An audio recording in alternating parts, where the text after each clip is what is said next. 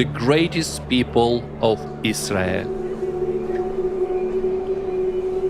Our scriptures have left us a message, and now our mission is to implement it.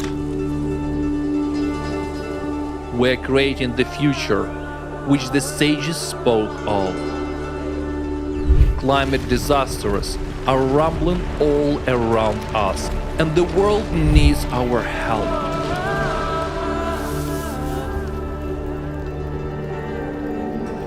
The time has come to open the doors to Mashiach and show him our love and respect. We invite you to join us at a landmark online conference, Global Crisis, the mission of the chosen people. The time has come. Together, we will illuminate with our presence and knowledge the path to the truth and prosperity. Let's come together to explore the depths of our scriptures, discuss key issues related to our unique role, and reveal the mysteries of the time in which we live. Our strength is in the unity of our nation. On June 4th at 6 p.m. Jerusalem time, on CreativeSociety.com website, join and watch the conference, and please invite your close ones and friends. Together, we will reveal the light of true wisdom and show that we, the people of Israel, are a source of hope and blessing to the whole world. Yashar Koach.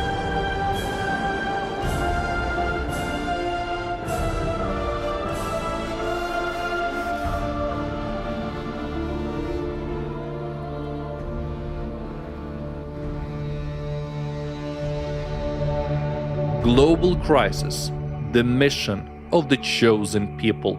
The time has come.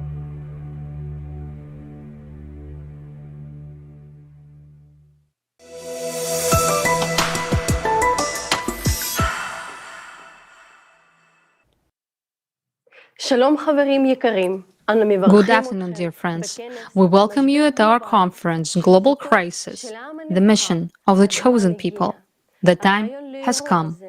The idea to conduct this event came after watching the international online forum, Global Crisis, There is a Way Out, which was held on April 22, 2023, in more than 180 countries around the world. We were deeply impressed, if not shocked, by the information presented at the forum. Our world is indeed experiencing multiple crises which cannot be solved in a consumerist format of society. But the most important crisis for all mankind is the climate threat, which in the next few years could wipe out the entire human population on the planet. Since the people of Israel live on virtually every continent of the globe, we wondered how we could notify both our people and all the peoples of the earth of the global catastrophe as quickly as possible. How to tell people quickly and clearly that there is a way out of this climatic collapse, and what role our chosen people can play in surviving all of humanity and saving them. Today, we face the harsh reality, and our world faces the brink of an abyss, and that is why we, people of Israel, the women, the mothers, are gathered here with you today in a live broadcast. We feel it is our duty to inform all of our people of the impending catastrophe, of that there is a way out. This conference right now is being translated into more than 50 languages and broadcasted on numerous media platforms. Today, we face the harsh reality of irreversible changes in our planet's climate. These changes are leading to an increase in devastating climatic disasters that are becoming stronger and more dangerous each year. Floods, forest fires, hurricanes, typhoons, earthquakes, droughts, severe storms are all becoming part and parcel of our reality. We see climate disasters around the world destroying homes and entire cities, destroying crops, and most disturbingly, taking hundreds of thousands of lives. And these facts cannot be erased. This is the harsh truth that we face every day. But what leads to such increase in natural disasters?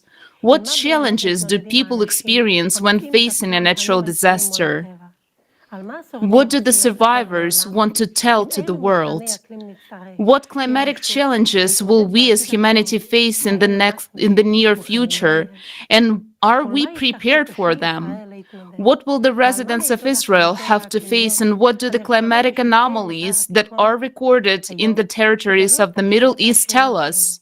Today, you will learn the answers to these questions and to the most important question of all, how to save your life and the lives of your loved ones from the impending planetary climate threat that already affects everyone. Unfortunately, destructive and rampant natural phenomena are also becoming a disturbing reality in Israel. Let's watch a video about what dangerous changes have occurred in our country's climate within a few years and how this has affected our lives.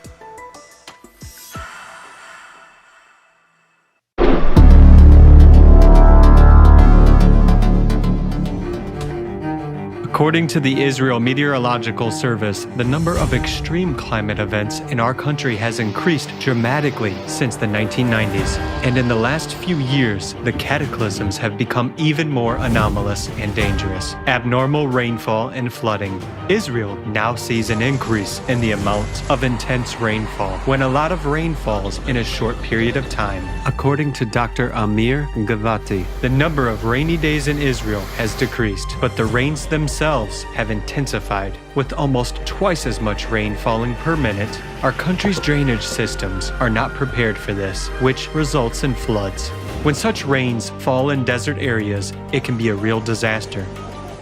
Dry, hard soil is unable to absorb water, and the rainwater turns into raging rivers that literally sweep away everything in their path. That's exactly what happened on April 10, 2023, in Mashiach, one of the driest regions in Israel, when more than a year's worth of rain fell in just a few hours. This caused a massive flash flood. People found themselves in a water trap, unable to find a safe place. 60 people had to be evacuated by helicopters. Unfortunately, the water currents claimed the lives of several people who could not be rescued.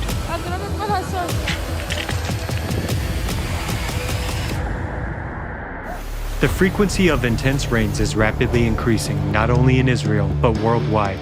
Take a look at how much the intensity of precipitation has changed over the past 20 years. They are marked in blue on the maps. With such a continuous increase in precipitation intensity, we will face a terrible catastrophe in the next few years, when flash floods will simultaneously hit vast territories across the globe. And we will not be able to rely on assistance from neighboring countries because they will be in the same dire situation. Storms. There's a growing number of powerful storms on almost every continent, and they are developing very rapidly. According to a study by scientists at the Weizmann Institute of Science, the frequency of storms in the southern hemisphere has already reached the projected level for the year 2080. If we are already seeing the progression of climate disasters that is more than half a century ahead of what's predicted, then what should we expect next? In Europe, the average annual number of storms from the year 2000 to the present day has increased by almost 18 times, and their behavior has become abnormal.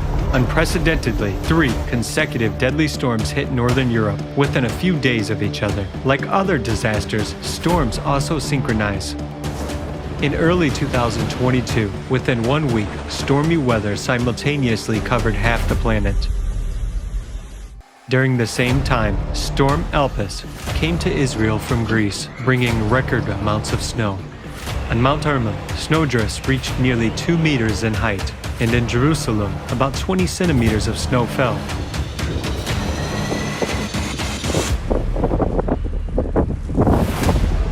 On February 6, 2023, the residents of Israel felt the echoes of the devastating earthquake that occurred in Turkey and Syria. On the same day, Storm Barbara struck Israel with fierce winds, heavy rain, and a sharp cold snap.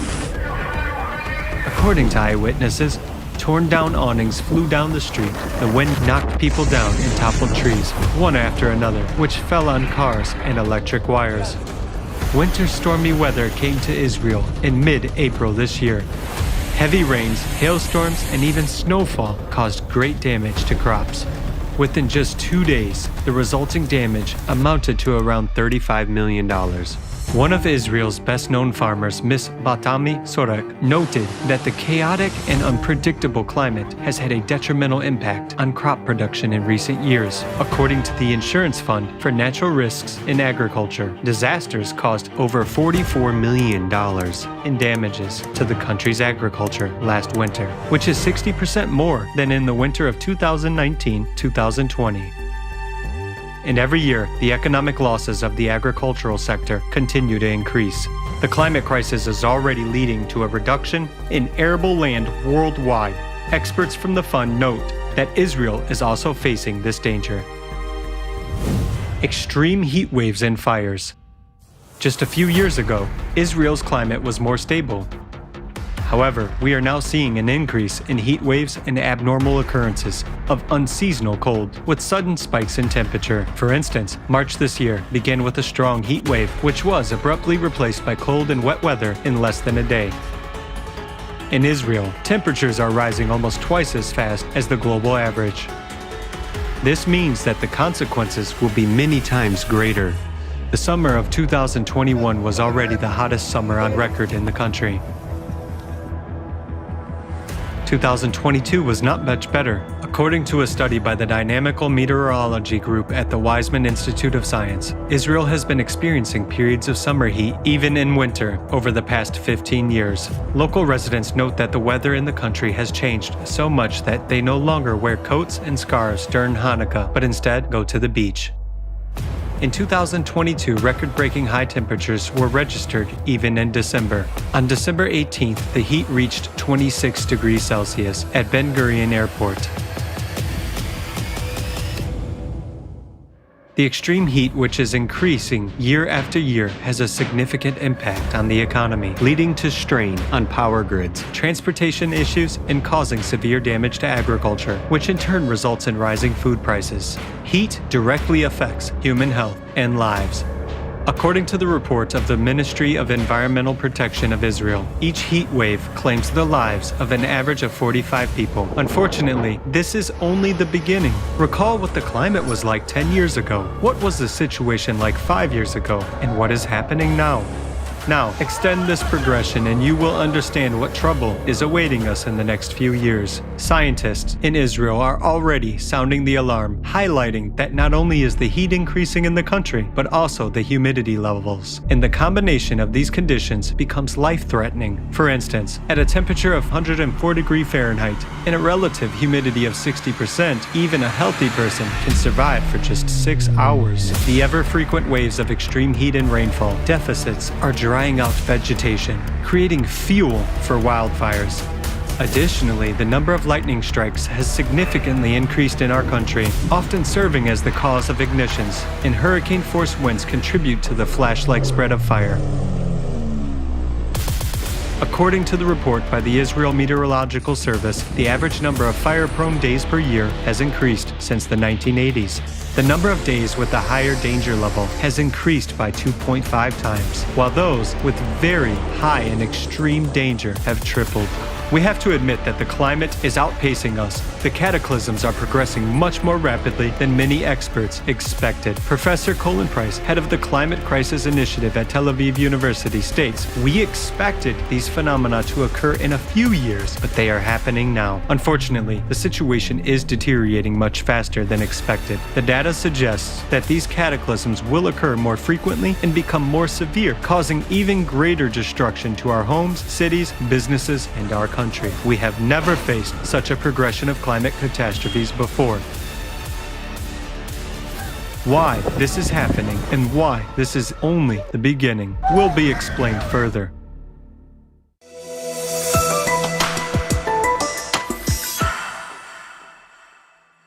We have now seen how the climate disasters are already destroying our country from inside, and we have to admit that this is just the beginning.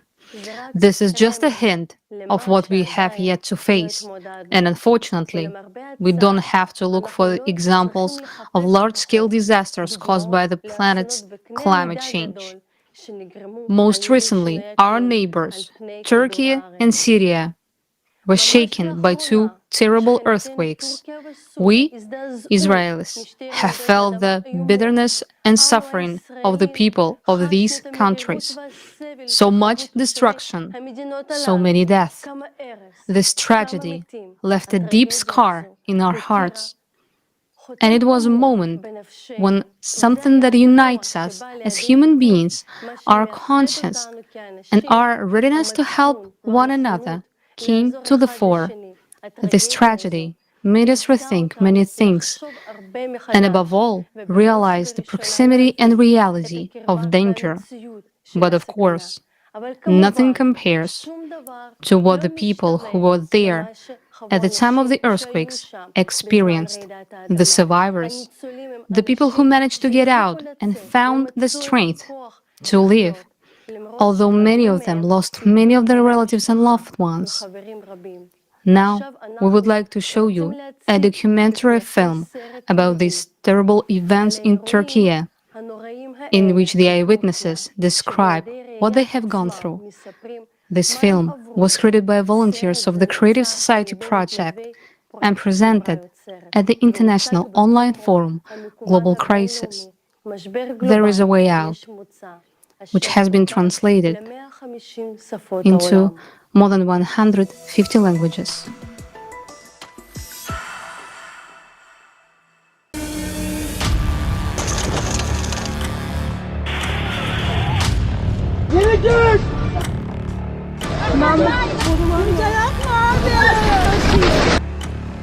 On the night of February 6th, there was a devastating earthquake of magnitude 7.8 in Turkey and Syria. In the afternoon, there was another one with a magnitude of 7.5. We are in Turkey. We talked to people who survived this tragedy.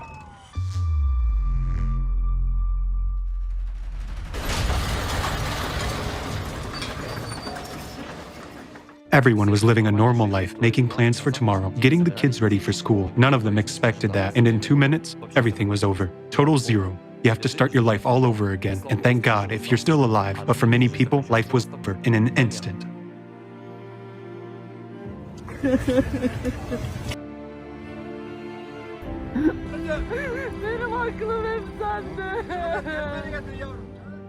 I woke up my family. As we were going down the stairs, the concrete already began to fall. I opened the window and said, "There is smoke everywhere." I thought we would die. I couldn't see because there was smoke, crack, crack, crack. Windows were bursting. The houses, they fell right before our eyes.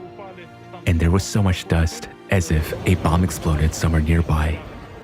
Communication with these people made a strong impression, and we must pay tribute to them. It was impossible to listen to it. I mean, it was very hard psychologically to listen to it, yet they survived it. The buildings collapsed. Everyone outside was in such a hell. People who had left their parents inside and were unable to get their children out during this time were crying for help. One man who we interviewed lived on the 5th floor. He said the house just collapsed. When the earthquake started, I ran out onto the balcony, and 2 minutes later, I just stepped on the ground. The apartment building next to me completely flattened to the ground. 7 floors of apartments flattened to the ground. There was a woman and a man. The woman was lying on the ground crying, "Give me my baby back." There was a girl. The girl was on the concrete on top of the ruins. I picked her up, but she was not alive. I heard people screaming. People kept on screaming under the rubble of the apartment building. Those balconies are piled up on top of each other, intertwined. I mean, they were piled up in such a terrible way, trapping babies inside. They remained in those collapsed houses forever. Not a single building remained. Hatay was ruined. Hatay was destroyed. We had been searching everywhere for 2 days. There was no residents in any of the buildings. I've never seen such an earthquake in my life. I don't think there was a single person we talked to who didn't mention that someone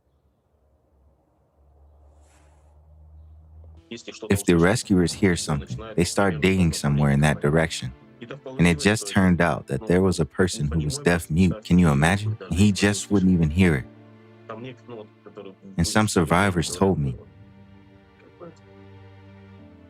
every time we fell asleep, we thought, that's it, we'll probably never wake up again. Just imagine their situation. And they were there for, I don't know, for many days.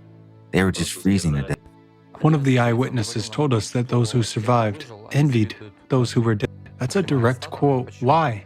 Because those people who died immediately, they died. And according to one Turkish seismologist, Ahmet Erkan, 180,000 people were left under the rubble. 180,000 people who were under piles of concrete, with their limbs crushed and broken, their internal organs torn apart. It's painful to even talk about. But they had not been helped for weeks. In some villages, there was no help at all. 20,000 rescuers were sent from 80 countries. That's one person per house. How can one person have to dismantle an entire house to save those who were under the rubble? Itzik is with us on the line. He is in the city of Adıyaman in Turkey, an earthquake area. Itzik is from Rescuers Without Borders. Hello.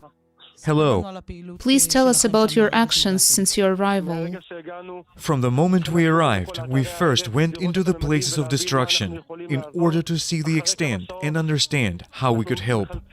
In a few hours, we were saving and rescuing babies and adults, pregnant women who were alive under the rubble. We tried our best, but unfortunately ended up pronouncing death. We realized we could only help at the hospital. We went to the only hospital in the area, a relatively new building constructed 3 years ago. But it wasn't safe inside. We opened 2 trauma rooms and local staff welcomed us with open arms. They said we could get anything we needed. I cannot describe what is happening here. Every injured person that comes here goes through our rooms.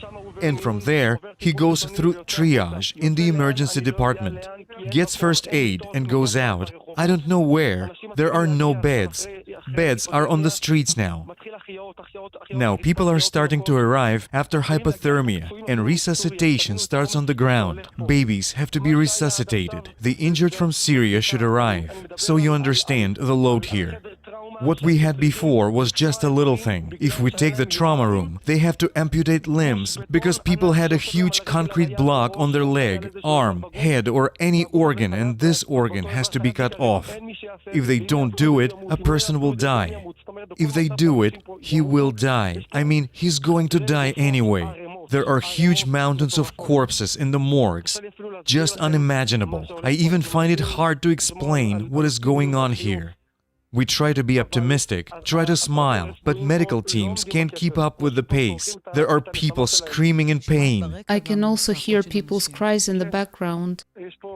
Yes, people come here, people who have received the news that their mother or father or loved one likely died, or the people who are in excruciating pain. This is not normal. This is not humane. I cannot even describe to you what their bodies look like. The World War is here. You should understand that there is not enough medical equipment to meet the needs here, because there is no one to treat people, no one to do it. Even if I put 30,000 medical teams here and let them all work, we will only cover one place. But there are places we have not even started to reach yet. There are hospitals that have collapsed. There is a hospital in Hatay which collapsed with the wounded inside. I do not know what happened there. We are just here in the hospital. And if I could shoot a video and explain more or less what happened here, you would be shocked for weeks. It won't end in a day, not in 2 days, not in a month. Not even in the next 2 months. You should understand that there are hundreds of thousands of people on the streets. There is no food, no water, no blankets. I found only one curtain in this hospital. All the curtains were torn into blankets. There is no sterility. There is a lot of blood, a lot of medicines on the floor. It is just horror. Sounds like a double tragedy. The people you rescued alive also died later because there was no one to take care of them properly. Tell us about the hours you saved people from under the rubble. People scream. When they see us, they beg. If they see anything or anyone, a water truck or a medical team go by, they just stop them and beg to come to them. There are no rescue teams here. I mean, there are few, but I am talking about thousands of buildings that have collapsed and about dozens of people in every building. We do not have enough rescue teams. We need a large number of rescuers. I mean, people are still alive under the rubble. This is beyond luck. There are people who have been lying under the rubble for 2 or 3 days. We're trying to get in and rescue them. Every rescue doesn't take just 10 or 15 minutes, but it can last 2, 3, 4 hours, even a day or 2. And every rescuer is still managing to get people out alive. Those who have survived, they arrived here, but their condition is so severe that we do not even know how to continue their treatment. In rooms with ultrasound, MRI, there are 5 persons per room. The room is open. We go in and out. I do a scan, but what to do with that scan? What should I do with a person who needs even a simple cast? There is no one who can do it. Little children that I hold in my arms and walk around the hospital with them, looking for beds, walking from bed to bed, just wandering around with them. It is the only first aid that we can actually provide. Try to imagine the biggest disaster that could happen. And this is just the beginning. There is a short circuit every half an hour, and the hospital stays without power for an hour. It's not normal. Itzik, I hear you, and I ask myself, how can we cope with this? How do you cope with this horror? How do you manage to help in these conditions? I'm a member of a rescue team. It's part of my job. Every day in Israel, we also train all the time. But all this training ends up, let's say, on the streets. There are tens of thousands injured. It's an insane number. We are talking about hundreds of thousands here. Just try to imagine Jerusalem. God forbid. Imagine that Jerusalem has collapsed. Take Jerusalem, multiplied by the number of people. And there is such a situation. The situation is so catastrophic that I cannot even describe it. We've just passed near one of the houses. There are 200 people still alive under those 2 buildings. They have been screaming for several days, but rescuers can't get to these people. There's not enough of them because several cities are in ruins. It took them 2 weeks to assess the needs. Imagine somebody under the rubble is waiting for NGOs and UN agencies to assess their needs. We know what they need now.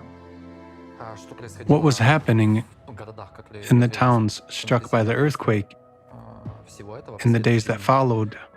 Well, imagine this, a completely destroyed town, no infrastructure, no working hospitals or clinics, no police, no law and order. There are looters rampaging everywhere. That also happened, unfortunately. There's no water. We couldn't find any bread. Bakeries were closed. Everyone was on their own. There was an elderly couple. We helped them the best we could. I asked them, why are you living in the street? Didn't the state give you a tent? He said, no, my son. All tents have already been handed out. No one around us here has given us anything. We're waiting. They're looters, there are thieves. A person died in Malatya, they took the ring off his finger. Such things also happen. People are in fear for their lives.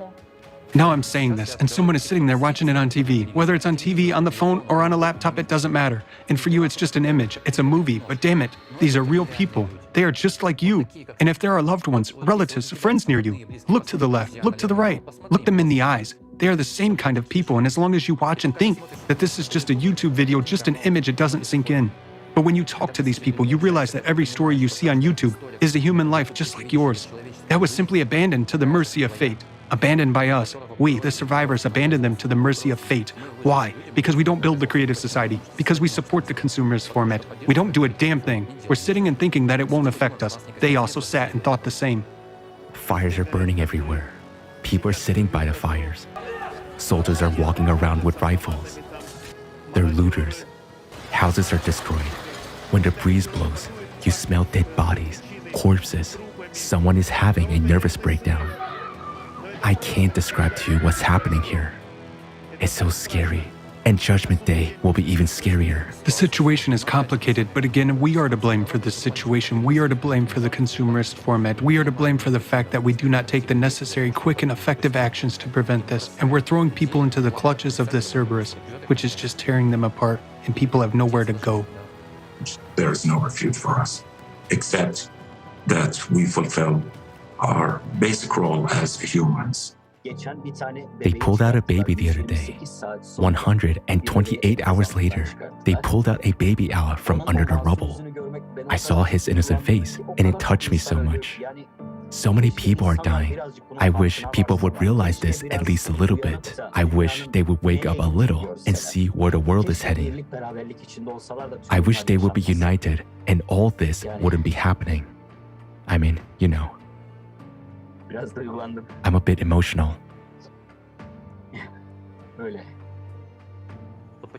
Why are people dying? Why are people dying from climate change? Because we don't know the truth. Because we don't know what affects the climate. And if we don't know what affects it, we don't know how catastrophic it is, and thus we can't oppose it with anything. Before the quake, I was working with Barry from the Creative Society. And after the quake, the whole scenery reminded me of the videos and all the facts and truths and all the reports that were published by the Creative Society. What we were speaking about, in theory, we lived in practice. And I hope the whole world will not see what we saw that day. In this earthquake, the Turkish nation lost a great number of people, unfortunately. We are simply obliged to make sure that this does not happen again. And we do have this opportunity. We can save human lives. But this is only possible in the Creative Society. Any person, if they are a human being, if they have at least an ounce of conscience and honor, they are obliged to join the participants of the Creative Society project and do everything in their power, make maximum efforts, maximum use of their capabilities in order to save the lives of those who are still alive and whom the Cerberus has not reached yet. And we must remember that his clutch is threatening each of us right this second, and where it will strike next time, we do not know.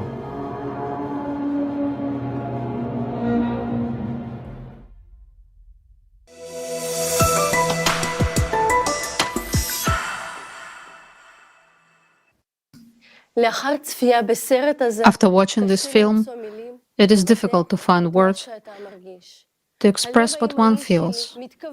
I'm a mother, and my heart shrinks with horror and grief, realizing that hundreds of thousands of lives were lost in this terrible catastrophe, and how many children's lives were lost, and the pain experienced by the people who lost their loved ones, their mothers, fathers, sisters, brothers, their children.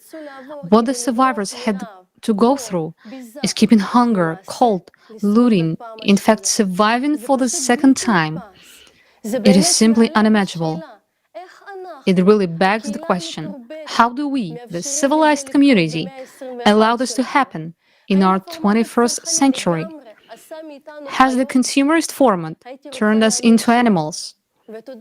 I want to believe that it hasn't. And thanks God that there are still rays of light that bring salvation and hope. The first rescuers to arrive on the scene of the tragedy in Turkey were the rescuers from Israel, because humanity knows no boundaries and conscience knows no prejudice. In the film about Turkey, you just heard an audio clip of an interview with a courageous Israeli rescuer from the scene.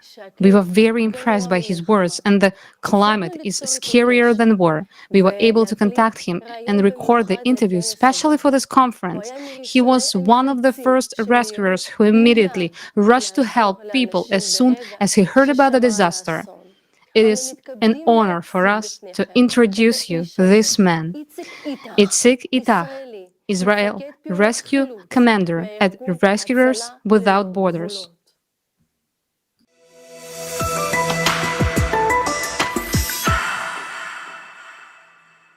I'm Itzik Itach, CEO of Orca Solar, a company specializing in energy systems, construction, and renovation for over 20 years. I'm also a volunteer of Rescuers Without Borders, which is part of Magan David Adam, ambulance service. I have a lot of experience in Israel because I'm actively engaged in all this every day. At that moment, I'm online and you can hear radio contact for 24 hours while I'm working. Everything goes on as usual. I'm living it every day. Sometimes people look at me and say, "How do you live like this?" It comes in here. I can hear it well and continue talking to you, and then in the middle of it, I suddenly say, "Sorry, bye, I have to go." It's a normal life for me to be in the course of events 24/7. That morning, at 7 o'clock, I turned on my phone and got lots of messages. I said to myself, "What's wrong?" And then I saw, "Itzik, good morning, Turkey." I didn't understand at once what they wanted. Send a copy of your ID immediately, a copy of your passport. You're going to have a flight now. At that moment, I realized that a disaster had happened. I get there, and no one can explain anything. Where are we going? Who is going? Nobody knows. Even the army doesn't know where they're going. We were the first team to fly out to help. On February 6th, we arrived in Turkey, landed there. Even before landing, there was some debate about how to get there. There were rumors that Turkey didn't like Jews and didn't want Israelis. Fake news began to emerge. Turkey says it doesn't want Israelis. If you go there, it's dangerous for Israelis. All this is fake news. But everyone hesitates. The army is debating whether to go or not. We're debating whether to go or not. ZAKA, an Israeli community organization, Disaster Victim Identification, is also debating whether to go or not. Itzik, we're not going. That's what the official organizations say. I am discussing this with a CEO. We sit together for 2 minutes. Itzik, we have come to the conclusion that we're not paying attention to anyone and just going. It's going to be a mess. Itzik, go there. You will be able to handle it. Don't even ask me how, but we arrived there and they welcomed us with open arms. Who are you? I answered and said that there was a debate about going as an Israeli or as a part of a French organization. With a French organization, I'm an international volunteer. No one can tell me anything. If I go as an Israeli, we don't want Israel because there was fake news. I was the only one who said I would wear my uniform, where everything is in Hebrew, with a huge symbol of Magen David Adam, National Rescue Organization for Pre-Hospital Emergency Medical Services and Blood Services, with a huge symbol of the State of Israel. When we arrive in Turkey, a policewoman runs up to me and says something. I answer in Arabic too, as I understand this language too. Where are you going? Who are you? We've come from Israel. I say it straight as it is. She asks me, where are you going? Now, I don't know where. She says to me, what does it mean you don't know where? Okay, fine, come with me. Give me your passports. I was sure she would send us back to Israel because it was also half Turkish, half Arabic, half English, something like that. We were absolutely sure, and I even told my friend about it, that she would send us back to the country. Then she tells us, you have a flight from here. You'll fly from here to Idi Amin. Don't ask me where it is, what place it is. We don't know anything. With a police escort, she took people off the flight as the flight was overcrowded. There were no seats. She saw us to the plane, handed over all our belongings, and we flew to Idi Amin, escorted by police officers. At first, there were 4 of us, me, a paramedic, a doctor, and another nurse. And then more people joined. 3 more people were waiting for us on the spot. And from there, we started to recruit more people who already knew us. Now, for you to understand the quantities of people in the streets, I can't even estimate their number. You only hear cries, only moans and sirens. Somebody was lying here, another there. It's not even possible to describe it. You're just trying to distance yourself, because if you give in to the stress, we'll be in trouble. So we said to ourselves, what can we do? Let's go there. Let's go to that place where the injured are arriving, no matter how much a person thinks or imagines. By the way, A week before the disaster, I was supposed to carry out a large-scale training in Israel on these very issues, bringing a big number of demo bodies, a big number. We're saying that these preparations were to take place in Israel, but no disaster like this has ever happened there. It was only meant to simulate rescue operations and carry bodies to a certain location. This training was canceled at the very last moment. It just teaches us that even if this training had been successful, and all the trainings I took part in, none of them can truly prepare you for real-life situations, because it's like heaven and earth. That's why I'm saying that to understand this case, try to adjust your perception a bit. Take the biggest city you know, the biggest one, okay? Multiply it by 2, 3, 4. How can you cope with that? Not a chance. You can cope in a few weeks, but the first 2 weeks, the first week, the first days, when it's most critical, you can't do anything except ask, how can I help? No technology, and I mean it, no technology helps at all. The disaster that happened in Miami, I was there too, with a collapsed building. The army came with equipment, and it was one building. They came with equipment and did a simulation of how the building collapsed and where people were standing, according to the survey. Then they told us that probably the person would be 2 meters away from point X, so they dug and found him. How long did it take them? A week. One building. Can you use this technology on 10,000 buildings? No, you can't. So there's no technology. There is only motivation and the urge to figure out what I can do for this and what I know. After all, what happened in Turkey, even if they thought they were prepared, they weren't prepared because it came to them in the middle of the night when they were asleep. So you cannot do anything, but there's no politics in healthcare, as well as in saving lives. I went there because I'm not interested in politics. I came to help and give what we could. We brought so much that the situation in the hospital stabilized.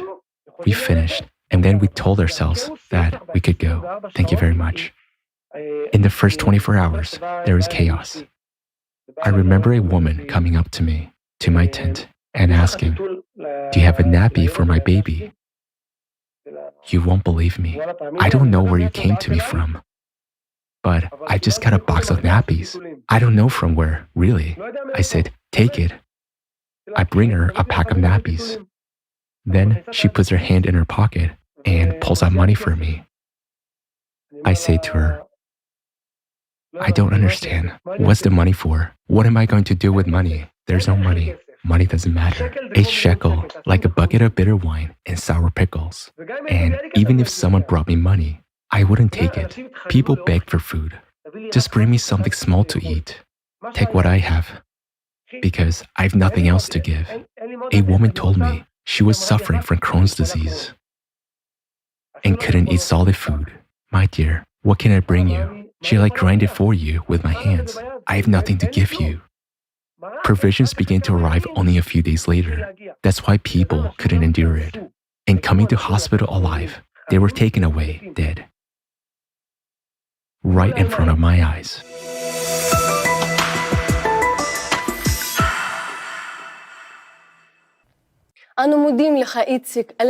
We thank the esteemed Mr. Itzik Itach for his sincerity, honesty, and courage. It is very encouraging that there are people with big and brave hearts today. He was at the forefront of providing aid to the affected people in Turkey, and he is not alone. These heroes, they are among us in our country. This story was hard to listen to, but we need to know what is really going on. Thanks to our fearless rescuer, you and I have learned the truth. And the truth is that we are not prepared for the cataclysms that are already happening, let alone those that are coming. Here is the truth: one rescuer per destroyed house, medics who cry as they save lives, people dying under the rubble or starving to death in hospitals, and machinery that is not there. Here's the truth: We don't have the technical capacity or the manpower to save the most important thing, people's life, our lives. Our society is completely unprepared for disasters of this scale. And given that the force of catastrophe will only increase, what kind of preparedness can we talk about at all? But you know, what is terrifying is the fact that within just 2 minutes of the earthquake, thousands of people were killed and whole cities were instantly destroyed. And this can happen anywhere in the world at any moment, and unfortunately, in our country as well. Even now, you can see on the internet that our country is absolutely unprepared for climatic shocks. Our country is just not ready for such earthquakes.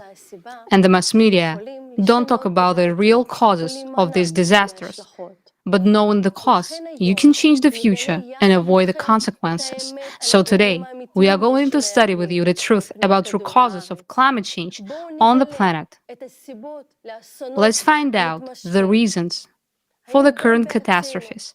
Isn't this all happening in our country too? We have now seen what monstrous phenomena climate disasters lead us to.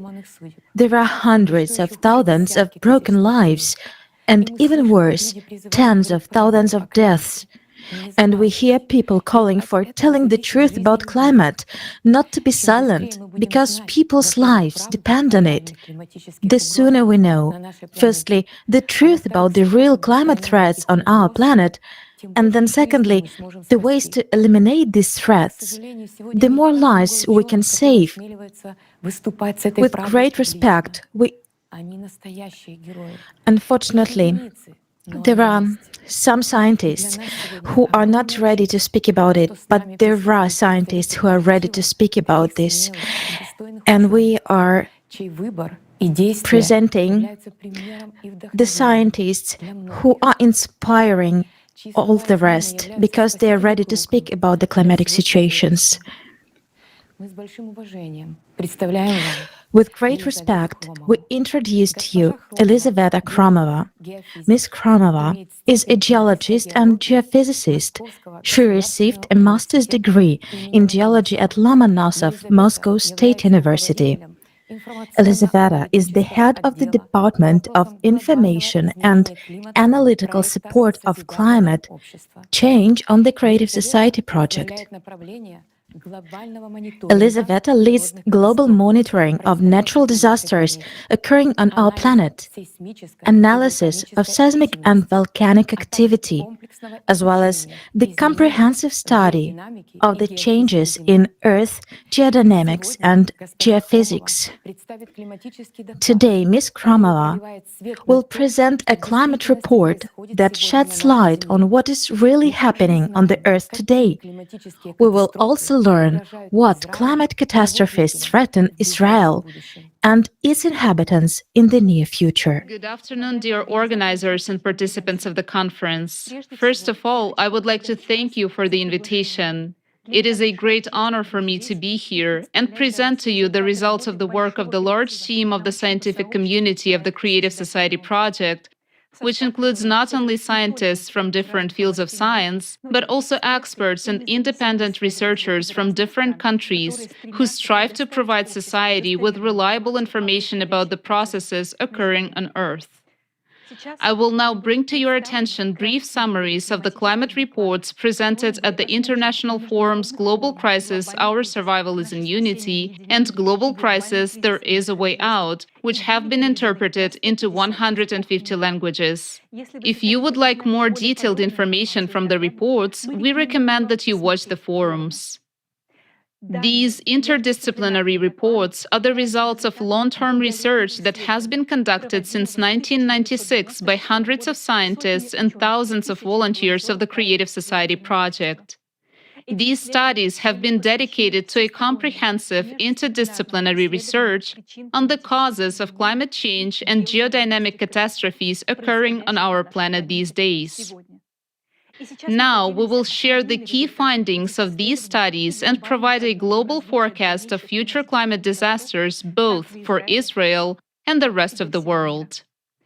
Today, you will also hear about the solution that the creative society can provide in the current climate collapse situation.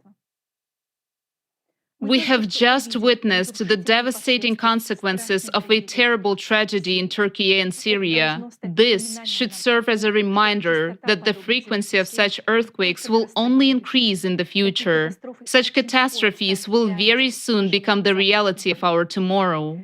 At the forum Global Crisis, Our Survival is in Unity, which took place on November 12, 2022, we presented a mathematical model showing the exponential growth in the number of natural disasters, primarily earthquakes. Even then, before the tragedy in Turkey and Syria, it was known that the number and intensity of earthquakes would increase, and we warned about it. We regret to admit that our mathematical model has been confirmed. One of the main objectives of our conference is to prevent disasters like the ones that occurred in Turkey and Syria and to save human lives. In order to achieve this goal, first, it is necessary to change the vector of our society from the consumerist to the creative one. Today, we will discuss how this can be done. In addition, we need to carefully examine the real causes of climate change. Now, you will hear unique and exclusive information that we will announce for the first time regarding the abnormal phenomena that have started to occur in the territory of Israel and the entire Middle East, which have received little attention, and the danger posed by these phenomena to the people living in this territory and the world as a whole. We are deeply concerned about the fact that the number of karst sinkholes in the Dead Sea region in Israel has been rapidly increasing over the past decades. You might have heard opinions suggesting that the growth of these sinkholes is due to improper construction or agricultural activities. However, to our great regret, the causes are completely different. Let's take a closer look at the data regarding the increase in the number of sinkholes. Dr. Gideon Bayer of the Geological Survey of Israel notes that in the 1990s, several dozen karst sinkholes would appear in the Dead Sea region each year, but now they are forming in the hundreds. Moreover, some of these sinkholes are so huge that even two-story buildings could fit in there. While in the past, the term sinkhole was associated only with the territory of the Judean Desert and the Dead Sea, in recent years, karst sinkholes have begun to appear in the central regions of the country as well. However, just 50 years ago, not a single sinkhole was discovered, whereas today, Israel is witnessing an exponential increase in their number, which already exceeds 8,000 sinkholes in total. Look at this graph and note its exponential growth. You will now understand why we are so concerned about this fact. Over the last decade, huge sinkholes and cavities have been suddenly appearing in many regions of the world. Sinkholes and cavities have also been forming in Turkey long before the catastrophic earthquakes that occurred earlier this year. The largest number of new sinkholes in Turkey was recorded in 2021, just a year before the tragic earthquakes. But why did it happen precisely in 2021, and why do we consider it terrible news for all people living in the Middle East region, including Israel? The mathematical model presented at the forum Global Crisis, Our Survival is in Unity, demonstrated that just like the number of karst sinkholes in Israel, the number of earthquakes worldwide is also increasing exponentially. This is not a mere coincidence. These phenomena share a common nature. Look at these two graphs. Pay attention to the fact that the increase in the number of karst sinkholes was documented after 1995. This is a very significant date, and we will talk about it more than once today. Take a look. Since 1995, the number of earthquakes along the boundaries of tectonic plates on the ocean floor, specifically along mid-ocean ridges, also started to increase. These zones are marked in red on the map. In 1995, an unprecedented increase in the number of deep focus earthquakes began as well. These are very specific types of earthquakes. They occur in the mantle at depths ranging from 300 to 700 kilometers, whereas regular earthquakes usually occur at depths of 5 to 80 kilometers, where the Earth's crust is more brittle and fractured. When deep focus earthquakes were first discovered, researchers were puzzled because the mantle is a ductile medium and there is nothing that could break in it.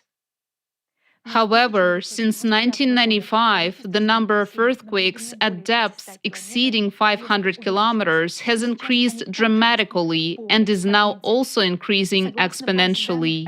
According to the ISC database, the number of deep focus earthquakes has increased fivefold over the past 28 years, as you can see in the graph. An alarming observation is that the majority of the deep focus earthquakes in 2021 occurred beneath the Middle East. According to the ISC data, as of April 3, 2023, there occurred 190 earthquakes at depths of 700 kilometers and greater in this region in 2021, compared to only 70 in the rest of the world.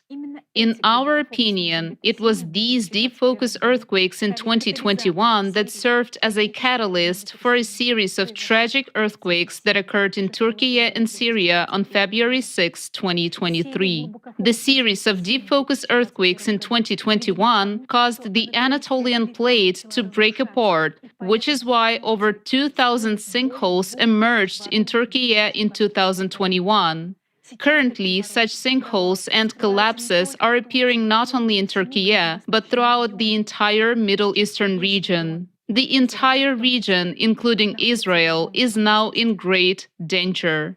A bit later, you will learn why deep focus earthquakes became the cause of the formation of karst sinkholes.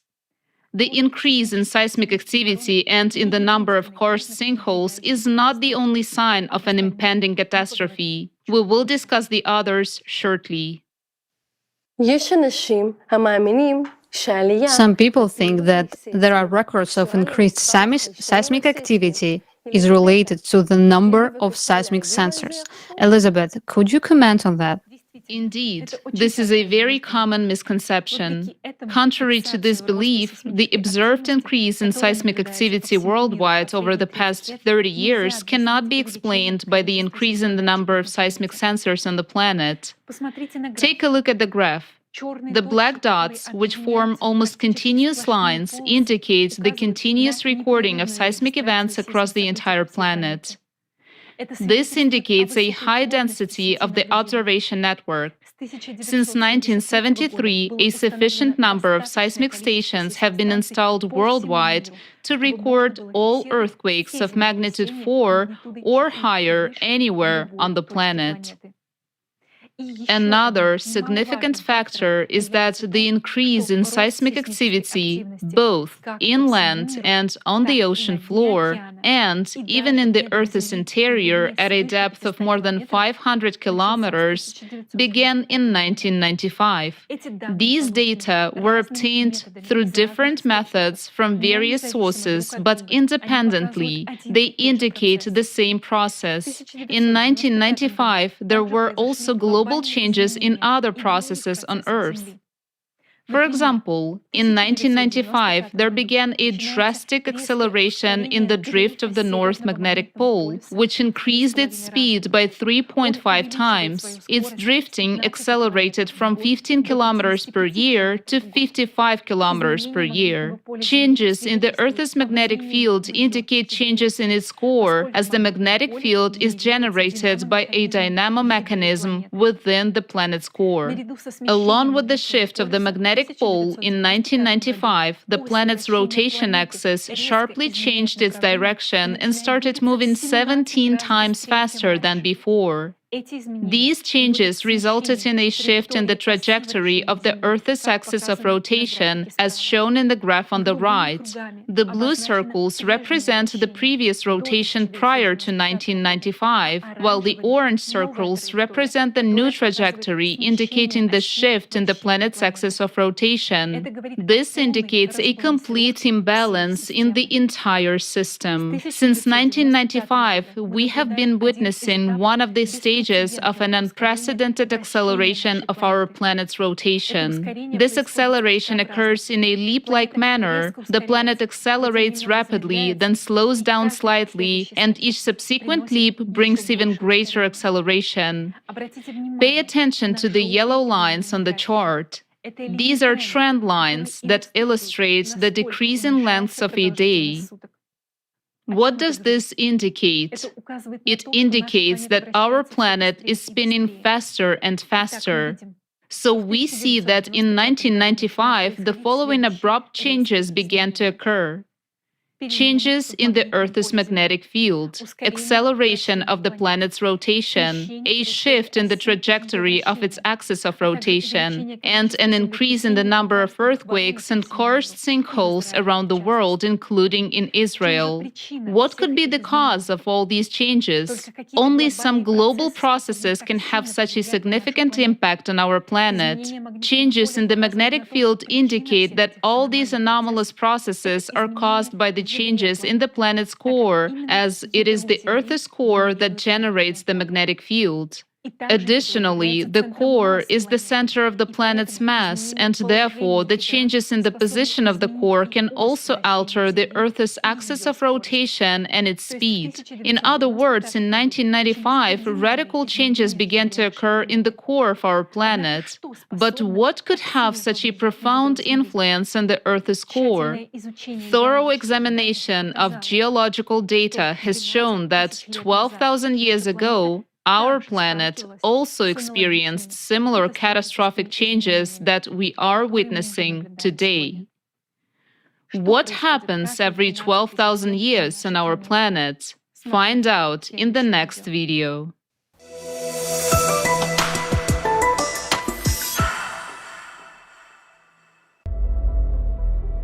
Changes similar to what we now see occurred before the peak of the crushing disaster just about 12,000 years ago.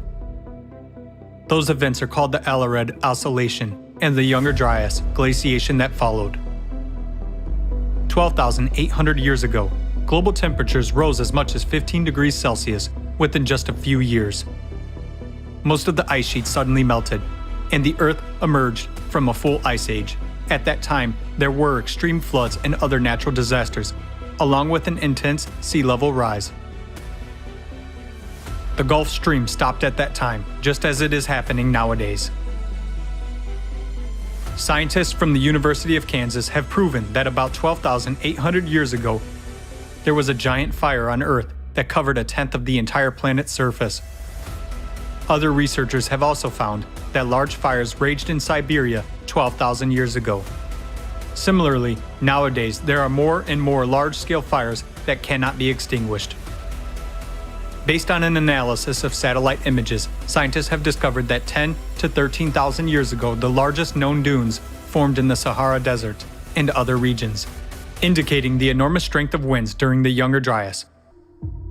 A short-term intensification of winds during that period has also been documented from Greenland ice cores data and research in Alaska. Nowadays, the same phenomena are happening on Earth as during the Younger Dryas. We see winds, hurricanes, typhoons, and tornadoes intensifying and destroying entire cities, razing them to the ground. Right at the cycle change 12,000 years ago, there was a very intensive seismic activity. This is indicated by radiocarbon data, as well as paleographic reconstructions of the Younger Dryas. During the same time period, more than 12,000 years ago, as well as now, there was a drastic weakening of the magnetic field and a pole shift, which was called the Gothenburg excursion. The reason for all these abrupt changes was an abnormal magmatic activity caused by changes in the core. This was expressed in large-scale volcanic eruptions that scientists recorded in the Younger Dryas by dust and traces of acid rains and glacial cores. Analysis of sediments found in Hall's Cave points to volcanic eruptions that caused a volcanic winter about 13,000 years ago, and glaciation across the globe. After the sudden warming in the Younger Dryas, an equally abrupt cooling occurred. This event caused a mass extinction of megafauna. Thousands of frozen mammoths and other mammals were found in the ice on the northern slopes of Siberia. There happened a drastic decline in the human population, including extinction of the Cro-Magnon. All of those catastrophic events occurred within just a few decades. The same catastrophic events occurred on the planet not only 12,000 years ago, but also earlier. Taking into account errors in dating, this cycle is very well traced in the geological data. Catastrophists among scientists wrote about it independently of each other in their books and works. Vladimir Bubnenkov, Vitaly Bushyev, Alexander Baturin, Igor Kopolov, Nikolai Petrov, Maynard White, Douglas Vogt, and many other scientists have come to understand the cyclicity of global cataclysms on Earth with a period of approximately 12,000 years. In geology, paleontology, and archaeology, there is numerous evidence of past disasters of this cycle. Each of these catastrophic events was characterized not only by abrupt changes in the climate situation, but also by complete geodynamic restructuring, weakening and excursion of the magnetic field, widespread disastrous volcanic eruptions, tectonic restructuring, atmospheric temperature variations by 10 to 15 degrees, and changes in the world's ocean levels by 20 to 50 meters, followed by large-scale glaciations. Since every cycle is accompanied by a change in the magnetic field and powerful volcanic eruptions, it clearly indicates that the cycle is associated with changes in the planet's core, just as it is happening now. We are entering the active phase of the cataclysmic cycle.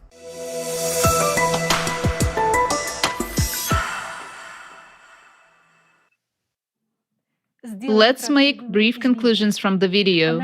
Analysis of geological data for the past 100,000 years shows that abrupt drifts of the magnetic poles occur with a periodicity of 12,000 years. According to geological data, during the same periods, there was a noticeable weakening of the Earth's magnetic field by 8-10 times. Modern studies show that the situation is repeating itself at present. The Earth's magnetic field is weakening 10 times faster than in the past century. Furthermore, analysis of the composition of ice cores indicates an anomalous increase in volcanic activity approximately every 12,000 years. The graph shows the occurrence of such eruptions, with each circle's size corresponding to the scale of the eruption. Note the larger red circles, which indicate more catastrophic eruptions, repeating approximately every 24,000 years. Supervolcano eruptions during each 12,000-year cycle led to the destruction of virtually all life on the planet. As archaeological research confirms, entire Homo sapiens species died out during these catastrophic eruptions. In addition, it is worth noting that every 12,000 years, there is also a sudden climate change, with average temperatures on the planet shifting by 10-15 degrees Celsius. These periods are usually accompanied by catastrophic floods and natural disasters. We are now seeing a critical increase in climate disasters on Earth and critical changes in the planet's core. At the same time, we know that the last time such changes in the core occurred 12,000 years ago. Due to the inaccuracy of the age determination methods, traces of cyclical catastrophes in the geological past of the planet have vague temporal boundaries, and the further in time, the greater the error, which can reach thousands of years. However, cyclical cataclysms occur exactly every 12,000 years. Unfortunately, we are in the next such 12,000-year cycle, which overlaps with a more catastrophic 24,000-year cycle. So, we are in for a worst-case scenario. Interdisciplinary scientific research into the causes of climate change also includes the study of eschatology, that is, the description of the end times and their harbingers in the scriptures. And our research team discovered that the Bible contains the prophecies of the prophet Ezra, who, according to the translations of the second book of Esdras of the Old Testament, spoke of a cycle equal to 12,000 years. These words of the prophet Ezra state, "The world is no longer young, it is rapidly approaching old age. The whole history of the world is divided into 12 periods, and the 10th period has already arrived, and it is half over. Only 2.5 parts remain. So set your house in order, warn your people. You have seen many evil things already, but far worse things are about to happen. As the world grows older and weaker, the evils that will come upon its people will multiply. Truth will depart and falsehood will draw ever nearer. The eagle you saw in your vision is just about to arrive." Here, Ezra clearly says that the age is divided into 12 parts, and by his time, 9,500 years had already passed, after which the most severe cataclysms would follow. Ezra lived about 500 years before the birth of Jesus Christ, that is 2,500 years ago, and according to his prophecy, that is exactly how much time remained until the age would grow old. In other words, in this prophecy preserved in the second book of Esdras of the Old Testament, it is specifically mentioned that the end of the 12,000-year cycle will fall on our times, and terrible calamities await us. According to the tradition of Judaism, the fact that cyclical cataclysms occur exactly once every 12,000 years is by no means a coincidence. The knowledge that the number 12 is associated with cycle of renewal is deeply preserved in Jewish lore.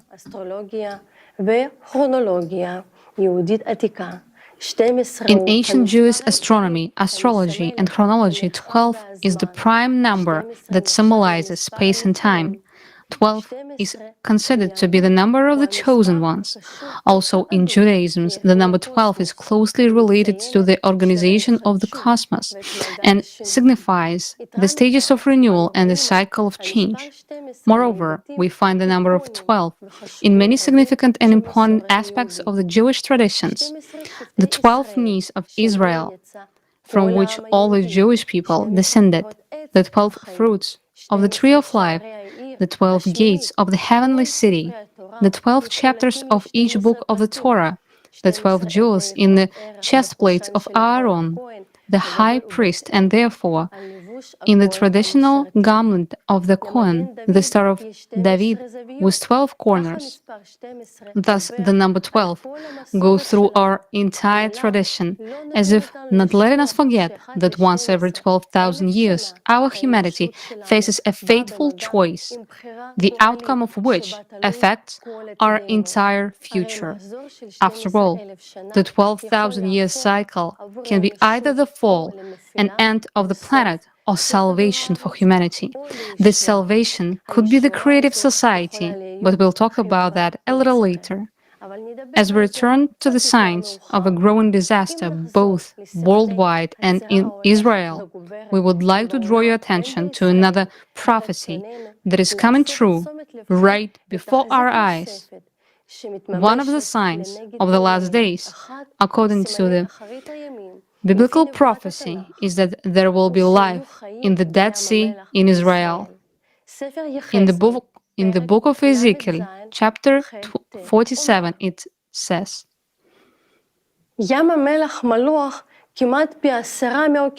"The Dead Sea is nearly 10 times saltier than the ocean. Nothing survives in such a hyper-salting environment, and yet in 2016, Breaking Israel News reported that for the first time, freshwater ponds teeming with fish and wildlife appears on the shores of the Dead Sea.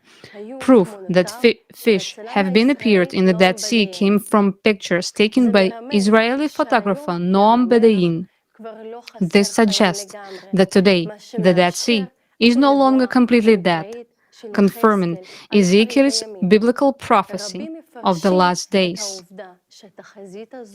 Many interpret that this prediction came true. This is a good sign, but is it?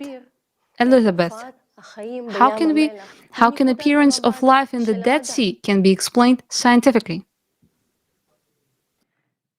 As for the causes for these freshwater bodies to appear, there is nothing positive about them, and now you will understand why. Fresh water has started to erode and, in a very short time, to form new karst sinkholes in the salt deposits on the shores of the Dead Sea due to changes in the groundwater level. In 2011, a team of researchers from Ben Gurion University of the Negev sent divers to the bottom of the Dead Sea. The researchers have discovered huge craters on the seabed from which fresh water is flowing. These sources of fresh water are causing erosion and the formation of sinkholes, but why did they appear? Global temperatures are rising across the planet, but what is alarming for Israel is the fact that the temperatures there are increasing at a rate almost twice the global average.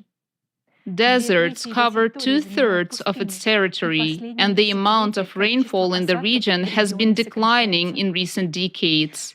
We have noticed that the Middle East region, which has been experiencing the most severe droughts and heating in recent decades, coincides with the area where the highest number of deep focus earthquakes occurred in 2021.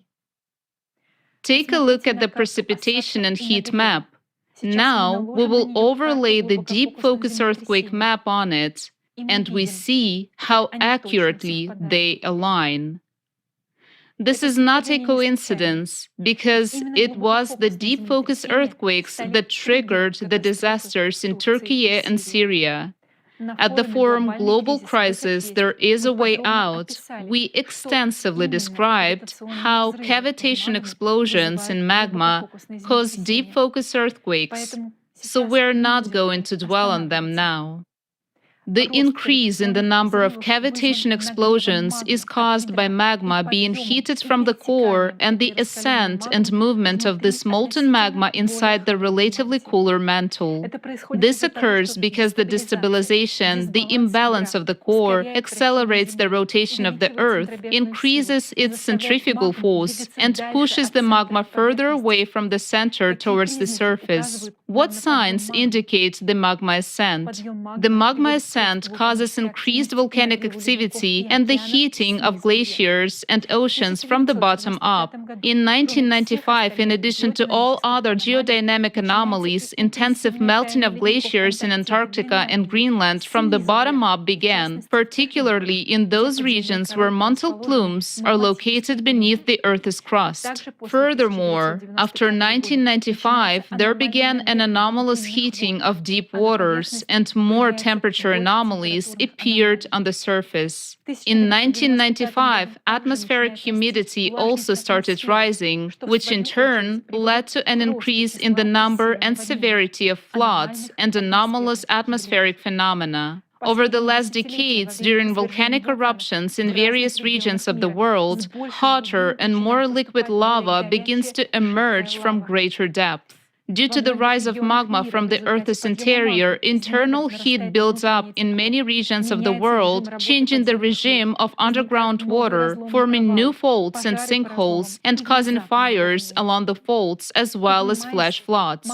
As magma rises, it exerts greater pressure on the Earth's crust, causing seismic activity and opening up new fault zones. This allows water to escape from the surface into the depth of the Earth, causing lakes and rivers to dry up, even though the precipitation and flooding increase. All of this indicates the release of excess energy from the Earth's interior as a result of explosive processes in magma. Therefore, the massive formation of new sinkholes in Israel, droughts, and atmospheric warming are the result of magma ascent, just like the tragic earthquakes in Turkey and Syria this year. What is the cause of this 12,000-year cycle? What is affecting the core? Thanks to satellite research, science has been studying other planets for the past 50 years, and it is now quite evident that climatic changes and increase in geodynamic anomalies are occurring on all the planets of the solar system. We have examined all types of interactions and physical forces known at this stage of scientific development and have come to the conclusion that this is a completely new type of external cosmic impact affecting the cores of all the planets in the solar system. At the forum Global Crisis, There is a Way Out, we provided a detailed overview of our research, and the final hour of the forum was dedicated to the innovative hypotheses of the beyond quantum level, which gives an understanding of the forces affecting the core of our planet. We present a video that showcases the processes occurring on other planets of the solar system in recent decades, indicating changes in their cores.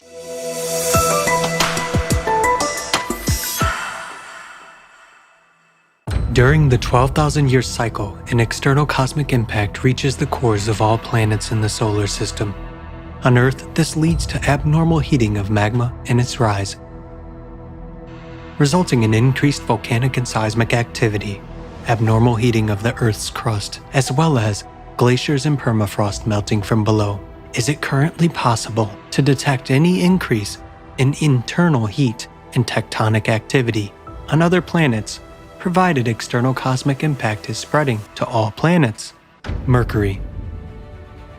Satellite data from the MESSENGER probe has shown that 19 tectonic-related terrain changes formed on Mercury between 2011 and 2015. The planet's core is responsible for internal activity. Previously, Mercury's core was believed to be inactive. The new tectonic changes are concentrated predominantly in the northern hemisphere. What's notable is that the core of Mercury has now shifted in the same direction, according to scientists' assumptions. So where's the extra energy that intensifies tectonic activity on the planet coming from now? Venus. Recently, there has been an increase in volcanic activity on Venus, similar to what is currently observed on Earth, Mars, and Jupiter's moon Io. 37 volcanic structures have been discovered on the planet's surface, with plumes observed within them. Their activity was detected in 2020. The researchers draw an analogy with Earth's mantle plumes that form chains of volcanic islands like Hawaii or the Canaries. As it can be seen on the map of Venus, these volcanic structures are mainly concentrated in the southern hemisphere of the planet, indicating an asymmetrical rise of magma in the planet's interior. The increased volcanic activity on the planet is also confirmed by numerous other independent studies. What has caused the recent rise of magma and plume activity on Venus? Why is this happening in sync with the increase in volcanic activity on other planets? There is also a sign of internal heating on Venus, manifested through accelerating winds. Data from the Venus Express orbiter showed that wind speeds on Venus have increased from 186 miles per hour to 249 miles per hour between 2006 and 2012. These days, similar dramatic signs of warming atmospheres are being observed on many other planets in the solar system. Mars. In 2018, the south pole of Mars experienced an unprecedented warming event. Areas of liquid water 20 kilometers in diameter were found under the ice cap. In other words, the ice on Mars is now melting from below, just like on Earth. As the geothermal heat from the planet's interior increases, the glaciers on Mars, like those in Antarctica, Greenland, and permafrost on Earth, are also melting from the bottom up.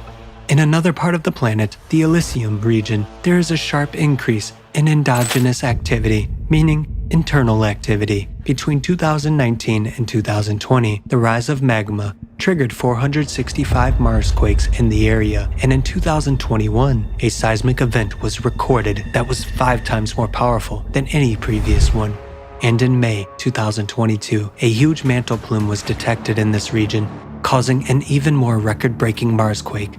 As we can see, seismic activity is now increasing on Mars, much like it is Earth.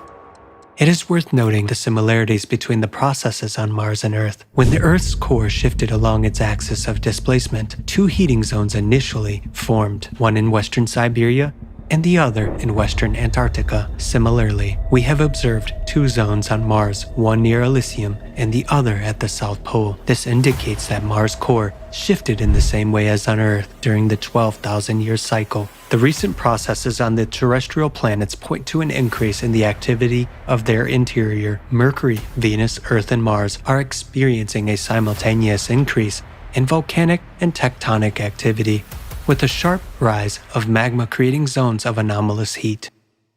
Jupiter. On gas planets, the function of a core is performed by a denser accumulation of gas within the planet. The high temperature of Jupiter's atmosphere is mainly provided by its internal heat. In 2001, scientists discovered that since the Voyager probe's exploration in the 1980s, Jupiter's internal heating had increased by 37%. Moreover, this heating is greater than the energy received from the sun. It is known that internal heat fuels storms and turbulence on gas planets, increasing wind speed. Hence, the sharp increase in Jupiter's internal heat has resulted in the intensification of these atmospheric phenomena. When the Hubble was launched in 1990, no cyclones or thunderstorms were detected on Jupiter. But over the last decade, storms have become increasingly active and intensified. We can see them on images of the planet as spots. Red spots are the hottest areas. Since they started appearing, it means that there is more internal heat. Between 2005 and 2006, another massive red spot was formed on Jupiter for the first time. The already existing huge anticyclone, the Great Red Spot in the southern hemisphere, has shrunk and rounded, indicating an increase in wind speed. It has increased by 8% between 2009 and 2020. All of this indicates that additional energy is emerging in the depths of the gas giant that causes powerful internal heating. Where could this energy come from? Planet satellites also react to external space impact with an increase in endogenous activity. On Jupiter's moon Io, in the northern hemisphere, the most powerful volcanic eruptions have been occurring over the past 5 years. On another of Jupiter's moons, Europa, in 2013, scientists discovered that the ocean at the equator was warming from below. Subsequently, the satellite's interior heated up so much that in November 2019, NASA's research group detected water vapor above Europa's surface. It is noteworthy that the moon Europa started heating up on the side that does not receive heat from the sun. Conversely, the coldest area was found on the sunny side. In other words, the appearance of zones of anomalous heating on Europa cannot be attributed to solar energy. They can only be explained by an increase in internal heat. Saturn. Internal heating on Saturn is known to be the main driver of storms, as it is on Jupiter. Between 2007 and 2010, a chain of 23 to 26 dark spots was discovered, which were interpreted as areas with high heat emission. In 2010, the so-called Great White Storm formed abnormally early in the northern latitudes of Saturn. It became the largest and most intense storm observed in the planet's northern latitudes. A record temperature spike of 150 degrees Fahrenheit above normal was registered in the vicinity of this storm. Subsequently, the processes in Saturn's atmosphere became more intense. In 2018, scientists discovered a series of storms of an entirely new type, also near the North Pole. Previously, the storms of such intensity had never been observed on the gas giant before. We see that Saturn's heating from the interior is increasing, which contributes to the intensification of storms on the planet. Enceladus. Saturn's moon is covered with an ice shell, beneath which lies an ocean, and directly beneath the ocean is the planet's core. Unexpectedly for specialists, the interior of Enceladus has a very high geothermal heat, much higher than all known sources of heat on the planet. When they measured the internal thermal power of Enceladus, it was 15.8 gigawatts, which is an order of magnitude greater than all known sources of heat on the planet. This is 2.6 times the power of all the hot springs in Yellowstone. In 2005, near the south pole of Enceladus, where the sun does not shine, a spacecraft detected a new thermal anomaly, which had not previously previously been observed. In this area, jets of steam composed of methane, propane, and molecular nitrogen were found to be escaping. In this steam, composition indicates the increasing hydrothermal activity which has emerged at the core ocean boundary. In other words, Enceladus is also heating up from the inside. Where did the additional energy for heating Enceladus come from? Uranus. It is believed that Uranus is warmed by solar energy only, which determines the planet's weather patterns. However, in 2014, when Uranus began to move away from the Sun, solar energy was almost non-existent in its northern hemisphere, and extreme storm activity was detected in that region. This means this activity on Uranus must have been triggered by recent internal warming processes. Neptune. Neptune is experiencing dramatic temperature anomalies. Although it has been summer on Neptune since 2005, data showed that most of the planet had been gradually cooling into 2018. However, between 2018 and 2020, stratospheric temperatures at the South Pole have risen sharply by 11 degrees. Such a rapid pole warming vortex surprised astronomers since it had never been seen before. They could not determine the cause of these fluctuations. However, it is apparent that additional energy appeared in the system which may have caused such temperature anomalies. Pluto.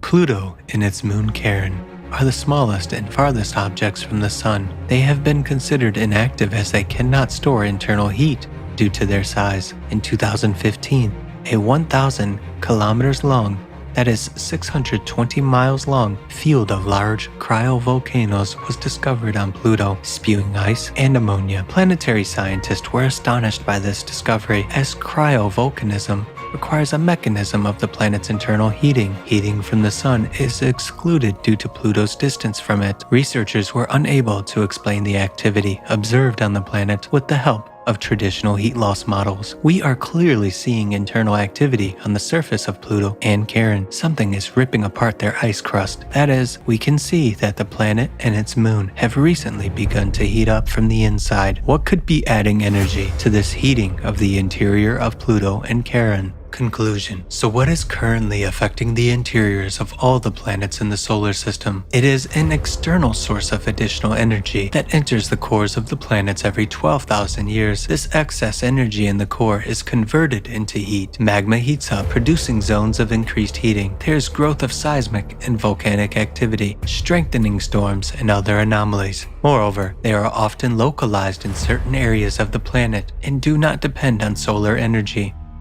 What you have seen now is but a small part of all the facts that indicate that the heating in the interiors is synchronously increasing both on the terrestrial planets and gas giants and their moons.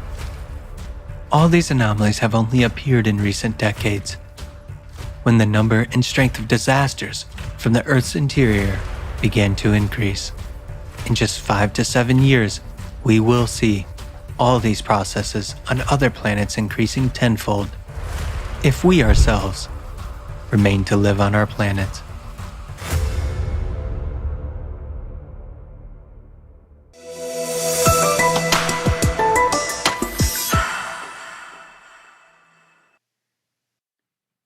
Since similar anomalies are observed on other planets, it can be assumed that our solar system is affected by some external energy factor. Let's call it external cosmic impact. It increases the energy in the cores, causing the planet's interior to heat up, thereby provoking climate change. I would also like to note that even though it may seem that changes in the core of the planet do not yet lead to a huge tragedy, unfortunately, we have to admit that this is already happening. And here's why. Just as in past cycles of 12,000 years, nowadays the Earth's magnetic field has weakened as well. By 2015, the magnetic field had weakened by 15% of normal and continues to weaken ever since. This makes us more vulnerable to cosmic radiation. It leads to an increase in cancer, viral, and other diseases. Magnetic field anomalies affect our bodies through the blood, which contains iron, and through the nervous system, which transmits electrical signals. Therefore, the cardiovascular and central nervous systems are particularly sensitive to changes in the magnetic field. During magnetic storms, there is an increase in the number of heart attacks, strokes, and deaths by 2 to 3 times. Changes in the magnetic field lead to the clumping of erythrocytes and increase in blood coagulation, which increases the risk of thrombosis. It can also cause disruptions in the body's circadian rhythms, impaired melatonin production, anxiety depressive states, and suicide. In recent years, heart diseases, cancer, and mental disorders have also been increasing throughout the world due to the weakening of the magnetic field. What's particularly terrifying is the phenomenon of sudden death emerging among young and healthy people without any explainable organic damage, and it is becoming increasingly common. Sudden death appeared due to changes in the Earth's core, accompanied by the emergence of local magnetic field anomalies that may cause the human body to abruptly cease functioning, much like electric appliances that burn out when exposed to a powerful magnetic field. Due to the increasing instability of the core, this type of anomaly is occurring more and more frequently and poses a serious threat. Moreover, a number of atypical magnetic field anomalies are already causing such phenomena as clear sky turbulence, posing serious risks to air travel and leading to airplane crashes, as well as threatening atmospheric overturns and sudden local temperature changes. For more information, watch the forum Global Crisis, There is a Way Out. Let's go back to the progression of earthquakes. It shows what a terrible catastrophe awaits all of humanity. Look at the progression for yourself. Seismic activity is increasing so fast that it is shocking. Each subsequent stage is characterized by a threefold increase in the number of earthquakes. If your income as entrepreneurs grew in the same progression, you would be the richest person on the planet. But unfortunately, this is the progression of our end. This progression promises a catastrophe that will lead to the end of all life on Earth. To learn when and how this catastrophe will occur, let's watch the excerpt from the forum Global Crisis, Our Survival is in Unity.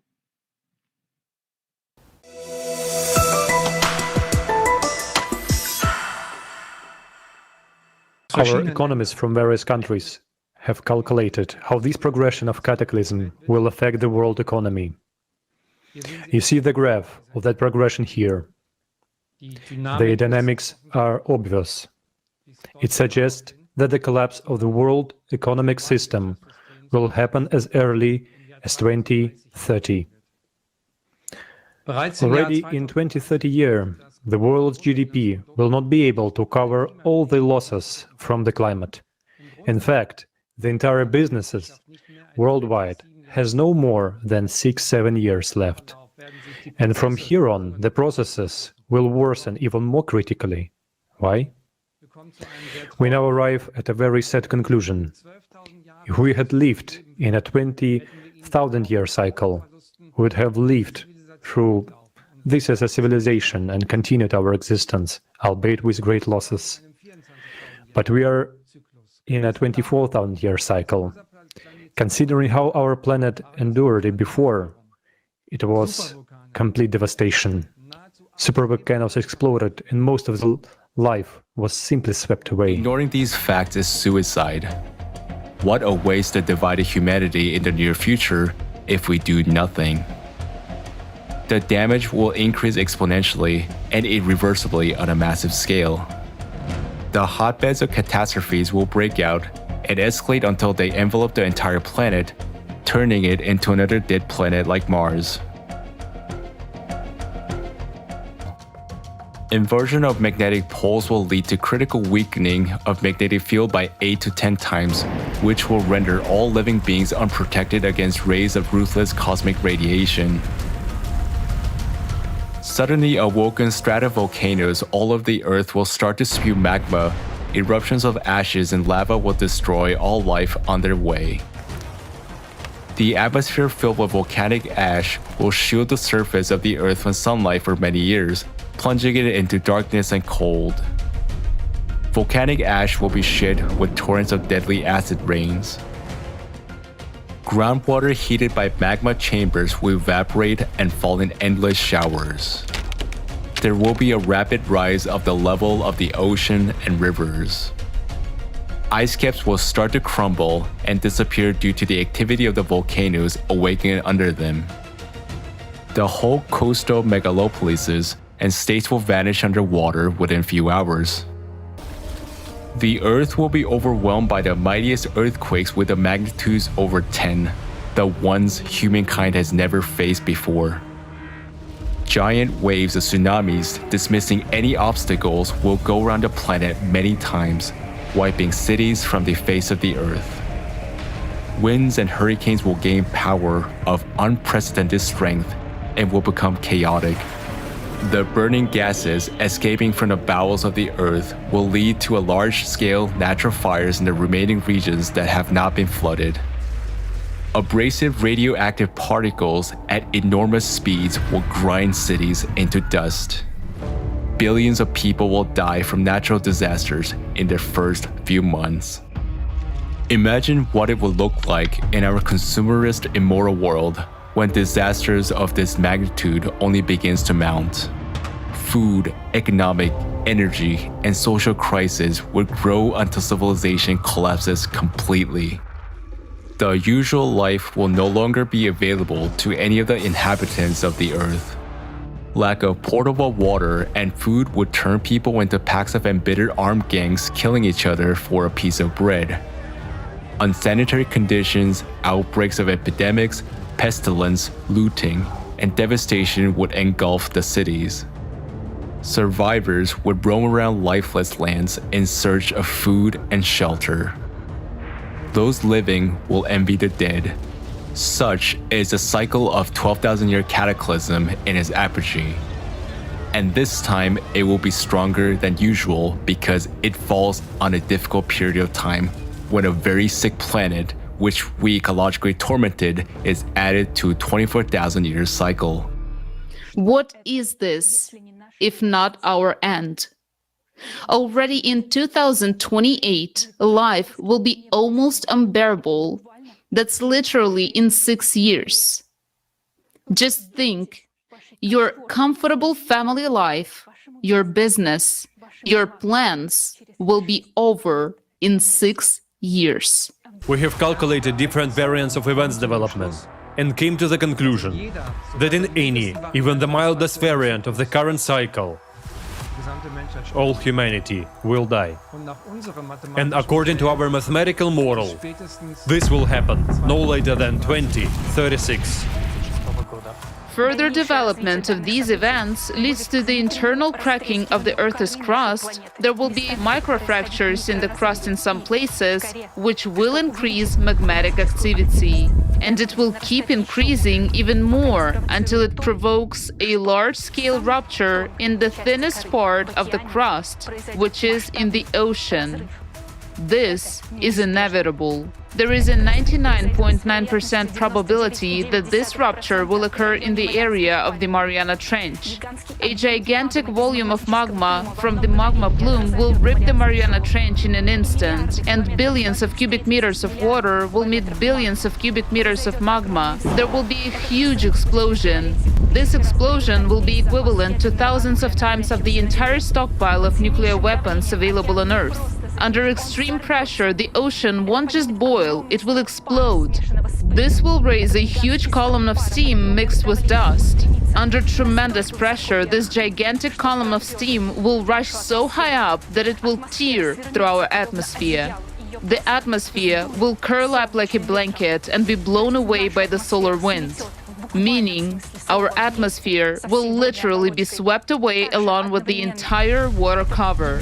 Also, at the same time, this gigantic explosion will cause a powerful hydraulic impact directed inside our planet. There will be a very powerful blast wave directed into the center of the planet, into magma, which will spread tangentially, and this will provoke additional cavitation processes. This will lead to an abrupt expansion of magma in all directions by a factor of 10. That is, there will be 10 times more magma. This will literally tear the planet from the inside. With such an impact, magma will behave like a gaseous substance. All volcanoes, cracks, fractures, all boundaries of lithospheric plates will burst and erupt simultaneously. The Earth will be flooded with lava flows, just as it happened on Mars. Naturally, due to the impact, the inner core will bounce away and the motion of the outer core will stop. Our planet will die. But we, humans, will no longer be threatened by this, because as a consequence of these events, we, as humanity, will already cease to exist completely. Before your eyes, you see a timer that counts down to the time when the planet, as a living planet inhabited by life, will no longer be able to exist. This is the fact that we have been living with for more than 10 years, and as of today, you will also have to live with it.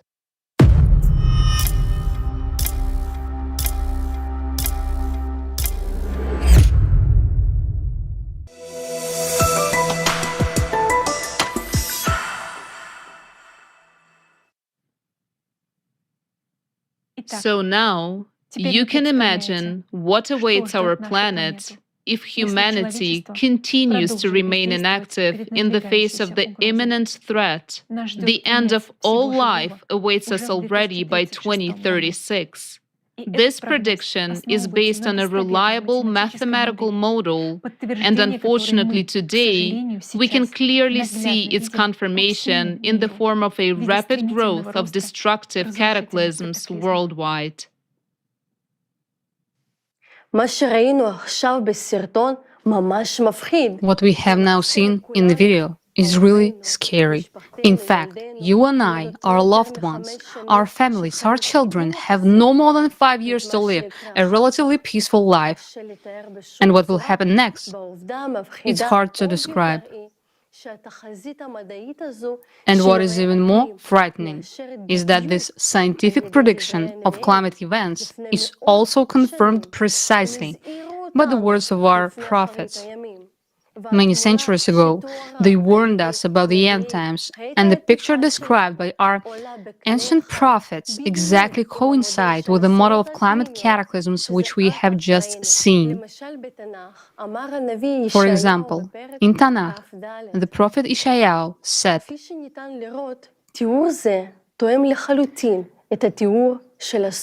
"As you can see, this description fully fits the description of the terrible catastrophe that may occur in 2036 due to a hydraulic impact when our Earth will lose its atmosphere and the Moon will either fall to the Earth or will be thrown back to the Sun." The prophet Malachi also said in the 3rd chapter,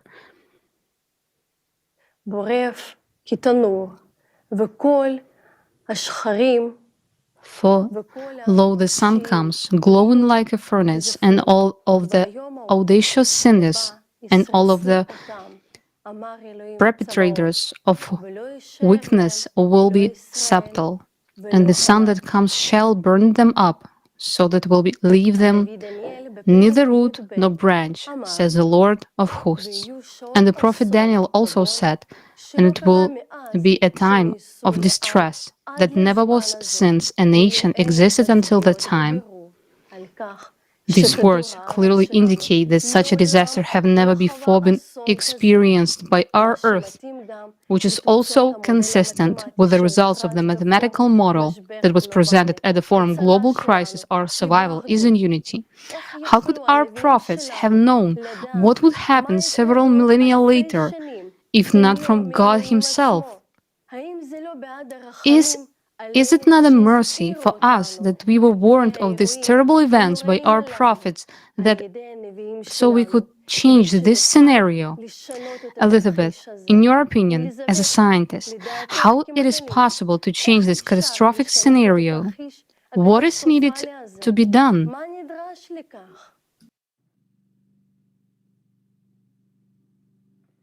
Thank you very much for this question. It is very timely, especially since temperature anomalies show that Israel is warming twice as fast as the rest of the world, which suggests that living there will soon become impossible, not only due to drought, but also due to the risk of earthquakes. This problem must be solved, but it can only be solved in the creative society. To solve such a serious problem as changes in the Earth's core and to be able to save people's lives, we must change the format of society from the consumerist to the creative one, where human life will be the highest value. Only in this format will it be possible to unite the smartest people on the planet and provide unlimited funding to science for solving these issues. Although external cosmic impact affecting the planet's core has not yet been studied by modern science, research in this direction is already being conducted in many classified laboratories. Unfortunately, these efforts are not aimed at stabilizing the Earth's core, but rather for military purposes. Scientists already possess the necessary skills, experience, and understanding, but they cannot share their research and knowledge with the rest of the world. Their talents cannot be used in this search for a solution to ensure the survival of our civilization, because no country in the consumerist format of society will reveal its best minds to the world. This is because the world is still engaged in a race for dominance, influence, and power. Scientists cannot come together under a common goal to overcome the climate crisis in the current consumerist format of society. In order to survive, we need to change the model of our society. We must create a format of society that does not contribute to unleashing wars and is not ruled by a minority. It's a format that values human life and which we call the creative society. In the creative society, we can find solutions to protect us against cosmic impacts, prevent climate disasters, and stabilize the Earth's core. This society gives humanity a chance not only to survive, but also to build a united civilization which guarantees that we will no longer face such challenges in the future. The creative society is our real chance for life. Elizabeth, we thank you for this comprehensive climate report, for your courage to voice the truth about climate to the world, and for your example. We would also like to thank the enormous team of volunteer scientists from around the world who work tirelessly to give humanity a complete picture of how critical the situation is today, with the disruption of the planet's core, the rise of magma, the increase in the number and strength of earthquakes, and what it all leads to. And most importantly, why we, humanity, need to act urgently now. We are very happy that people today have the opportunity to hear this vital information in 50 languages. We thank all the volunteer simultaneous interpreters who are doing their best right now, each in their place, to bring this valuable knowledge and understanding to their people. We, as a global community, can no longer ignore what is happening to our planet's climate. We can already see how much volcanic and seismic activity has increased on Earth, and this is an undeniable fact. In recent months alone, we have witnessed dangerous volcanoes awaken one after another. Nevada del Ruiz in Colombia, which is considered one of the most dangerous in the world, is showing signs of increased activity. In different continents, almost simultaneously, two volcanoes began erupting, Etna in Italy, and Popocatépetl in Mexico. In Kamchatka, Shevelich, a nameless volcano woke up.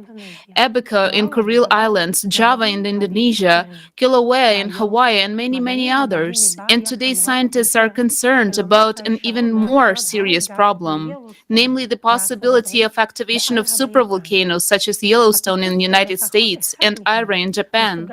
The explosion of just one of them can wipe out all humanity from the face of the earth and plunge our planet into volcanic winter for many years. By a chain reaction, other volcanoes can also be activated. The consequences will affect everyone.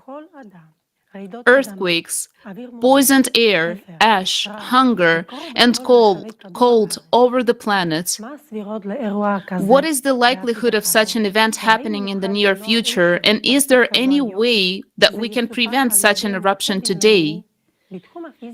An international expert in the field of elementary particle physics, member of the CERN Laboratory's Future Circular Collider project team, and Lawrence Livermore National Laboratory's National Ignition Facility user team, educator member, International Association of Intelligence Educators will talk about this. Dr. Egan Chalakan. Good day to everyone. My name is Egon Chalakian. I am a retired international tax law professional who was also a qualified particle physicist.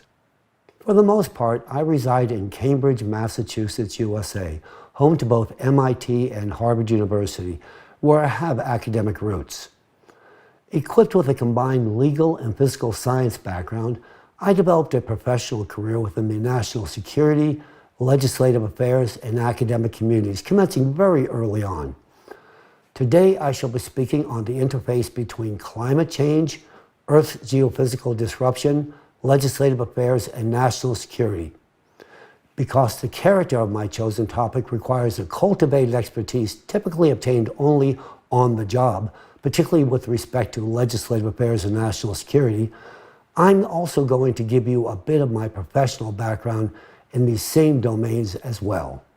In this regard, very early in my career, I served as a legislative tax analyst attached to the President's Commission on International Trade and Investment Policy, the White House, under President Nixon and President Ford.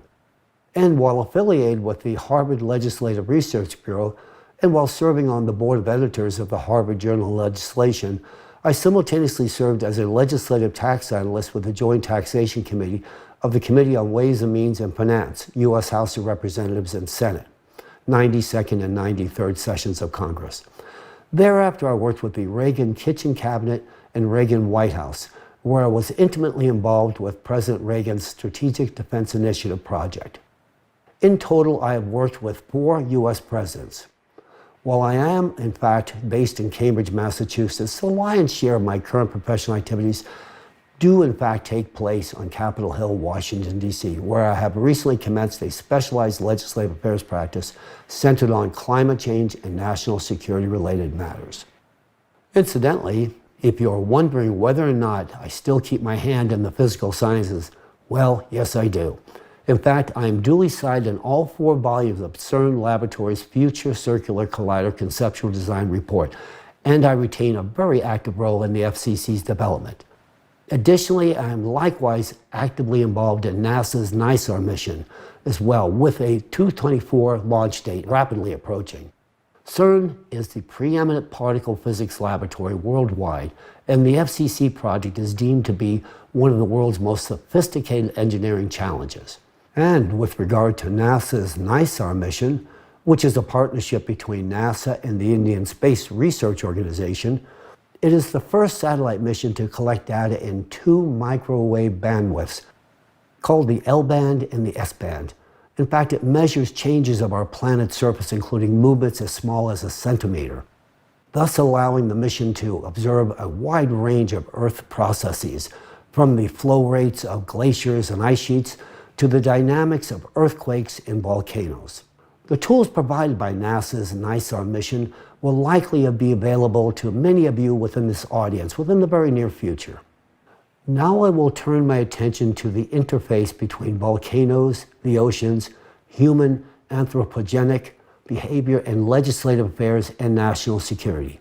Starting with the oceans and human interaction, the anthropogenic factor has indeed destabilized our ocean's ability to mitigate Earth's ever-increasing volcanic activity.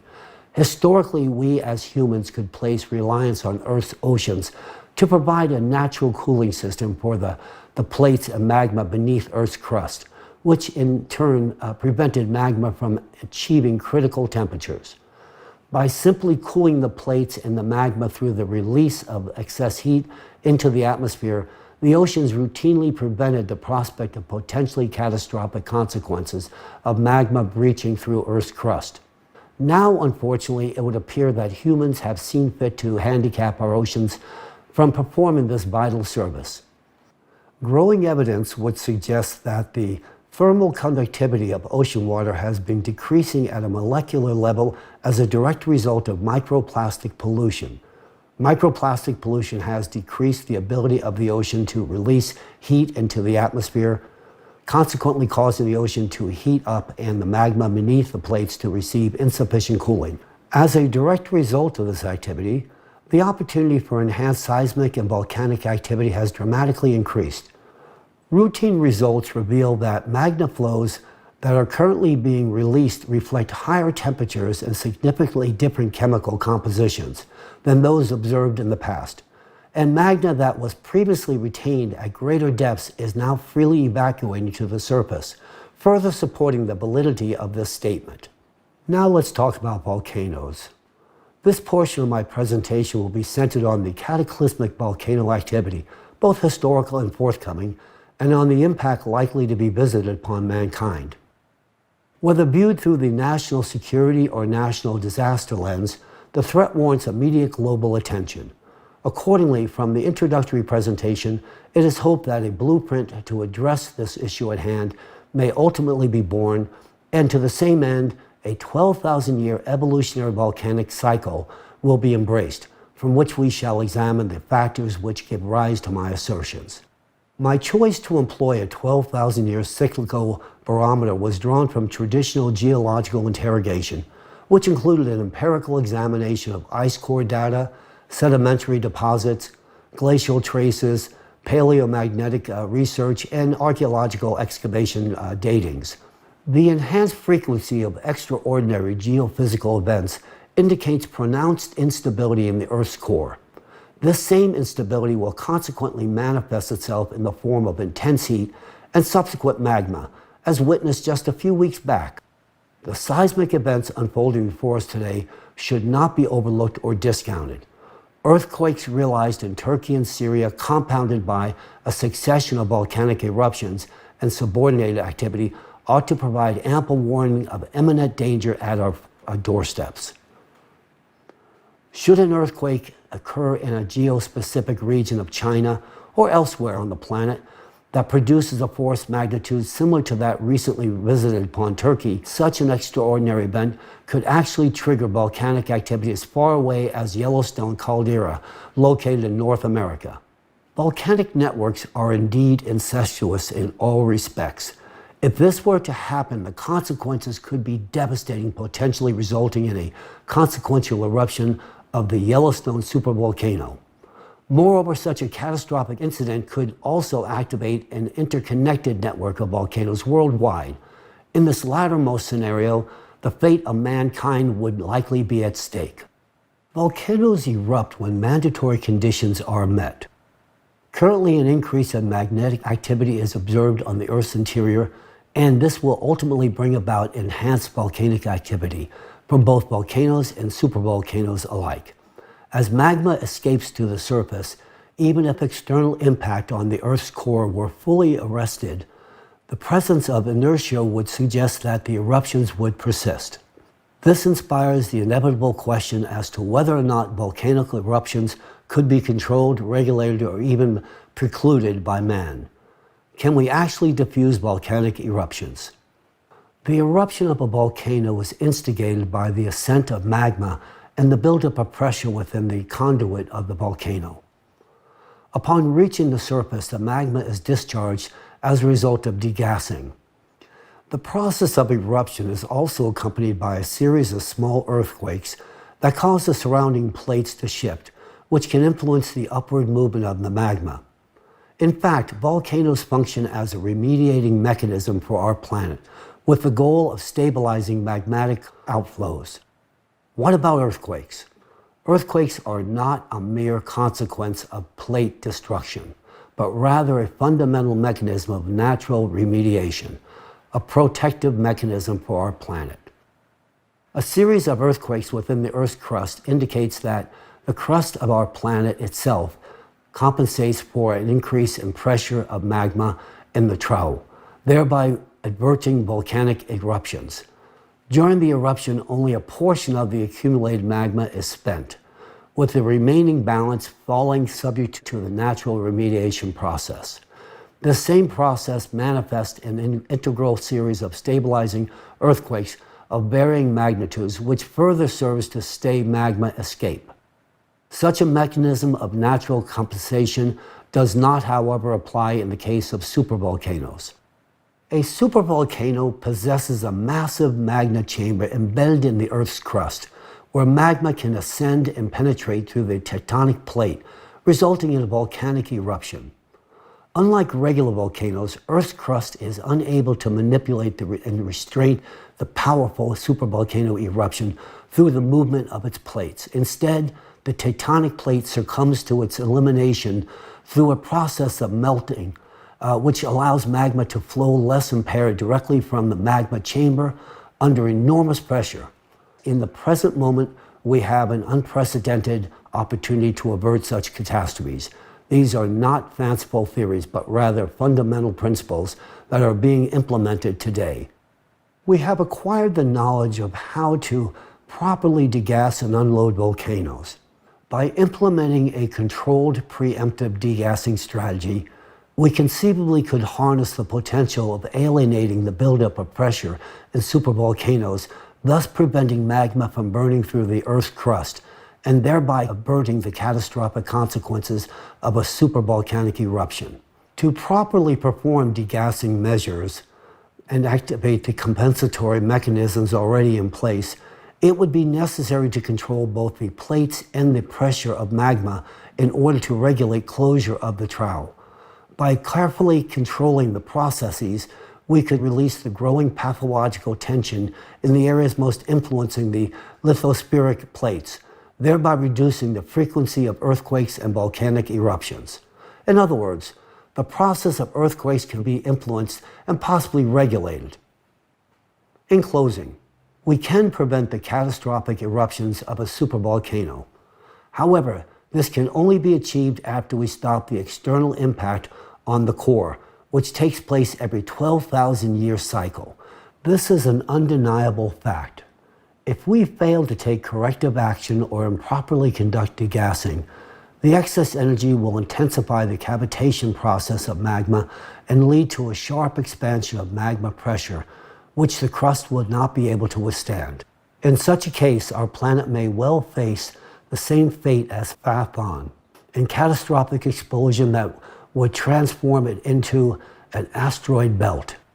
The issue at hand is not just a matter of national security, but rather a supranational one that should capture the attention of intelligence agencies and governments worldwide. It is critical that we act with urgency, as the consequences of inaction would be catastrophic. In fact, we should have acted yesterday. And this is the reason that I stand before you today, delivering this message with the utmost seriousness and urgency. The paradox of the current consumerist format lies in the fact that despite our understanding and solution to the problem, we are unable to implement them in practice, because executing the degassing process effectively requires a globally coordinated effort that involves the territories of different countries. However, in a world where everything starting from private enterprises to the states themselves is divided and focused on defending their own interest, such efforts are unfortunately seen as a potential threat to national security. Reaching agreement on these issues at the international level can take decades, And this is concerning, given the urgency, especially when these challenges should have been resolved yesterday. The second factor that hinders progressing towards these goals in the current consumerist society is the lack of financial resources allocated to such activities. Despite claims of enough funding, the reality is that there are insufficient investments in these areas. While funds are directed towards wars and conflicts, no funds are allocated to provide for pressing human needs because the consumerist society places no value on human life. Therefore, I assert with confidence that if we persist in the consumerist model of international relations, we are bound to fail. The terms of the game are such that even if we possess a solution, we are not able to execute it. We people are the root cause of all crises. Nevertheless, regardless of our past mistakes, we can always stop and do things in a different way. However, given the current state of affairs, any small delay in addressing the climate threats will result in irreversible consequences. Soon we will no longer be able to do anything against the climate, and all of us understand this perfectly well. In light of the dire climate situation, I have come before you today to discuss a possible solution. I believe that the only way to overcome our current crisis is to transform our society from a consumerist format of society to a creative society. The model of the creative society instills in us three key conditions that will enable us to combat climate change. First and foremost, in the creative society, human life is considered paramount, and thus its preservation and protection are prioritized above all else. Secondly, the creative society operates as a single economic space that is both open and transparent, which means there are neither wars nor geopolitical conflicts, nor hidden agendas. This will allow us to execute a global degassing strategy. Finally, it is of the utmost importance that the transition to the creative society provides unlimited funding for scientists to quickly solve the climate issue. This will ensure that scientists have unlimited funding and enough resources to expedite the resolution of the climate issue. In the creative society, sufficient resources will be directed towards the control of volcanic eruptions, thereby enabling us to alleviate the pathological load and pressure from the tectonic plates. With such proactive measures in place, we can even prevent the impending eruption of Yellowstone and corresponding earthquakes. This is not far-fetched, this is a realistic goal, and we are actively working towards achieving it. In addition, not only will we be able to forecast powerful earthquakes such as the recent ones in Turkey and in Syria, for example, but also be able to prevent them. Through the implementation on such measures, we could achieve a stabilization on the planet's geodynamic processes. Of course, this will only be possible once we have stopped the external impact. I am confident that we will discover the necessary solution, but it is extremely crucial that we initiate this work in the near future. Please note that control over geodynamic processes will have a nearly instantaneous impact on the atmosphere, culminating in the control of typhoons, floods, anomalous precipitation, and other cataclysms as well. We envision a future where humans can control climate, including natural disasters. Creative society truly opens up an opportunity to create a world in which cataclysms can be prevented and every person's life safeguarded. This prospect has been the subject of my thoughts and aspirations for a very long time.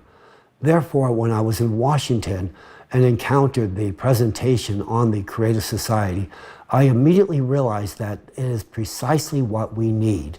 I recognize that the Creative Society is our way out, and thankfully we have such a way. This is something that can enable scientists to act without constraint, stop an external impact, save our planet, and protect human life. That, to me, is the most significant aspect. I know how to solve this problem. I hold the keys to the future in my hands. But as of now, I lack the opportunity to utilize them. This opportunity can only be provided through creative society. Only through the establishment of a creative society can we actually unlock the true potential to implement the solutions to prevent climate catastrophes and secure the safety and well-being of every individual. Ladies and gentlemen, Thank you. I appreciate the opportunity to speak before you this day. Thank you so much. Have a good day.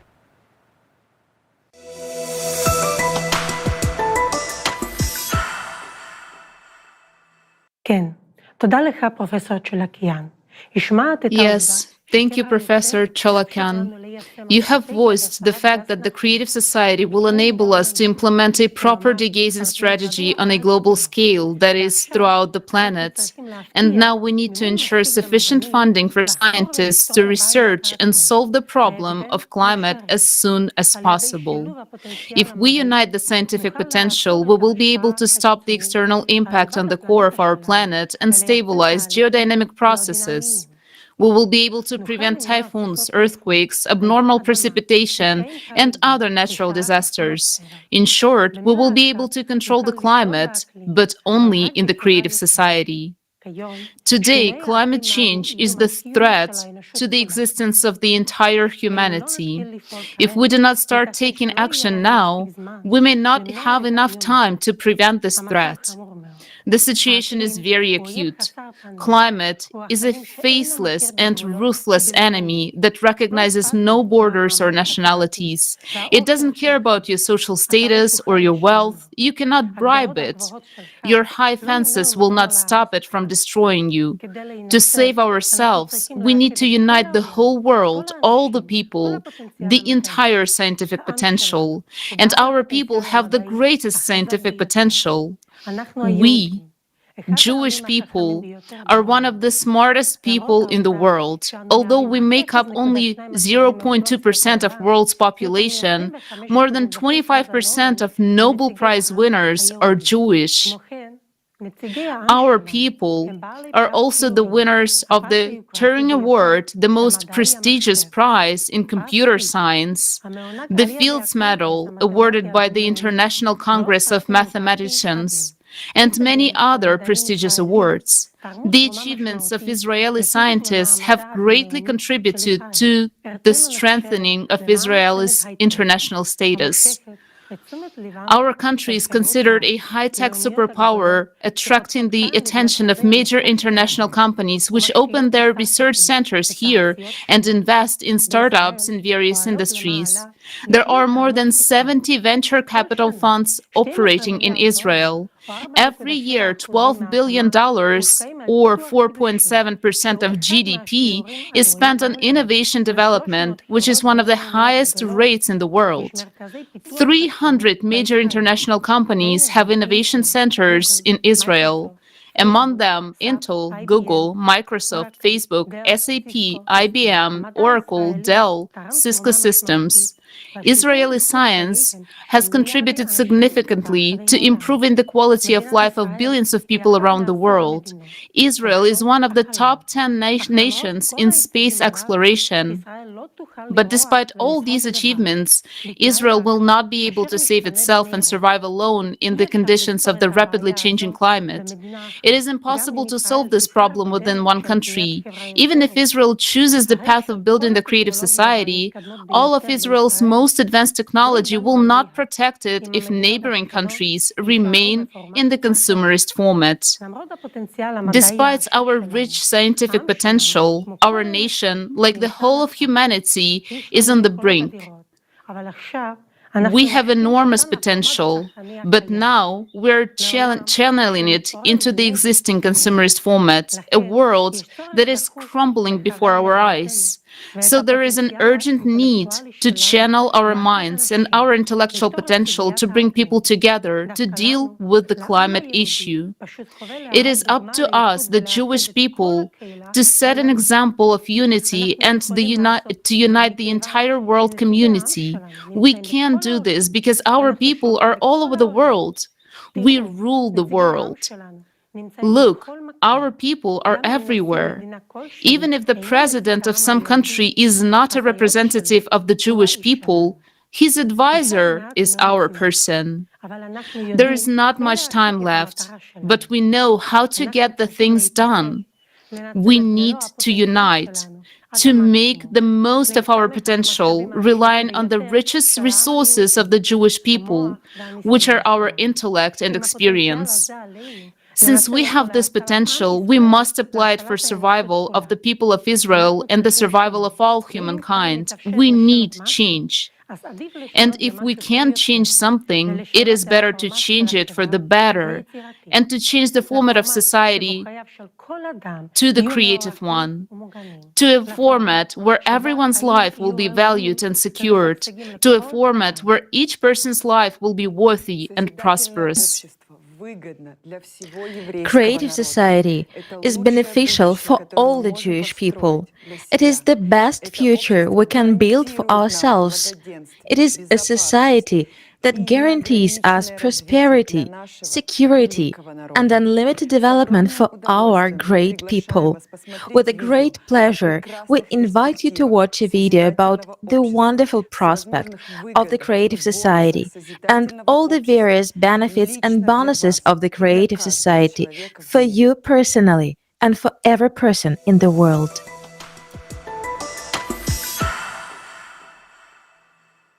Worldwide survey of the Creative Society Project. What kind of society does every person dream of living in?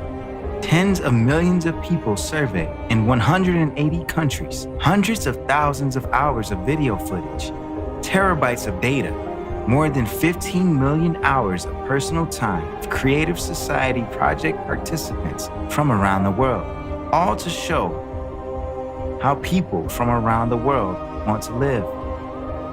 Only in the Creative Society, all people's desires for a comfortable, safe, and happy life will be guaranteed 100%. All of this is laid out in the 8 pillars of the Creative Society, which is the foundation of your happy future. Watch this video and you will understand why the Creative Society is exactly what you want. First pillar, human life. The highest value in the Creative Society will be human life, that is, your life, as well as the life of any other person. All of humanity will become a unified civilization, and this guarantees the absence of wars, various conflicts, and crises. You will finally gain confidence that you are truly protected. Second pillar, human freedom. In the Creative Society, you will be free and protected. No one will be able to violate your rights and freedoms. You are a citizen of the world, and you will be able to travel freely. And if you want, you will be able to easily change your place of residence. The Creative Society is true freedom and equality.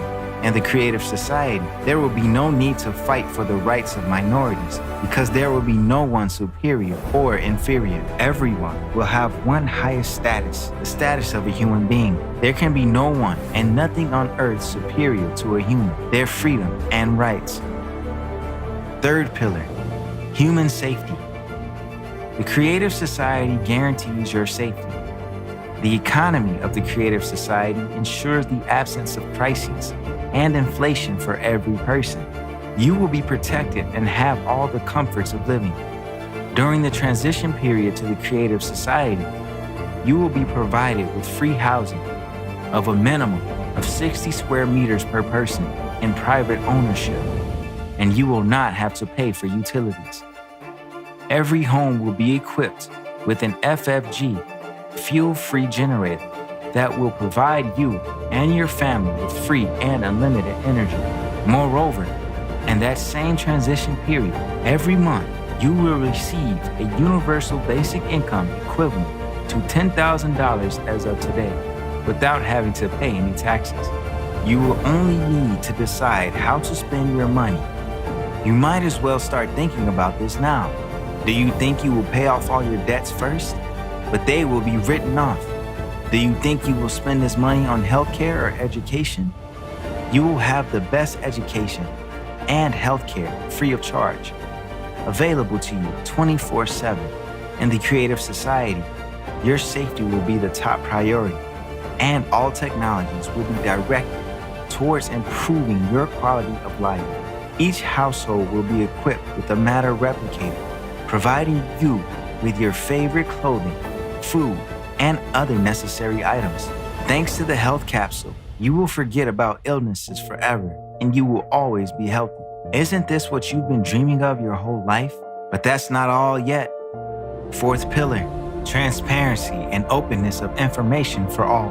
In the creative society, the media will belong exclusively to the society. The media will serve the interests of the people and reflect information truthfully, openly, and honestly. Additionally, you will be able to receive accurate information about the movement and distribution of public funds at any time. Money owed by the public is, first and foremost, your money, and you should know how it is spent and for what purposes.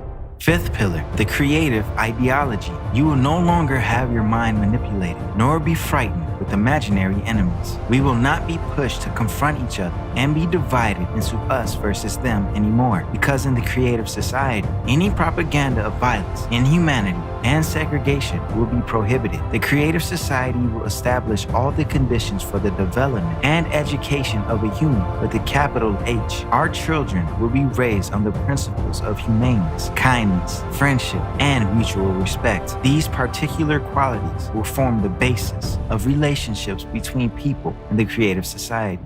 Sixth pillar, development of personality. In the creative society, you will be able to study wherever you want and train to become whatever you want, and it will all be absolutely free of charge. Education in the creative society will unlock your individual potential by 100%. You will be provided with a program specifically tailored to maximize your intellectual abilities. Any educational process will be interesting and engaging. You will have access to cutting-edge technologies in education and development. You can study anywhere in the world at any time that suits you. In the creative society, the world of knowledge is open for you. Seventh pillar, justice and equality. If you decide to work, you will be able to choose a profession that brings you joy. There will be a 4-day work week with a 4-hour workday. Moreover, you will have 2 fully paid vacations per year. Every job will have a decent compensation. The pay for identical positions, specialties, and professions will be the same worldwide. Furthermore, justice and equality will ensure that there will be no more private monopoly and irrational use of resources. All natural resources will belong to all people, including you. Eighth pillar, self-governing society. In the creative society, for the first time in human history, a unified, all-human civilization will be created. All power will belong to all people, to you. People know what they want and how they want to live. All socially important issues will be decided by people themselves on an open online platform. Specialists will be responsible for implementation of the tasks assigned to them. They will be appointed and controlled by people themselves. Since all processes will be transparent, corruption and dictatorship will be impossible in the creative society. In the creative society, you will decide for yourself how to live. For the first time in human history, your future will be in your hands. The 8 pillars of the creative society are formed from our desire to live as human beings. Everyone wants to live in a world without wars, without violence, without tyranny, without poverty, without inflation or any crisis, without absurd and total consumption. If you want peace, security, confidence, free and high-quality healthcare and education, freedom of movement around the world, a universal basic income, access to free energy, then the creative society will fulfill all your dreams. All of this can easily be achieved in the coming years. How to do this? Just tell this to as many people as possible, to everyone. Your dream world is separated from you by your neighbors and everyone around you who don't know about the creative society yet. Do you want the creative society to come as soon as possible? Act. Tell everyone about the creative society. For the first time in human history, your future is in your hands.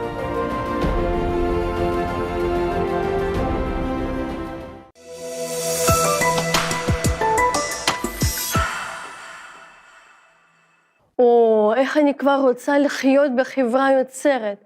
How I want to live in a creative society already, in the world without wars, I want peace so much. No one is safe now, and anywhere, at any time, a war could begin when you don't want it and don't expect it. But in a creative society, it will be different. The highest value will be life of each person. It will be a beautiful, safe world for us and our children. Yes, Jews want peace more than everyone else. And in the creative society, not only will all of humanity live in peace, but all of our problems will be solved, even such everyday and pressing ones as mortgages. As soon as I imagine that I don't have to pay this money, I feel so relieved. And I will be able to go on a trip around the world with the whole family. And my children, while traveling with me, will be fascinated with the interactive way of learning. To be honest, I myself have long wanted to learn a new profession. Olga, what would you like to do in the creative society? I'm a professional musician, but I have a family and responsibilities, and now I have to do something completely different. But I would love to go back to playing the cello. After watching the video, the question may arise: how realistic is it to implement in life? And also, where will we get money for all that? One might think that this is such a distant future that our generation won't live to see it. In fact, this is not the case. One of the conditions for building the creative society is a transition to a new economic model. Let's see a presentation of this new economic model.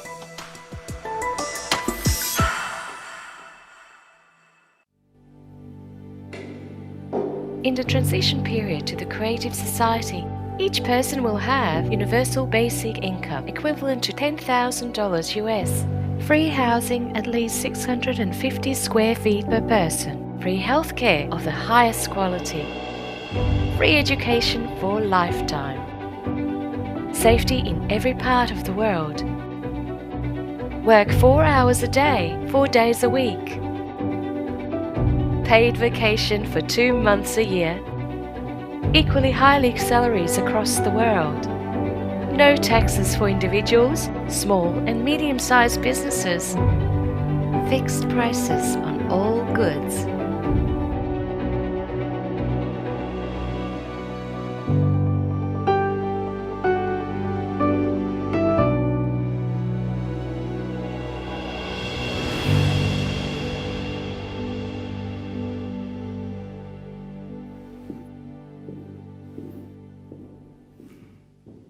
When I look at the picture of this kind of the world, a thought comes to my mind.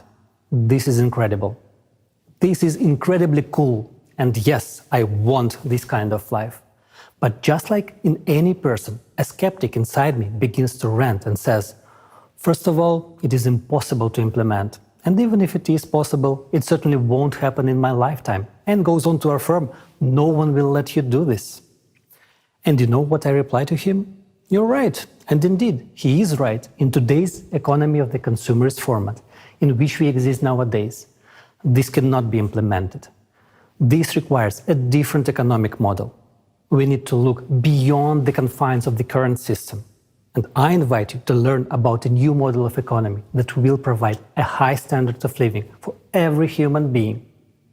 This model has been developed and proposed by experts from around the world. It takes into account the economic needs of each person, technological advances, and the need for our civilization to develop and evolve. This innovative model will change our lives from the first day of its implementation. I want to draw your attention to the fact that its implementation is possible only if the format of society is changed from consumerist to creative. And further, I will explain why. Unlike the current economic model, the new model will have a different goal: to provide the high standard of living for every human on the planet. There are two key requirements for the new economic model to function and achieve this goal. The first requirement: the new economic model can only work on the planetary scale. It cannot work in a single country. The second requirement is the self-governing society. All power must belong to the people. The economy, along with other strategic spheres, will also be managed and controlled directly by society, represented by every person, each of us, via the electoral platform. So, we have formulated the goal of the new economic model and outlined the necessary requirements for its implementation. These requirements can only be met in the creative format of society. I now invite you to model the near future. After we have successfully completed all three stages of building the creative society, informational, political, and the global referendum, the world community legally and peacefully transitions to the creative format of society that we all have chosen together and become one civilization. From that moment on, it will take a small amount of time to launch the new economic model. 6 months, according to preliminary calculations. After that, we will enter the transitional period to the creative society, which will last 5 to 6 years. As soon as we enter the transitional period, everyone will be provided with the monthly unconditional basic income in the amount equivalent to $10,000, with their own housing of at least 60 square meters per person. Education and healthcare will be of high quality and free, as well as resources, electricity, water, heating. All debts will be written off. Loans will be interest-free, and there will be no more taxes for individuals, small and medium-sized businesses. Of course, this raises a lot of questions. Will people work? What will the prices be? Will there be inflation? And the most common and important question, where will the money come from? So let's take it in order. Where will we get the money from in the transitional period to the creative society? In the new economic model, money will be created by a single fund for global financing, which belongs to society and serves its interests. The single fund for global financing will only serve the function of creating and redistributing funds. It will not accumulate money like the funds do today, nor will it make money as the banks do in the consumer model of the economy. There will be no banks in the transitional period to the creative society because there will be no need to keep money, because money will be exclusively digital. In fact, there will be no money in the conventional sense of the word. These are just numbers and equivalent for exchange. That's your assets. You can exchange them for something, a product, a service, and so on. The more the economy grows, the more means of exchange, what we now call money, are created. In contrast to the consumerist format, all financial transactions will be open and transparent to everyone. The task of the single fund for global financing is to supply the right amount of means of exchange at society's request. How will this work? Society decides what needs to be improved, created, and what projects and initiatives to implement. Experts will use the artificial intelligence to calculate how much money is needed to achieve those goals. And the single fund for global financing will create the necessary amount of money.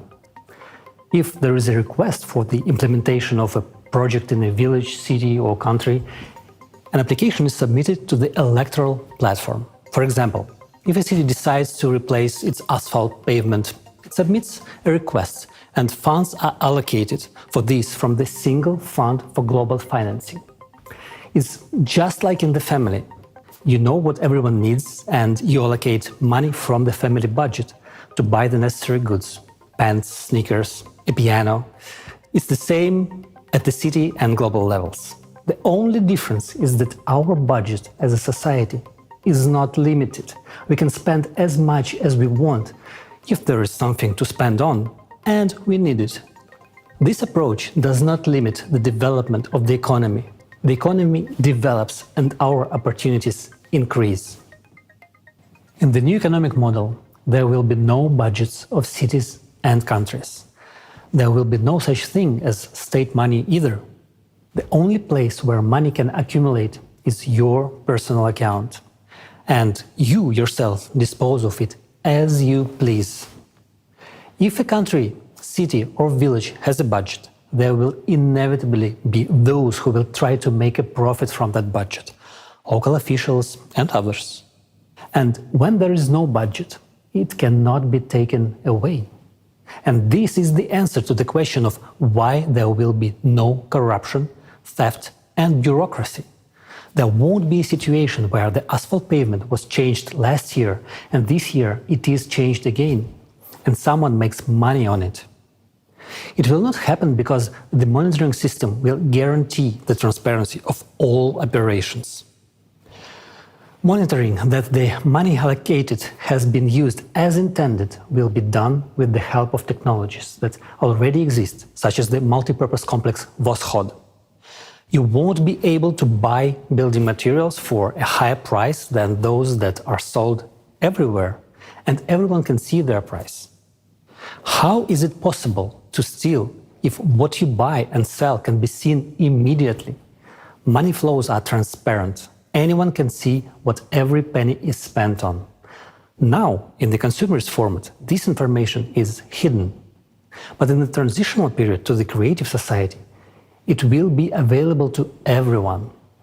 You can see exactly how money has been spent in any part of the world, regardless of where you are, because society's money is your money.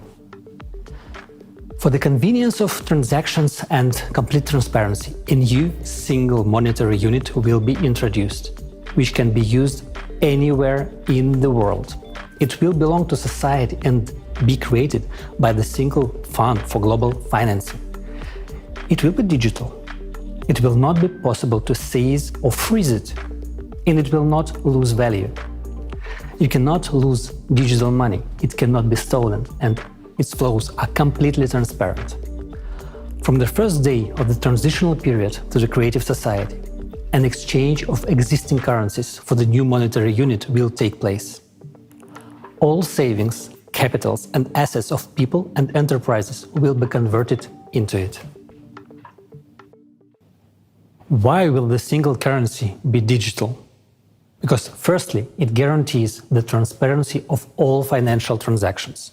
And secondly, with modern technology, there is no need for paper money or documents. Digital money is both environmentally friendly and convenient. A person doesn't need to carry a wallet, a passport, or a plane ticket. No chips or third-party devices are needed. A person can be identified by retina or a fingerprint. All this information will be stored in a single database that would be under the control of society as a whole, rather than individual countries or special services, as it is today, where everything is fragmented. This high-tech approach would simply eliminate any illegal activity. It will be impossible to engage in stealing or money laundering. It will all stop. In the creative society, a person has nothing to fear or hide. They are absolutely open and free. Everything starts with a clean slate. The key mechanism of the new economic model will be a limitation of wealth, which is the limit of maximum wealth per family that we will set as a society. At the present time, the recommended amount is $10 million, and it is confirmed by recent research. This is the total amount, including all movable and immovable property, all the assets and liabilities of each family member. This amount is more than enough for a comfortable, prosperous life, but not enough to gain unlimited power. When a person's wealth goes over the set limit, the excess funds simply disappear. They are not credited to anyone's account and are essentially written off. We are used to thinking in terms of the economy of the consumerist format, but here you have to understand that this is a different form of settlement, not the usual banking form. Therefore, money is not accumulated. When society needs money, the single fund for global financing simply allocates the necessary amount, which goes into circulation. Society is financed without limitations for as much as required for its needs. In the transitional period, money is needed as an exchange fund to limit the wealth so that humanity or a group of people would not build empires and usurp power again. This would create a high standard of living for all people. Let's summarize. In the consumerist format, money is a means to retain power. People try to accumulate it, hide it, take it away, while in the transitional period to the creative society, money is a tool to achieve society's goals. And money is needed only during the transitional period to the creative society, as a temporary measure for 5 to 6 years, and it will not be needed in the future. And later we will explain why. Nowadays, they say that the problem is not money, but its quantity. As we have already understood, in the new economic model, there will be no such problem. But the question is different. Will it lead to inflation? The answer is simple. There will be no inflation at all. It is impossible. In the current economic model, this would indeed lead to skyrocketing prices, hyperinflation. But in the economic model of the transitional period to the creative society, this simply could not happen. Why? Because prices would be fixed worldwide by law for all resources, goods and services. They simply cannot be raised, and this means that inflation cannot be created. But it raises another question. At what level will the prices be fixed? Will the bread cost $1,000? Well, if you make that decision, of course it will, because we will decide as a society anyway. The optimal prices will be calculated using artificial intelligence, considering all the costs and profitability, but the final decision on pricing will be made by people. Therefore, you surely understand we are unlikely to want the bread to cost $1,000. We would rather want it to cost less than it does today. And it will. All prices will be less than they are today. And thanks to what? Because there will be no interest on loans and taxes for medium and small-sized businesses included in the prices. Electricity, water and gas will be free. There will be a single economic environment in the creative society. And the absence of borders means no taxes on exports and imports, no duties, no excise taxes and no customs duties. The introduction of robotics, fuel-free generators and smart logistics will contribute to lower prices for goods. At the same time, quality standards will be equally high for the same goods all over the world. For example, the same hamburger that today costs $6 in America and $1 in Romania will cost, for example, 40 cents worldwide and will be equally delicious and juicy and healthy. Tasty and healthy food will be available to everyone. Right now, in the consumerist economy, 8 billion people is a lot. And in the creative society, 50 billion won't be enough. But even in the transitional period, we will not need to add worms, bugs and other insects to our food, because the production of organic and quality food will increase many times as new technologies are introduced, such as vertical farms, which we already have now, but it is not profitable to introduce them in the farming in the consumer's format. And in the new model of the economy, it will become completely natural. Today, despite the addition of insects to our food, 2 billion people are starving. And in the transitional period to the creative society, there will be neither hungry nor poor. I'm already anticipating your next question. Such a rapid improvement in people's living standards and purchasing power, including an unconditional basic income of $10,000, lower prices and free utility services, won't all this lead to a shortage of products? It won't, but friends, the truth is, not everything is going to be so easy.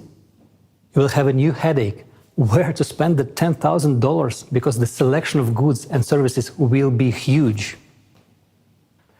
In the transitional period to the creative society, almost immediately you will see a huge increase in economic growth, because people will have enough money and there will be an unconditional basic income, which means that the purchasing power will increase many times over. And this is a massive boost for trade turnover. Moreover, ideal conditions will be created for manufacturers and business. These include interest-free loans, no taxes for small and medium-sized businesses, free water, gas and electricity, access to the latest technology, and most importantly, a great demand for their goods and services. This will be a huge stimulus for them to create more goods, develop and expand. The new economic model is a real paradise for consumers and entrepreneurs. First of all, the absence of taxes for small and medium-sized businesses means not only a reduction in prices, it also means economic freedom. All the money you earn is yours and you are free to spend it as you like. No one will be able to take them away as it is done today through taxation. Taxes will be simply not necessary because there is a wealth cap and funds above a certain amount are already directed towards the needs of society. And this money will anyway be exchanged for goods and services which will make manufacturers themselves richer. This is much more beneficial than taxes. Secondly, loans for small and medium-sized businesses will be interest-free. You can take out a loan and develop your business, but this does not mean that you can borrow without limit and not pay it back. Obviously, there will be a mechanism for control. Of course, you have an obligation to repay the loan. No one will allow anyone to live off their back. It is not good for someone to live off the president's back. And considering that each person is the president, you cannot get a free ride on anyone. But on the plus side, no one can get a free ride on you. And thirdly, another key benefit for business is the economic model itself. It will be structured in such a way that any entrepreneur will always know what is in demand. This will be possible because we will use a planned economy model, which will be calculated using artificial intelligence on a global level. This means that any businessman can always visit the electoral platform and, with the help of artificial intelligence, find out what will be the demand for their goods and services in a particular location. Artificial intelligence will help them process the data and make the right choice so that their business becomes profitable and successful. For example, you have decided to open a coffee shop. You can go to the electoral platform and see how many coffee shops are in your area, how busy they are, and if there are already 2 half-empty coffee shops, it would be foolish to open a third one. Such a business will fail on its own and harm others. At the same time, the artificial intelligence will prompt you that there is no bakery in this area. Therefore, opening a bakery will be profitable. This way, you get to understand which profitable business you can open for the benefit of yourself and society. Moreover, when starting a business, the same artificial intelligence will offer you options for premises, purchasing goods at the most favorable price in nearby places to reduce logistics costs. It will connect you with a logistics company, calculate the required loan amount if one is needed, and also calculate the cost of necessary repairs of the premises. Find the companies that will do the repairs at the most advantageous price. Find options for design solutions and propose the necessary employee candidates in the required location. All on a turnkey basis. At the same time, it is you who chooses from the options suggested by AI, and all final decisions are up to you. The same artificial intelligence will calculate how much time it will take from the moment you apply on the electoral platform for your business to start making a profit. Additionally, the AI will calculate the necessary number of employees and help you draft their schedule. This is very useful considering that the work week will be 4 days, 4 hours a day, meaning that in order to cover 12 hours of daily work for that very coffee shop, 3 people per day are needed per shift. Of course, after this, many people will say that everyone will become an entrepreneur.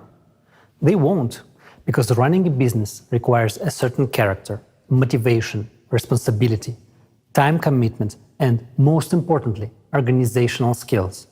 For many, and this is the overwhelming majority, it is much easier to go to work 4 hours a day, 4 days a week, receive a good salary in addition to the universal basic income, and enjoy life, rather than continue developing their business and work on it almost 24 hours a day, despite all the help from AI.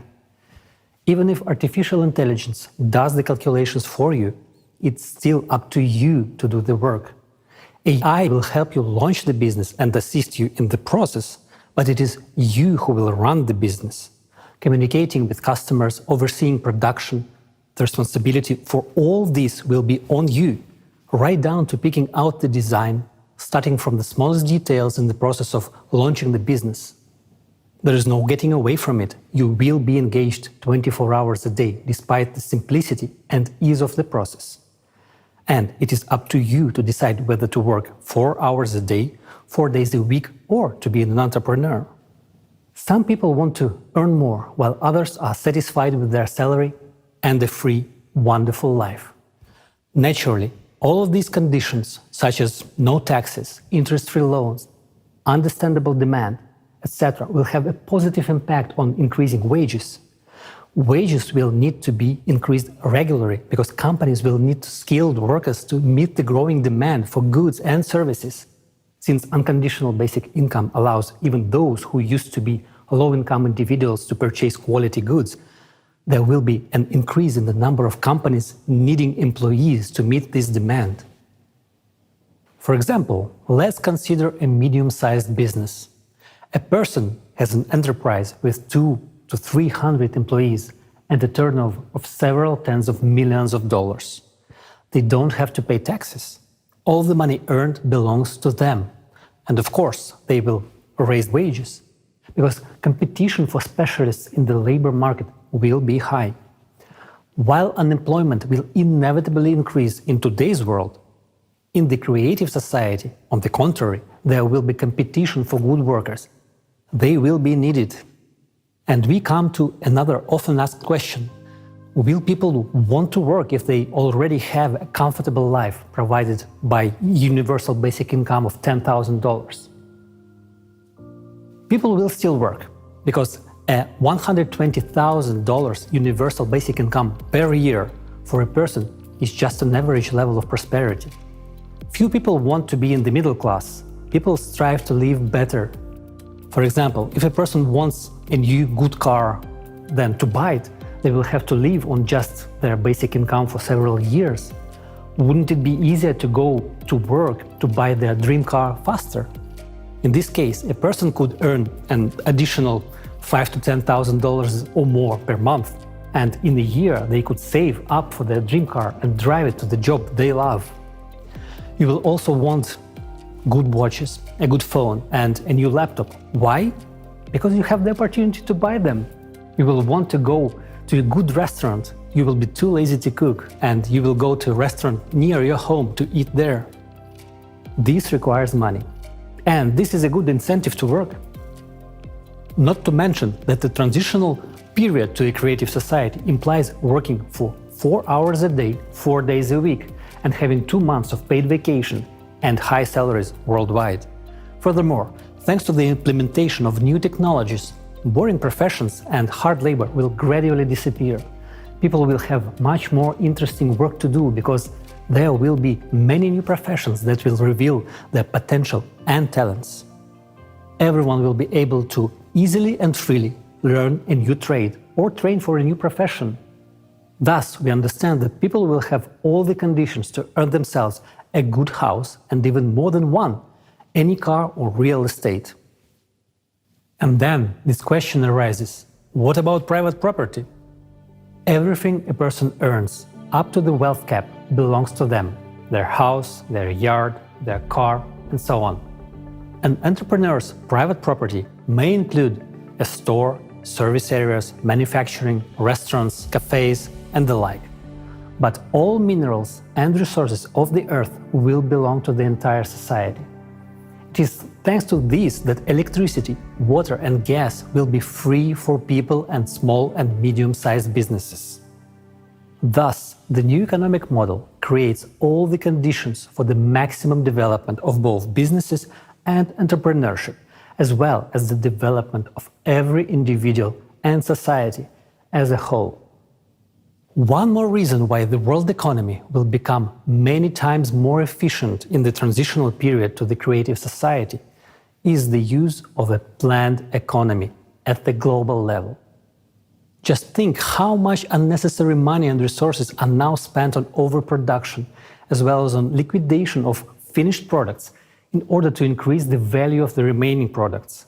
And yet, at a time when a third of the ready-to-eat products are being destroyed, there are countries where people have never ever tried these products. Meanwhile, those countries have things that are needed in other countries. The new model of the economy will solve this problem with smart planning and smart logistics. Logistics will be calculated by experts with the help of artificial intelligence in order to efficiently redistribute goods so that everyone will have the opportunity to buy everything they need. In the model of the transitional period to the creative society, there is no limit to improving human life. It will be possible and necessary to improve life, but prohibited to make it worse, and it will be fixed at the legislative level. Remember, the highest value in the world will be human life and his benefits. Well, friends, let's sum it up. Now you understand how the economic model of the transitional period to the creative society works. It provides everyone with a high standard of living. This includes a monthly unconditional basic income equivalent to $10,000, fixed prices for all goods, high level of wages, free and high quality healthcare, education, and excellent conditions for business development. What's more, there's only a part of its advantages over the current consumerist format of economy. The absence of wars, inflation, crisis, and stable income, all of this makes society healthier, and this is extremely important. There's no need to commit crimes, no reason to risk a happy life. The simple question is, what for? When human life comes first, the world changes drastically. Your happy life is what you will treasure. These are your opportunities, and these are the opportunities for the entire civilization. Today, humanity stands at the threshold of controlling matter. This is the reality of today. Only minor gaps in understanding separate us from controlling matter. The only thing we really lack to fill these gaps and make a scientific breakthrough is scientists from around the world working together in this direction with unlimited funding. And this will be possible from the very first days of the transitional period to the creative society. And most importantly, unlimited funding for science is the only chance to eliminate the climate threat. Because this is the top priority vital issue today. As early as this stage, we will be able to save the planet from climate collapse and launch the processes to solve environmental problems. The transitional period will take about 5 to 6 years. After its completion, we will enter the creative society. And the creative society is a world of incredible possibilities where the latest technologies will be available. The health capsule will allow everyone to extend their lives beyond the species limit and live in a healthy and young body for at least 1,500 years. The replicator is the technology that will enable us to create anything from the tiniest particles, manipulating matter at the quantum level. These technologies will be in every home. And that's the answer to why we will no longer need money. The creative society solves all our economic problems and opens up a new world of incredible opportunities where you can unlock your true potential. If you want to live in such a world, it is now important to act together with millions of people. You and I are now launching a worldwide demand for the creative society, which will very soon become the main trend of humanity. If each of us takes an active part in this first and most difficult stage of building the creative society, the stage of informing. In one way or another, each of us is suffering in the economic model of the consumerist format. But we are searching for a way out within the familiar paradigm. However, the way out is only in the creative society. Therefore, for those who understand what the way out is, it is important to tell others about it.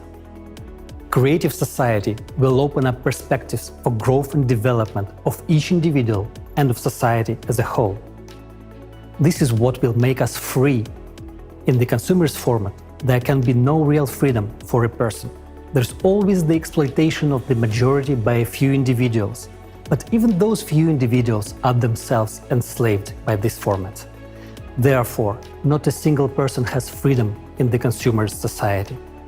It is only in the creative society that the person can attain true freedom.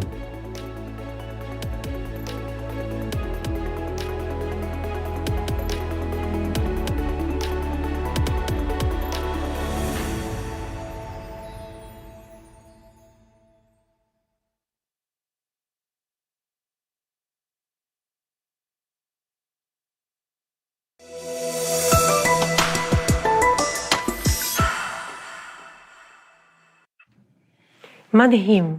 כסף תמיד יהיה כמה שכולנו צריכים. אני בטוחה. Amazing. There will always be as much money as we all need. I'm sure that's what everyone dreams of. Yes, everything is in our hands. We can live in such a beautiful world. Moreover, we still have to think about where to spend the money. I've already started making a list. I did know about this. As a child, my mother told me that there will be times of salvation, times of unification of our people. When being united, we will revive all of the highest human values in the world. And it will be the time of true happiness. The first pillar of the creative society is the value of human life. Everyone's life should be valued as one's own. In Talmud of the Torah contains the following words: anyone who saved one soul life from the Jewish people is as if he saved an entire world. In Torah Vayikra, 19th chapter, it said, "You shall not stand by the shedding of your fellow's blood. You shall not go around as a gossip monger amidst your people. You shall not stand by the shedding of your fellow's blood. You shall choose life so that you and your offspring will live, to love the Lord your God, to listen to his voice, and to cleave to him, for that is your life and the length of your days." Our scriptures teach us to cherish our life and the life of others as one's own. We are instructed to choose life, and in our times, to choose life means to choose the creative society. And when I saw the regeneration capsule technology of the creative society, I understood in a new way the meaning of what is said in the scriptures, that everyone will be cured. There will be no such thing for a person as incurable disease. Then the eyes of the blind shall be opened, and the ears of the deaf shall be unstopped. Then the lame shall skip like a hart, and the tongue of the mute shall sing, for waters has broken out in the deserts and streams in the plain. It will be available thanks to the health capsule technology. To understand better what the regeneration capsule is, I suggest watching the film about this capsule and its function.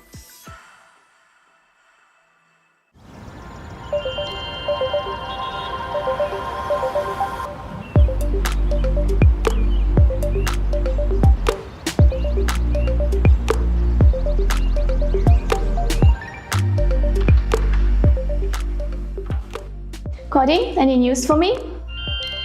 The regeneration capsule has been installed and configured. It's also synchronized to your personal medical assistant. Cool.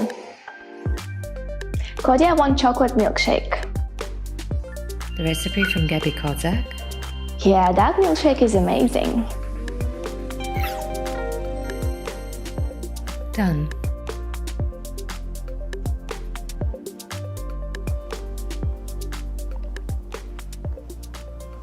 Wow, you are a beauty indeed. I see they implemented all my design suggestions. Wonderful. Greetings! I'm a regeneration capsule, the first generation. Would you like to undergo the body regeneration procedure? Do I have to?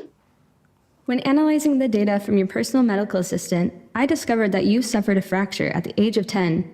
It healed but left a slight dislocation, which deformed your joint, causing pain and potential damage to the joint cartilage if you exercise. The surgery that you had at the age of 16 to remove your appendix left a scar on your skin. Your frequent unbalanced diet has also caused your body to malfunction. I can eliminate all the consequences and restore your body to its perfect condition. Would you like to start the treatment? Yeah, I guess so. But first, I'd like to know more about you. Shall I start the presentation video? Yes, go ahead.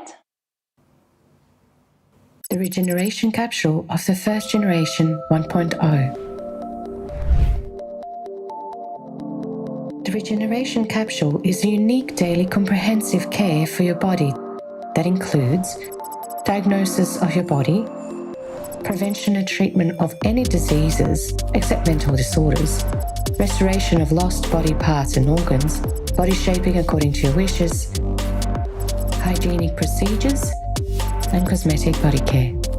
Thanks to this innovative method, you will be able not only to revitalize your body, but also to extend your life up to 1,500 years. The regeneration capsule works at the information and physical levels. At the physical level, the regeneration capsule will detect any parasites, viruses, bacteria, or toxins in your body, extract energy from them, and transform it into useful elements for you. It can urgently remove any pathological changes, such as blood clots, hemorrhages, or stones, eliminate inflammation, and restore damaged organs and tissues in the body. Thanks to this technology, there is no longer a need for hygienic procedures such as taking a shower or brushing your teeth. Epithelial particles or any dirt will be broken down into elementary particles and used as useful building material to transform your body. At the information level, the health capsule restores all the functions of the body and rejuvenates your body at the DNA level, as it contains all the information about how the body should function. The capsule only changes the program inside the DNA and corrects just one pixel at the beyond quantum level. The rest is done by organism itself according to the new information.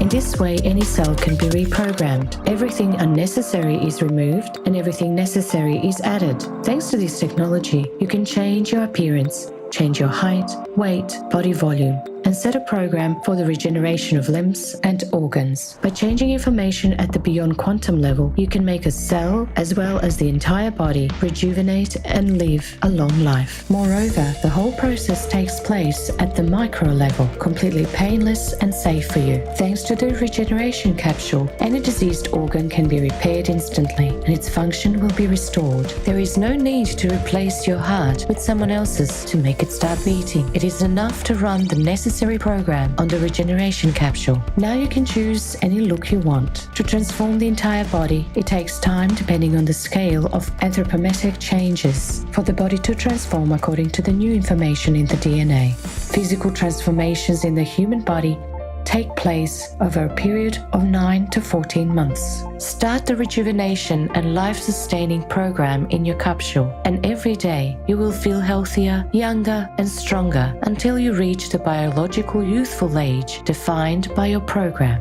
It is possible to extend human life by an average of up to 1,500 years in a young and healthy body. You can also change the characteristics of your body according to your preferences. The capsule technology allows you to become an athlete with any body type, muscle tone, and level of training, and maintain this form according to the parameters set by you. You don't need to spend any personal time exercising. Just 30 seconds spent in a capsule in the morning can replace hours of workouts, freeing up time for your personal development. All necessary procedures, including hygiene, are performed simultaneously with the transformation program. The capsule technology is very easy to use and completely safe for everyone. Information about your personal parameters and preferences will be stored in a unified database. When you travel anywhere in the world, you can activate your personal program with any other capsule. All you need to do is to use your individual code, and a perfectly tuned capsule is at your service. The regeneration capsule is an innovative technology that allows you to stay healthy and youthful for many hundreds of years. Forget about any diseases and improve the quality of your life. We wish you a creative use.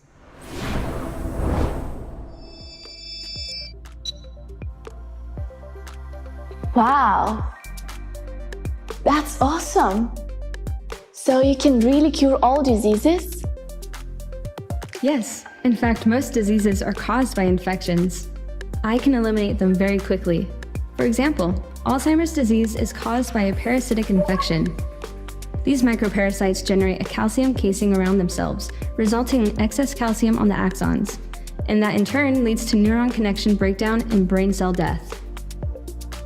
On the other hand, these are living microorganisms, so I can extract the energy from them, remove the excess calcium from the axons, and relocate it to where it's needed.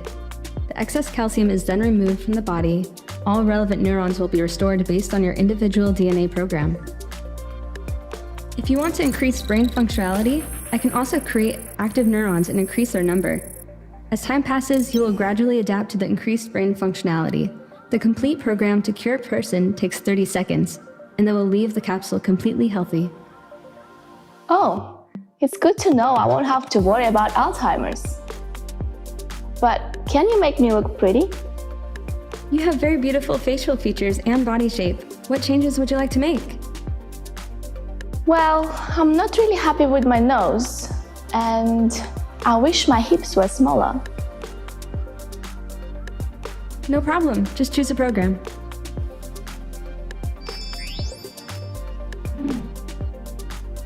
Wow. So I don't have to go to the gym anymore? Only if you like to, for the sake of enjoyment and socializing with other people.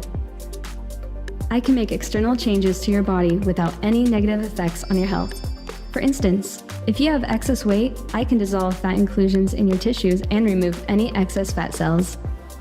This will reduce your body weight and volume, all while keeping the process fully under your control. Additionally, I can help increase your muscle mass, allowing you to improve your physical strength and endurance, as well as strengthen your bone tissue and ligaments. All this is possible without compromising your health. This entire body transformation program can be completed in 9 to 14 months. So I don't have to follow any diet anymore? You can eat whatever you enjoy as much as you want. You don't have to follow any diets anymore. I will add whatever is necessary to your body and remove the unnecessary. This is covered in the daily care function and will take 30 seconds. Are there any restrictions on use of the capsule? Age restrictions, for example? There are no restrictions. So wait, even newborns can be placed in the capsule? Yes. In fact, it's even necessary. And moreover, the capsule completely controls the fetal development from the moment of conception until the birth of the child. Starting with the first cell division, there will be complete control over the development of the fetus. After all, it is already an organism with an organism. As the baby is born, it is under complete monitoring and care. It will have a perfect body, with a perfect program, and a perfect immune system. The capsule can accompany the pregnancy and be used during the delivery. It monitors the fetus and the mother. It can create an absolutely comfortable and proper state during the delivery. Also, I'm a bit confused. What do you mean that we don't have to wash ourselves anymore? So we don't have to wash our hands either? This is no longer necessary. All the more, a conventional shower cannot cleanse your body as perfectly and safely as I can. After the daily care function, all excess epithelium, germs, earwax, and other bodily secretions will be cleansed from your skin. These, as a valuable construction material, will be converted into elements that are necessary and beneficial for your body.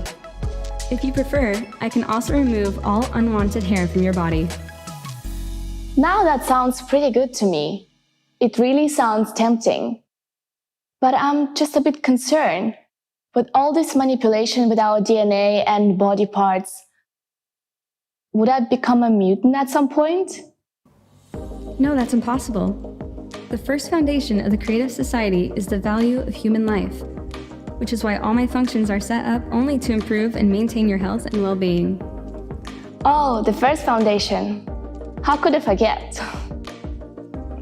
Now you convinced me. I'm ready.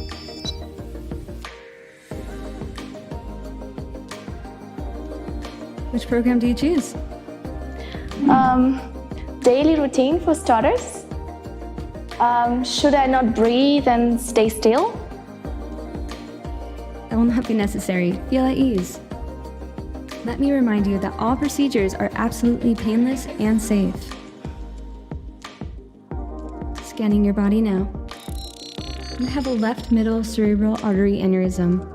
If not removed, there remains a higher risk of hemorrhagic stroke, restoring the integrity of the vascular wall. The aneurysm has been removed, and there is no longer any risk of stroke. Wow, that was incredible. Did you just remove the risk of a stroke in just a couple of seconds? Yes, ensuring your well-being is my priority. Starting the daily care routine. This will take 30 seconds. Would you like me to turn on your favorite video? Yes, please.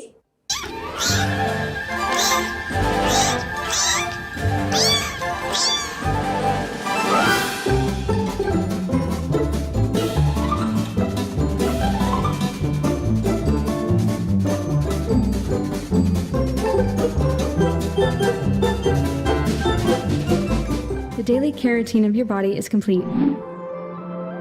What do you mean? 30 seconds are over. Have a great day. Feels better than after a whole day at the spa.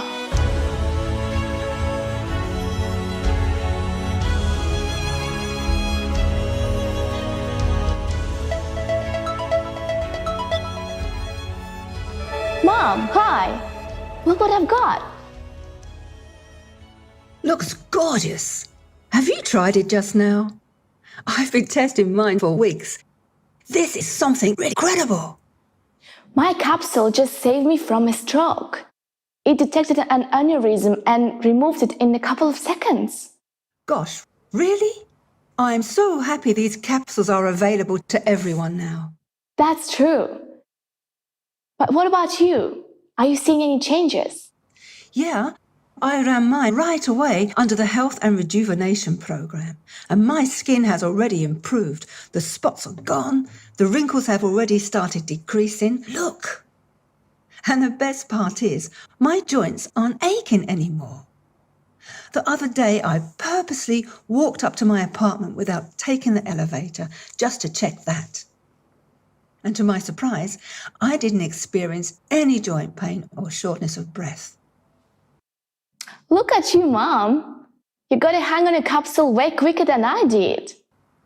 Oh, it was so easy to use. It tells me everything. It told me I would take 9 months to fully rejuvenate. But I already feel like I'm 25. Oh, Mom, I'm so happy for you. Yes, my dear, me too. I am happy that we were able to build the creative society. And now all diseases and aging are a thing of the past. Definitely. Oh, I've got a call. I've got to run. Bye. Speak to you later, Mom.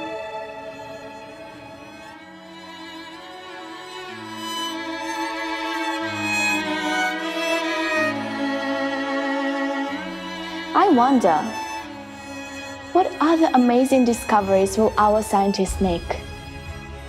It's breathtaking.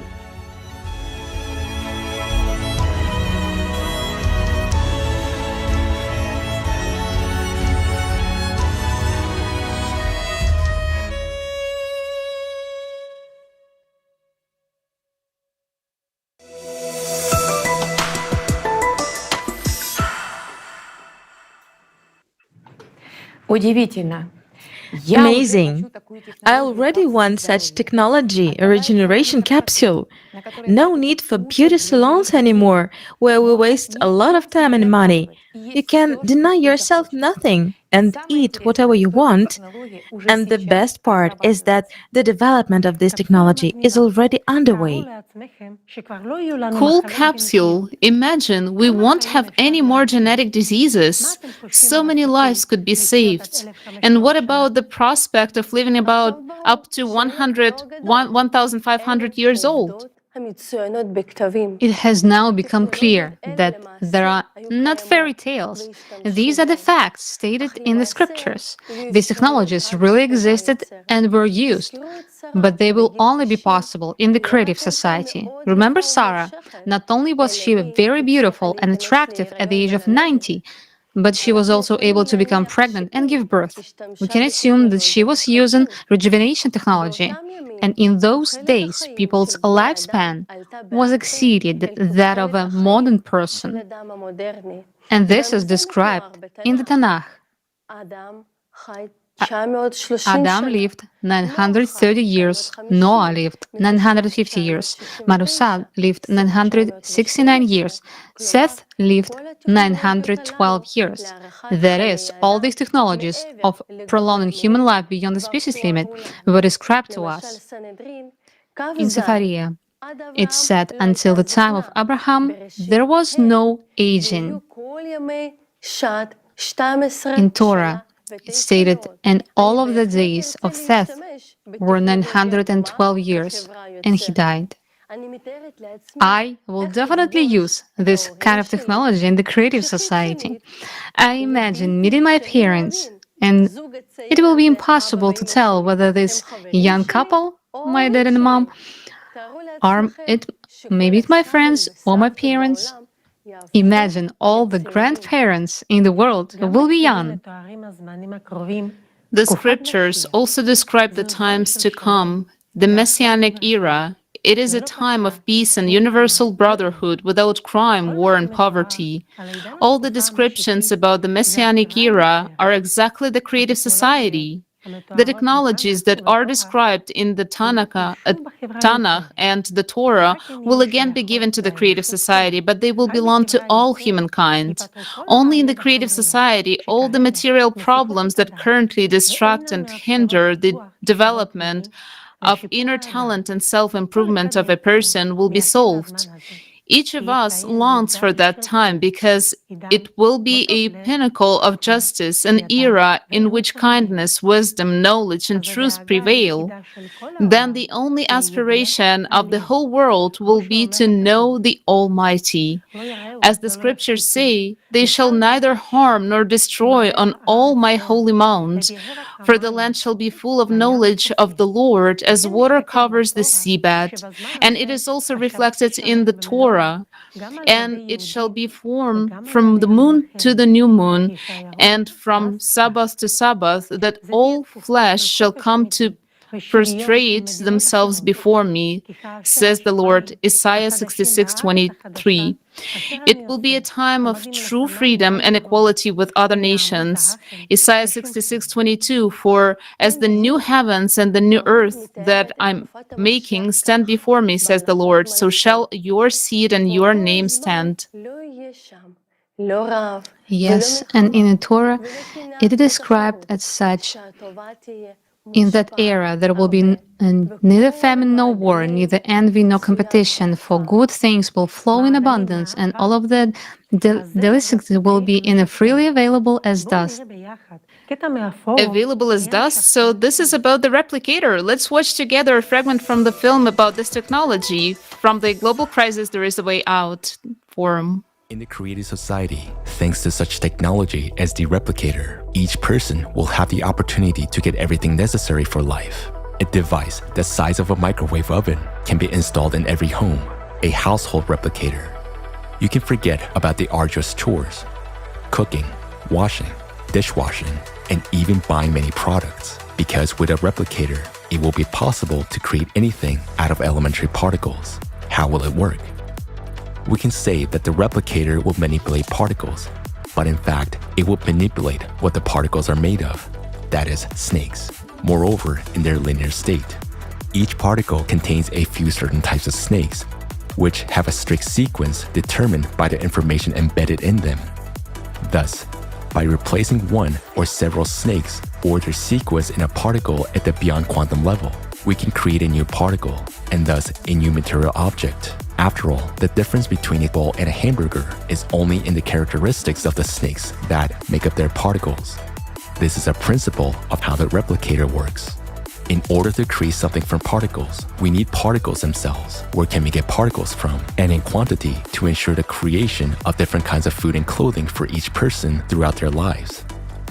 From the particle recycler. After all, if we know how to create objects out of the tiniest particles, we will know how to disassemble those objects. That's what the recycler will do. It will disassemble your dirty clothes, for example, or dirty dishes into particles. After disassembling the unwanted matter into particles, the recycler will pack them into a nano cartridge, which will then be used in the replicator to create new objects. Naturally, in the cartridge, the particles will be stored in a coiled state of snakes in the form of leptons and quarks. Since snakes in linear state cannot be held, they're constantly in motion, whereas in the form of particles, that is, in the coil state, under special conditions, they can be stored in the cartridge without loss of properties and power infinitely long, up to billions of years.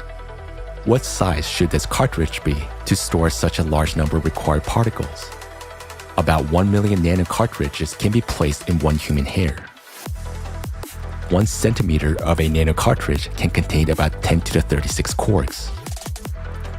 So, 1 centimeter of human hair can store as many particles as to create a great number of material objects about the volume of an entire city.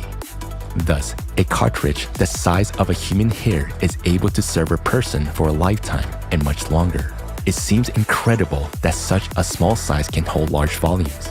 In a cartridge, particles will be stored in a compressed, compact manner, not interacting with each other, while there are enormous distances between the particles that make up material objects. The distances between elementary particles in the microworld are similar to the distances between stars and galaxies in the universe, and the reason for this fractality is in the beyond quantum world. Having this knowledge, we will rethink the value of different materials.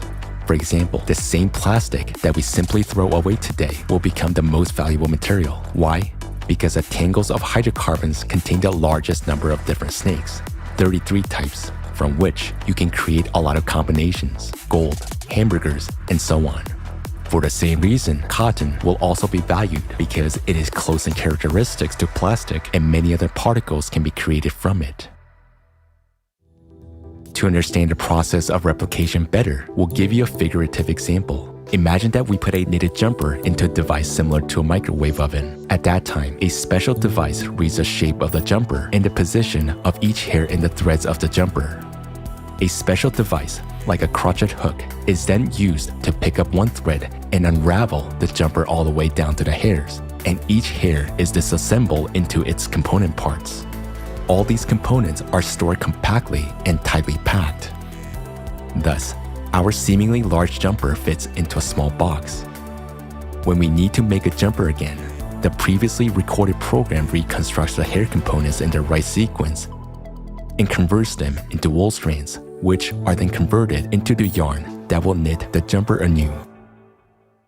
All this information gives the understanding that everything in this world has been programmed and created. It's a whole programming table, but there's nothing complicated about it. Now in programming, we only use zeros and ones, whereas in the beyond quantum world, we use several hundred combinations. By comparison, our alphabet has only about 30 letters, but over 1 million words are made up of them. It is not difficult for a human to manipulate letters and form words, nor is it difficult for an artificial intelligence to analyze all the possible combinations of snakes, which can be quite numerous, and to analyze the characteristics of any material object at the snake level, and thus recreate its exact copy according to this information matrix.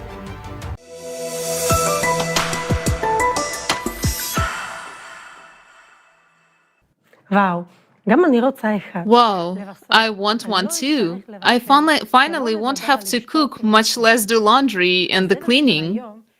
Today's rubbish will become the most valuable cartridge filler for the replicator, and that way we can recycle all the rubbish on the planet. I now understand how the Jews survived for 40 years in the desert by eating the manna from heaven. The manna from heaven, according to the Tanakh, is the food that God fed Moses and the people during their wandering after the exodus from Egypt. So the Lord said to Moses, "Behold, I'm going to rain down for you bread from heaven, and the people shall go out and gather what is needed for the day, so that I can test them whether or not they will follow my teaching."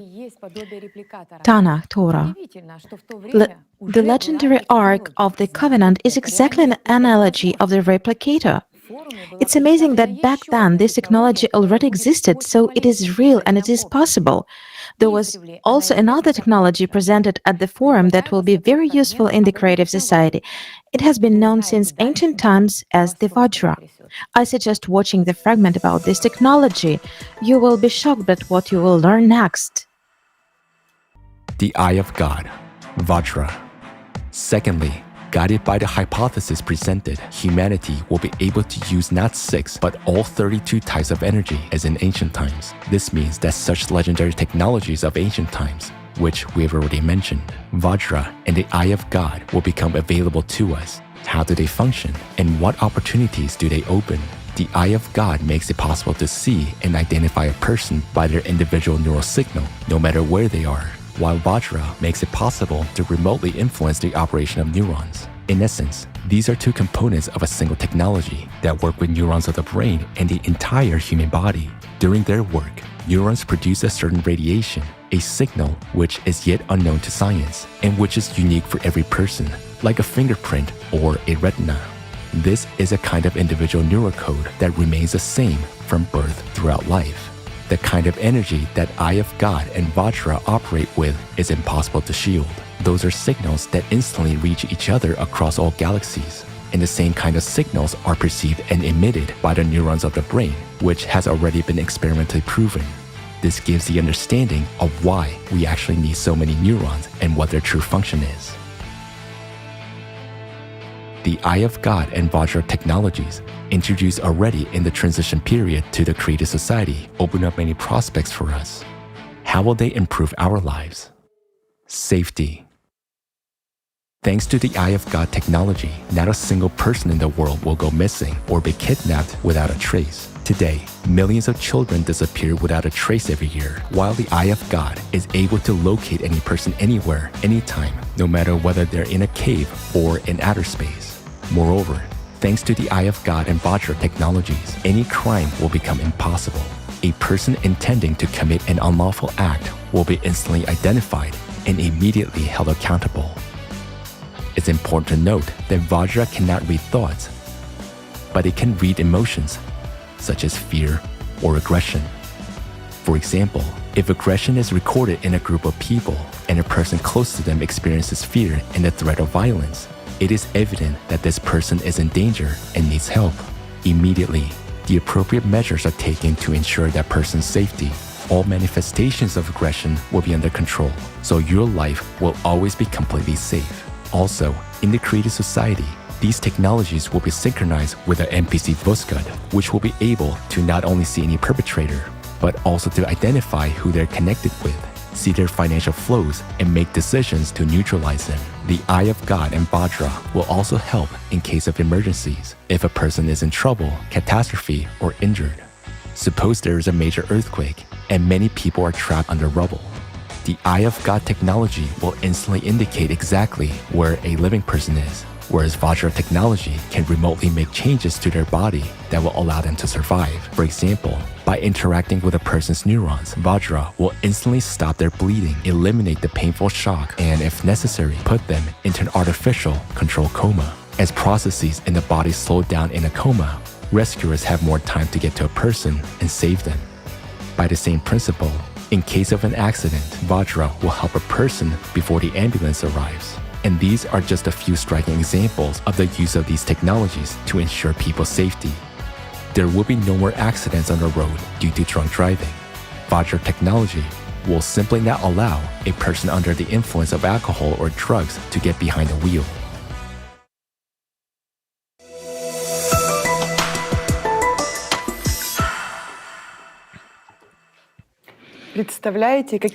Can you imagine how safe our world will become without wars, without crime? A person can be saved in any part of the world. I just remembered the staff of Moses, also called Nehushtan. It was used to control a person's life. The technological capabilities of this staff are very similar to the functions of the Vajra. With this staff, it was possible to take a person's life, but it was also possible to help a person, as Moses did. The Lord said to Moses, "Make yourself a serpent and put it on a pole, and let whoever is bitten look at it and live." Tanakh, Torah, Bamidbar 21:8. Moses made a copper snake and put it on a pole, and whenever a snake bit a man, he would gaze upon the copper snake and live. Tanakh, Torah, Bamidbar 21:9. Moses raised his hand and struck the rock with his staff twice, when an abundance of water dashed forth, and the congregation and their livestock drank. Tanakh, Torah, Bamidbar 20:11. And take with you this rod with which you shall perform the signs. Tanakh, Torah, Shemot 4:17. When Pharaoh speaks to you and says, "Produce your marvel," you shall say to Aaron, "Take your rod and cast it down before Pharaoh. It shall turn into a serpent." Wow, now I realize that the scriptures reflect grains of truth. And what we'll learn now are merely crumbs of information. Imagine that all of humanity can study their scriptures. How many more interesting and inspiring facts we will find together. Earlier, when I was studying the Tanakh, I didn't understand why the staff transformed into a snake and how it was possible for people to stay alive after being bitten by snakes. It was at the forum that I saw a detailed explanation of how the Vajra and the snake technology works. It turns out that this technology is not new. It was used thousands of years ago. In the creative society, this technology will only serve for the good of humanity. It will help save people's lives and provide first medical aid. And most importantly, not a single person in the world will disappear without a trace. It will be impossible to commit any act of terrorism. The perpetrator will be identified and neutralized instantly. You don't have to worry about your children. They will be perfectly safe. What incredible prospects. Yes, indeed. With technology like this, the world will change. We will live in safety, and we will forget what hunger is.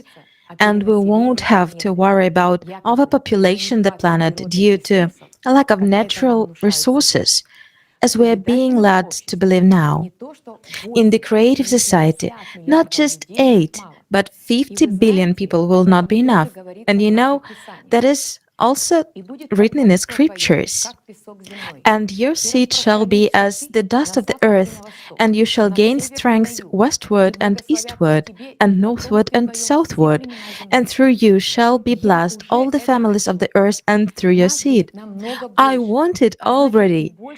There will be many more of us, and that means more prospects for each of us. We will have a big family, all of humanity.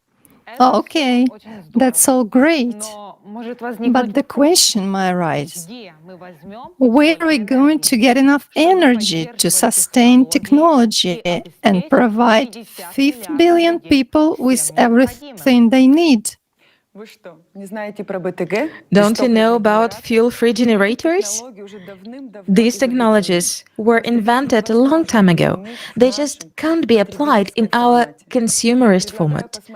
I suggest watching the video about FFGs from the forum. Global Crisis. Our survival is in unity.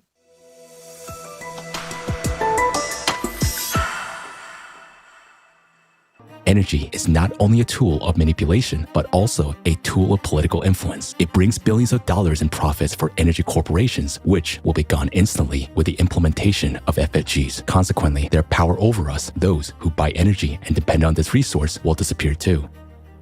However, despite all the obstacles, we have working devices from officially recognized inventors. Let's take a look at some of these developments. Magnetic generator. Its original inventor is considered to be John Searle, who used custom-made magnets in his machines. Since 2019, based on a similar technology by the inventor, Dennis Danzig, a U.S. company has been supplying power to its customers using plants with a capacity of up to 25 kilowatts. Since 2019, it's no longer science fiction. Only those who are far from science and do not monitor new technologies laugh on FFGs as a fiction. Therefore, those who make fun at FFGs themselves gave fun on others. Let's continue. A whole range of fuel-free generators was developed in Ukraine. The principle of operations of these generators was based on a looped electromagnetic gun, a pulse power system. For example, one of the systems produced 25 kilowatt of free energy on a conventional generator with an input of 3 kilowatt. The efficiency is 833%. Gravity generators. In one type of such machines, the pneumohydraulic principle is used. The generator runs on the buoyant force of water according to Archimedes' law. The output of such units depend on their size. The most famous generator of this type is called kinetic power plant. It is also known as Roche generator. Such generators are produced by a German company which has branches in Mexico, Serbia, Switzerland, and Colombia. According to official expertise, the compressor of the generator of one of its units consumes 4.5 kilowatt, while a generator itself produces 11 kilowatt of electricity. That is, the efficiency is more than 200%. How much is that? Is a typical country home power consumption.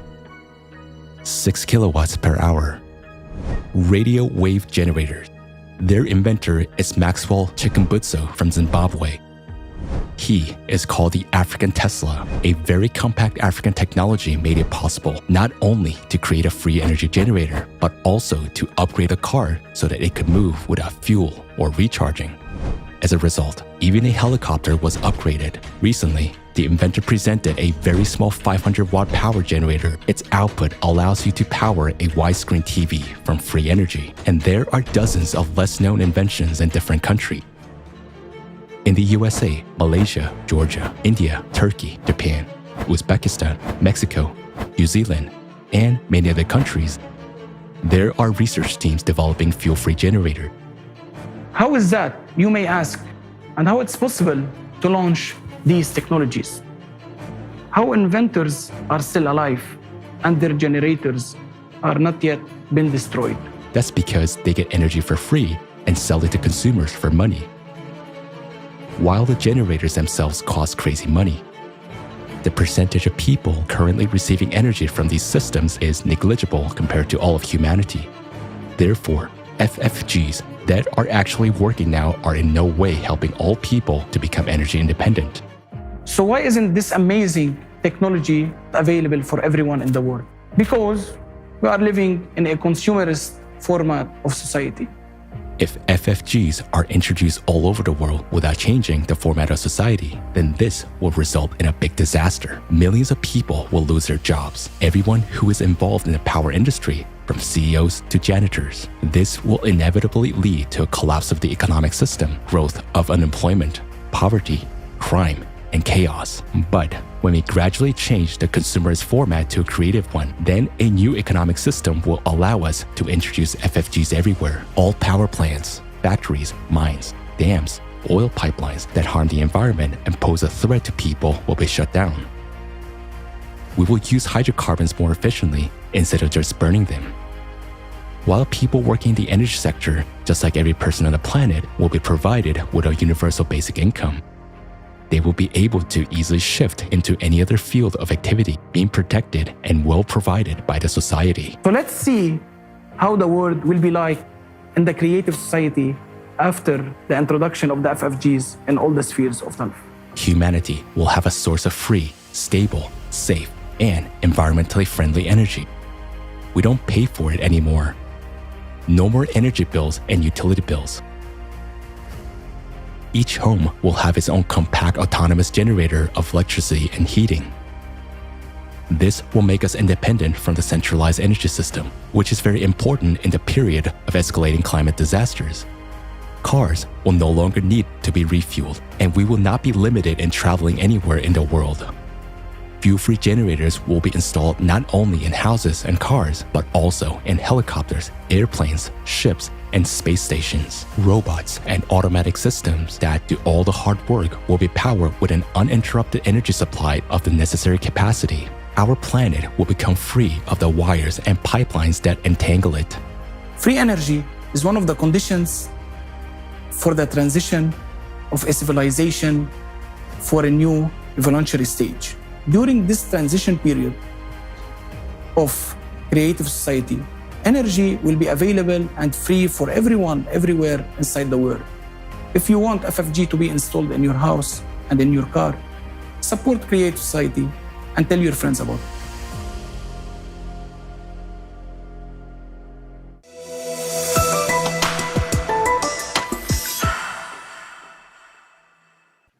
The benefits of the creative society are obvious to us, and they are all described in our scriptures. So our task is to implement the precepts of the prophets and tell the world about them. Share this information with all your close ones, acquaintances, neighbors, and friends. We, Jews, can and must be the heroes of our time. Unite ourselves and unite the world around us and build the creative society. You know, everyone who is active in building the creative society will receive a prize, because those who are now performing the most difficult and the hardest stage in forming of all people are the heroes who are saving the world. And these people deserve to receive the Peace Prize. For example, as of today, those people who inform a few people who, let's say, put "I support the Creative Society" stickers on their cars, who talk to their colleagues, friends, and acquaintances everywhere, such active participants will get $1 million as a prize. Those people who inform dozens of people. It could be cafe owners, bloggers, in other words, those who drive, tell, talk, who are not shy to talk to people in buses or in other places, who are massively, actively informing dozens of people. They will get 2 million each. Those who inform hundreds of people will get 3 million each. And those who inform thousands of people will get 4 million. As for those who will be able to reach out to millions of people, those very bloggers, people who address vast audiences, participate in conferences, for example, singers who give concerts and millions of people watch them, they will get 5 million each. As soon as the transition period to the creative society starts, everyone will receive these funds immediately. After all, this money they will receive is the money that goes into economy anyway. Any microeconomist will say that this is a huge infusion of funds that will give a turnover, and we will definitely build a monumental building with an alley of glory that will honor the people who saved all of humanity. For example, a building with 6 floors like this. On the ground floor will be the name of every volunteer of the Creative Society, and on the other floors will be people who helped those volunteers to do something. So the philanthropist will be honored on the 5th floor, on the 5th floor, but on the 6th floor there will be a stele with a sign of the Creative Society on it. And on this stele there will be portraits of those politicians who were the first to openly declare that they support the Creative Society. But in order for this to happen, we really need to spread the word about the Creative Society as quickly as possible. How can we do this? Establish coordination centers in your country, states, cities, and districts. The size of an area you can cover depends only on your willingness and proactive actions. Remember that you have to do everything within the law. It is not difficult to create a nation center. If there are at least 2 people in your neighborhood or city who understand the importance of the Creative Society, do not wait. Open a coordination center. Start informing other people about the Creative Society. In a week, there will be 5 of you, once 25, and in 2 months, everyone will know about the Creative Society. We can do this only together. Therefore, the best, or one might say the only investment into your future, the future of your children, is investment in Creative Society.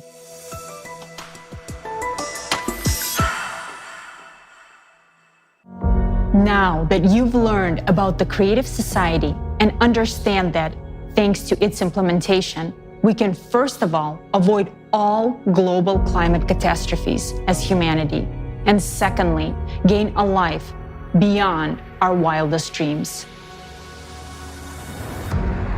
This is free housing of a pretty decent size, an unconditional basic income of $10,000 a month, plus free healthcare and new technologies that will be available to everyone. You'll be in perfect health and able to extend your life in a young, beautiful body. You'll be guaranteed safety and a peaceful life. Free education anywhere in the world, so you will have the opportunity to maximize your potential. Not to mention a vast array of prospects and possibilities for every single human being. Informational support for the Creative Society format is provided by a volunteer project of the same name, which is being actively implemented by volunteers from more than 180 countries around the world. Now, it's impossible to establish the Creative Society in one single country. It can only be implemented all over the world in a legal and peaceful way. This means that, first of all people in the world must learn about the Creative Society and support it. This will lead to the creation of an electoral demand for its development. Therefore, the first and most important step in building the Creative Society is to share information with everyone about the existence of this format and the immense benefits it provides for every individual. Maximum activity and creativity from everyone are needed in this effort. Where should you start? You can tell about the Creative Society to your friends, family, and everyone around you. They, in turn, can inform everyone they know. The Creative Society should be known and discussed everywhere. If you want to learn more about the Creative Society, your primary resources will be the creativesociety.com website, especially such sections as international forums and questions and answers. In the Act Now tab, you can learn about the effective ways of informing others and start applying it in practice. Informing a single person about the Creative Society already makes you a participant. By doing this simple action, you have joined the first and most crucial stage of building the Creative Society, the informational stage. This is a step to your bright future. Yes, it's that simple. There are no fancy badges with titles, no lists of volunteers, no membership fees, and no exploitation of each other for personal gain. The Creative Society is not a commercial project.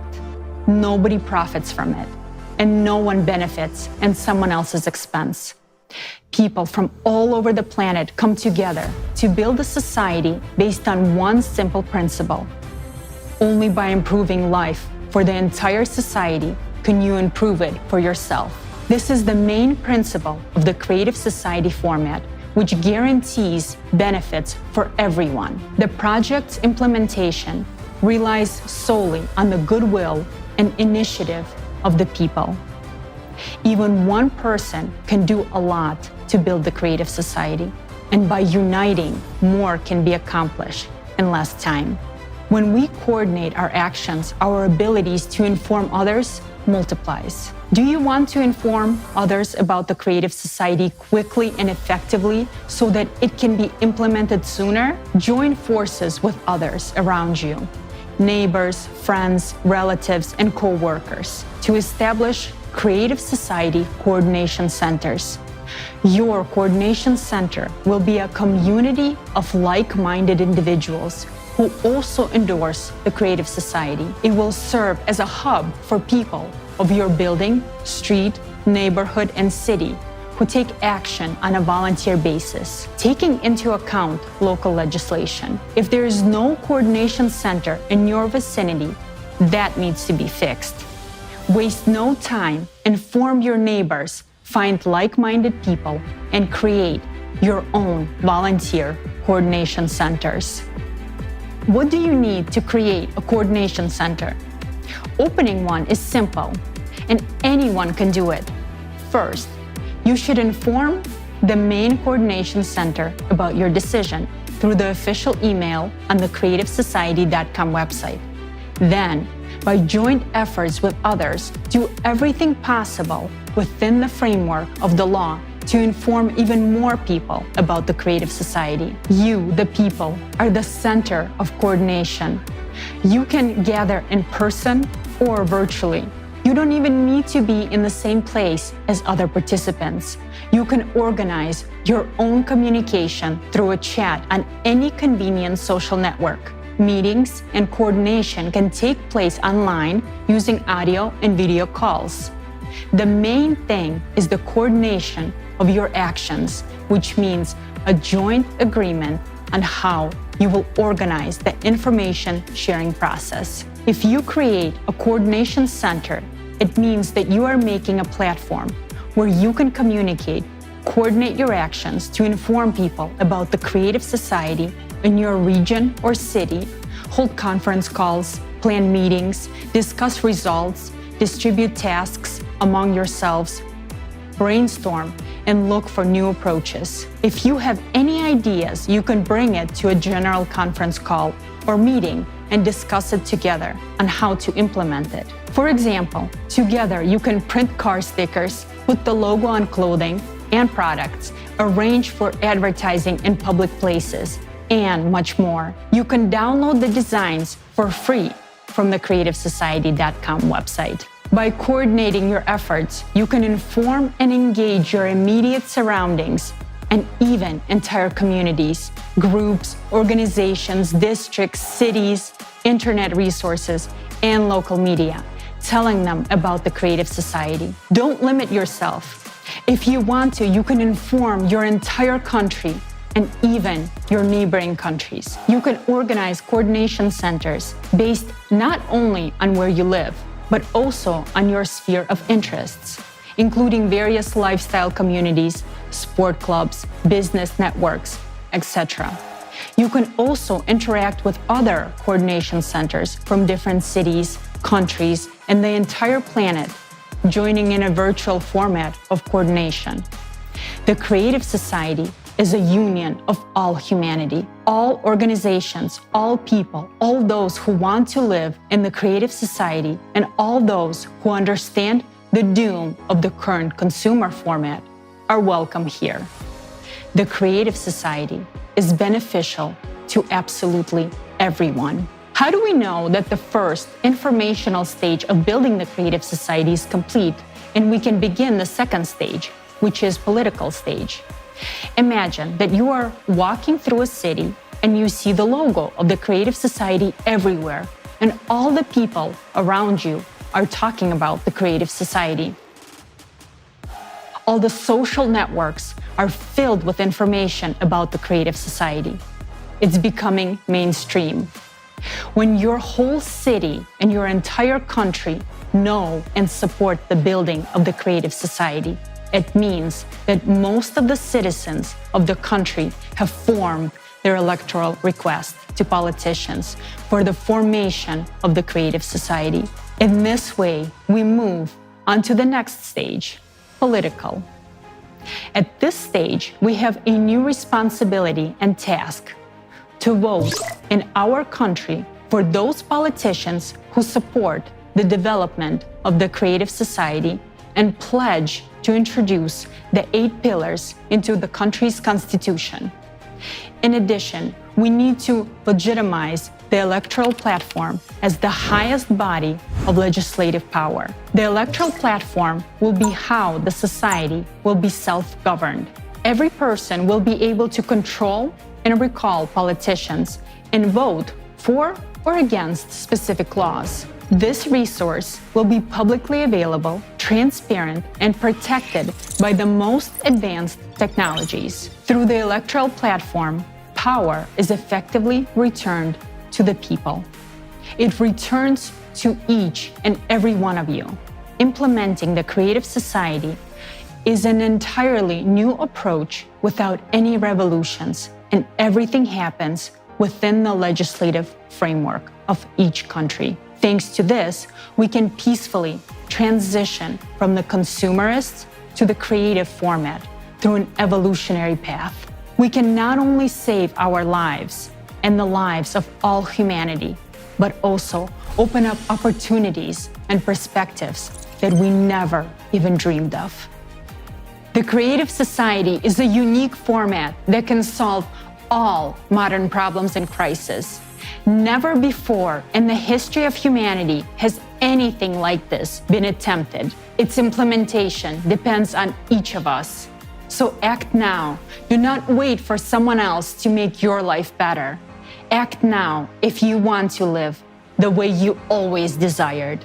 Act now if you want to live in a free, secure, and prosperous creative society.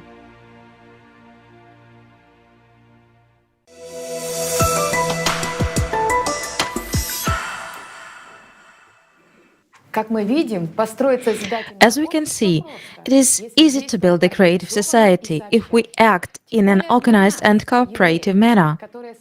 All of the more so for us Jews, who are famous for our organizational skills and unity. Together, we can easily think of new ways to spread the information about the creative society, especially now that we are fully aware of its benefits to us. Therefore, everything is in our hands. Yes, let's show the whole world that it is Jews who can achieve any goal if they know why. And now we know why.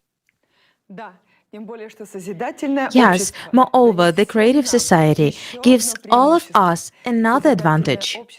The creative society opens up for us many unexplored possibilities. Advanced thinking people, those who actively participate in building the creative society, are true heroes. Their deeds will be known to everyone. They will receive respect, recognition, and attention. And as we know, attention is power. But in the consumerist format, where there is a strict hierarchy, it is necessary to make every effort to maintain at least some order. To control and to keep all of this within certain limits, we need a huge power.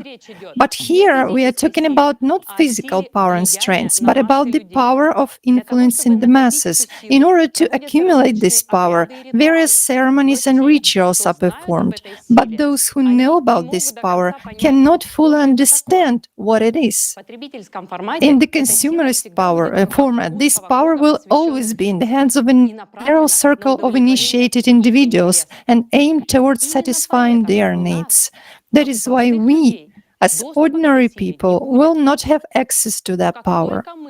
But as soon as we, as humanity, become a civilization, each of us will be able to possess this power, and it will be directed towards improving the life of every person. Thanks to this power, we will be able to manipulate matter at the level of elementary particles and get everything we need, as well as control the state of human health. Currently, we operate and manipulate energy, but not real power. We do not know what real power is and what energy is.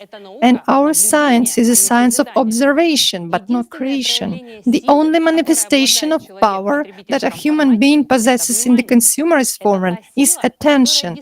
That's the power that truly has a serious impact on the external environment. It allows not only to change matter, but to create. And this is its major difference from energy. We can carry out various manipulations using energy, but we cannot create. More details on the difference between power and energy we will learn from the video with the participation of esteemed Igor Mikhailovich Danilov, Power and Energy.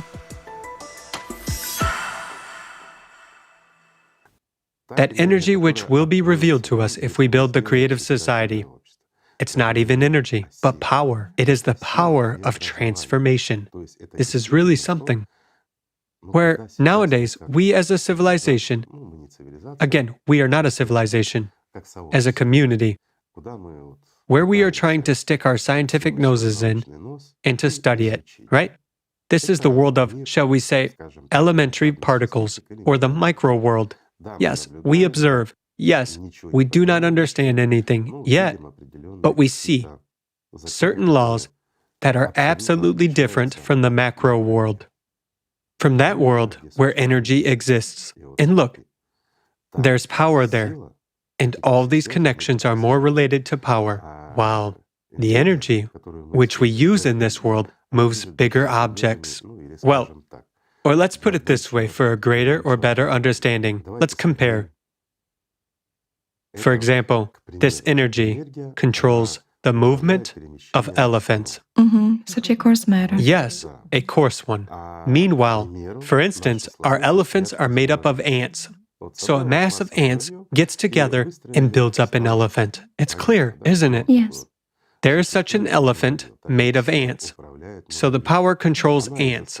It makes them assume one or another shape, live, and release energy by processing power. And it turns out that certain forms of life or existence, by processing power, so to say, they manifest energy. In other words, we have learned to manipulate elephants, and now we are trying to observe the life of ants. Meanwhile, do you know what puts all of this in order? Information. That's the most mysterious thing as of today. And it is nearly inaccessible to us at our level of development. Why? Yes, when we get to the first level of civilization development, we will be able to possess this power. But what is the power in? A simple question. What do you think? In information. In the ability to manipulate information. In the literal sense of the word, while possessing information is much more important than possessing power. Why? Even if we possess power, but cannot control information, power is meaningless. It's like nowadays, we do possess power, friends. We have a lot. We have prana. Our attention has a tremendous power. Indeed. And it is very important for those who know how to accumulate it, collect it, and what to do with it. But without information, we simply dissipate the power of our attention, not understanding or realizing how valuable it is. We cannot invest it in something that will bring us really positive results in the future, something that will make our life and the life of the entire civilization more wonderful. Just look, it is simply a lack of understanding of the value of information. And not knowing that our attention is valuable, we dissipate it everywhere and anywhere. You can see how simple everything is when there is a mass of people who support that. However, we can all together invest attention in the creative society. right? So that not just one person feels good, but all people. But all feel good. And then, To direct attention to this common. of course, then everything becomes balanced. And then we get tremendous opportunities and access to power. And not only to power, but to the ability to control information. That's the most important thing of all.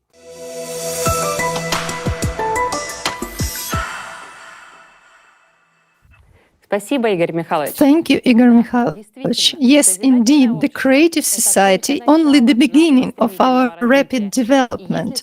And if in the creative society we have the ability to manipulate matter, then as we transition to higher levels of civilization, we'll get tremendous opportunities, access to power, and also to an opportunity to control information. And as you said, possessing information is much more important than possessing power. Unfortunately, at this stage, we do not understand the importance of information and do not know how valuable our attention is, so we scatter it wherever we want. However, it is crucial for us right now to invest it in building the creative society. Indeed, attention is a great power. If we channel that power into one goal, we will very quickly get the result which we want. In order for everyone to invest attention in one goal of building the creative society, people should be aware of this goal. And for that, the most important task right now is to inform everyone about the creative society. Ways of informing about the creative society are diverse. Some people wear clothes with the creative society logo, others inform people in the streets or talk to neighbors and colleagues. Someone spreads information on social media, while someone else writes songs. Now let us listen to a beautiful song about unity, that power which increases our capabilities tenfold. This song was written especially for our conference.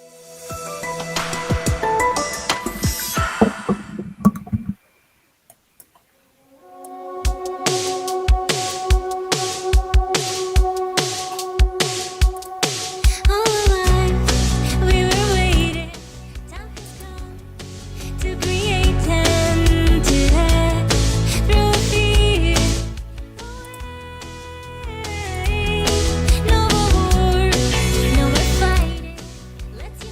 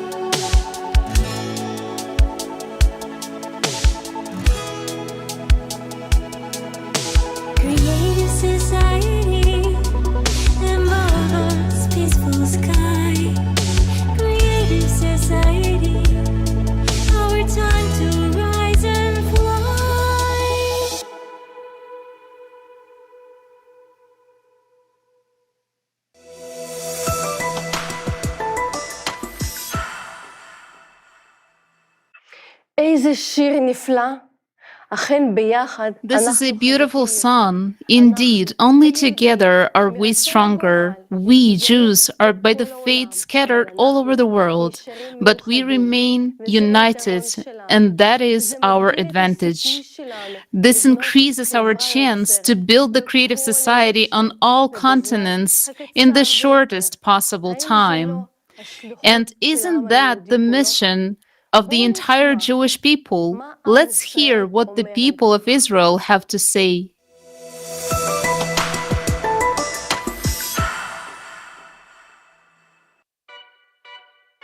We wonder what Israelis talk, think, and dream about. What kind of world do they want to live in?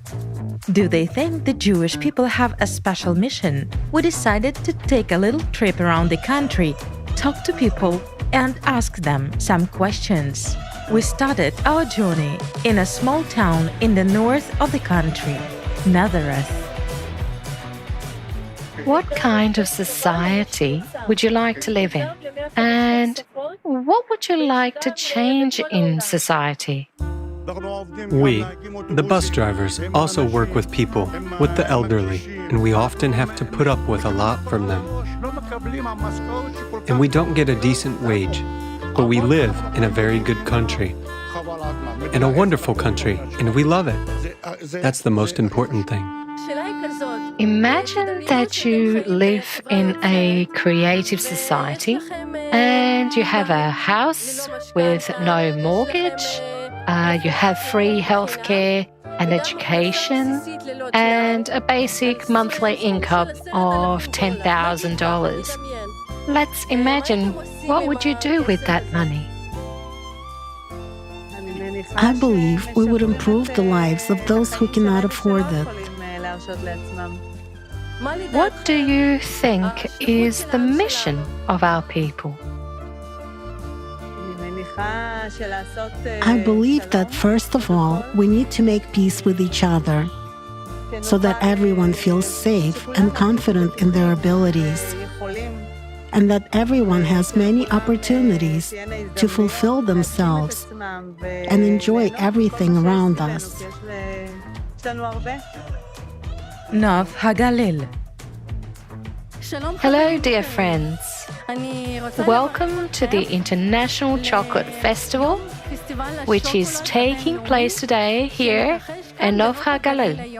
What should society be like for you to live well in it? We want people to be healthy. We want everything to be fine. And we want to live together. Tell me, please, what unites all people in the world? Love. Love. Mostly love.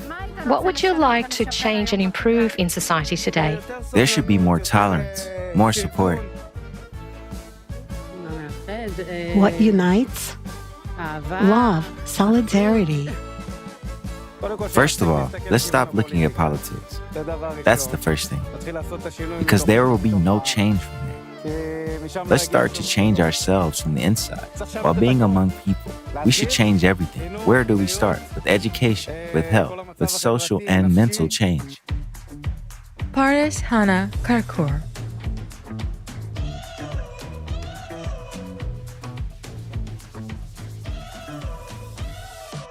I would like to ask you, do you know that the people of Israel have a mission? Yes. I think our people are very strong. They're creative people, and they have a lot of useful things for everyone. We need to learn to develop ourselves in everything we know. We took the train to Herzliya and also asked questions. What kind of future do you want for your children? What kind of future? Every mother dreams that her children do not have to join the army, that they live in financial well-being. Of course, health is above all, and the standard of living should be high but not expensive, so that all people can receive proper medical treatment, so that education is not so expensive, and so that you can buy a house, so that people can eat good, healthy food, but not expensive, with God's help. Herzliya.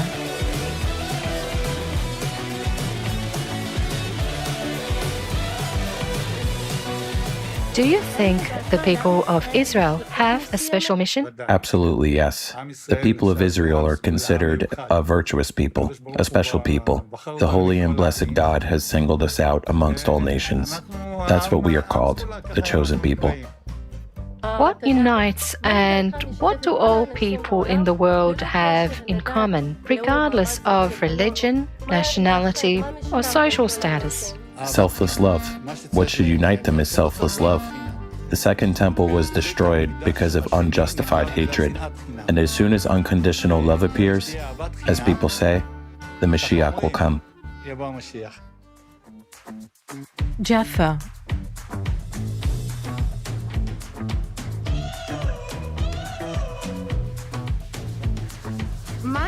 What do you think unites all people in the world, regardless of religion, nationality, social status, or politics?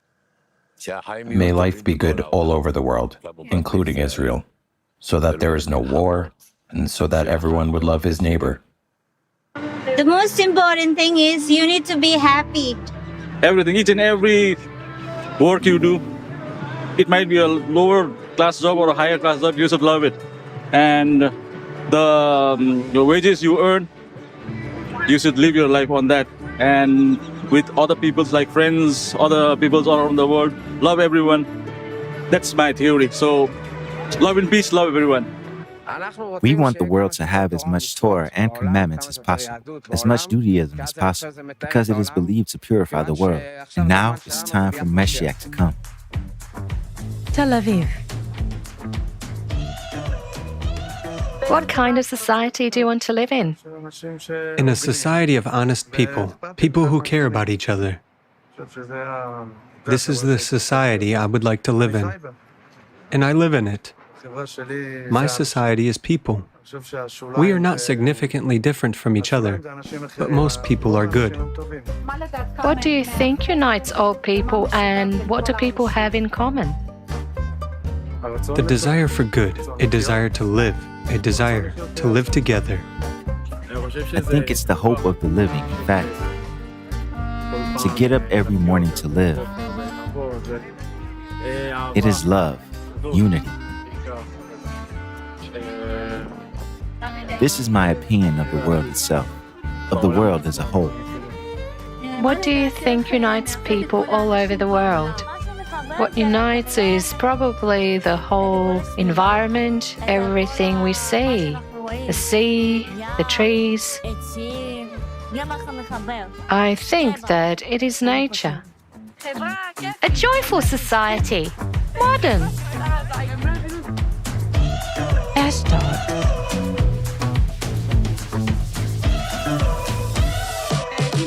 Is there a special mission for the Jewish people? Of course, this is the chosen people. God has chosen them, blessed be He, and we have to be an example, to behave well, and to be good people, so that everyone will say, this is the way God's people should be, blessed be He. I think that the mission of the people of Israel is to be a light for foreigners. Going. In our Torah, there are many things related to morality. As have been already mentioned, we need to spread this around the world. First of all, let's start by going from slander to modesty. I really hope that God will bring everyone back to repentance. This will be with God's help. We, the Jewish people, are worthless without religion and faith. We're zero, nothing. For many years since creation, only religion has supported us. The mission of the Jewish people is to spread God in the world, so that people understand that this world did not exist. It was created. Someone created it, and someone controls the whole world. Even if we think it is being done by all kinds of governments of one sort or another, it's not so, or that way. There is one who rules the world. The mission is, first of all, to reconcile with everyone and with each other, and then we will see what will happen in the world. Everything in this whole world exists thanks to the Jewish people. The Jewish people have spread much love, much goodness across the world. Now, for example, there was an earthquake in Turkey. And who came first? The Israelis, Jews. Even if we are not on the best of terms with them, to guarantee peace, we are probably very important in the world. We're here for unity. We believe in God. I think the people of Israel are always eager and able to support each other in difficult times. It is our mission to do good in this world. We know that we are light to others, an example to them, and above all, we should be an example to ourselves and our people. Each person, as an individual, should be an example to his family, his community, and the entire world. Jerusalem is one of the most famous places on the planet. People from all over the world come here with their innermost desires. It's very important that people talk to each other, and that's why we meet in this country. And the only thing we want to show is that all people want to live in peace, regardless of what religion we belong to and what color our skin is.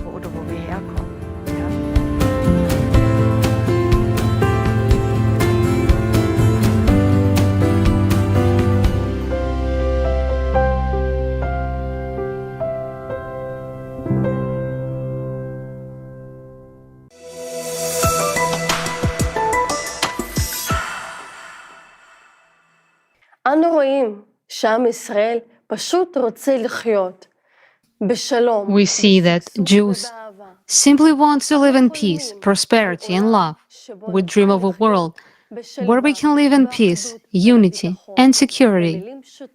Simply put, we dream of the creative society. What is the chosenness of the Jewish people? We are the light, we are the knowledge, we are the engine of the progress. We are in charge of this world, and therefore, we are the ones who can change everything.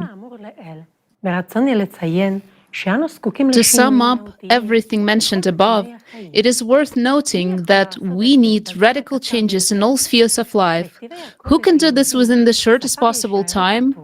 In the Holy Scripture of Judaism, in the book of Isaiah, the following is said, "And he said, it is too light for you to be my servant, to establish the tribes of Jacob, and to bring back the besieged of Israel.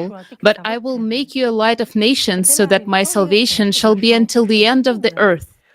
In order to gain a deeper understanding of the meaning of this quote, we spoke with the esteemed Rabbi Abraham Mordecai Gottlieb, a Kabbalist and teacher of the inner work in oneself.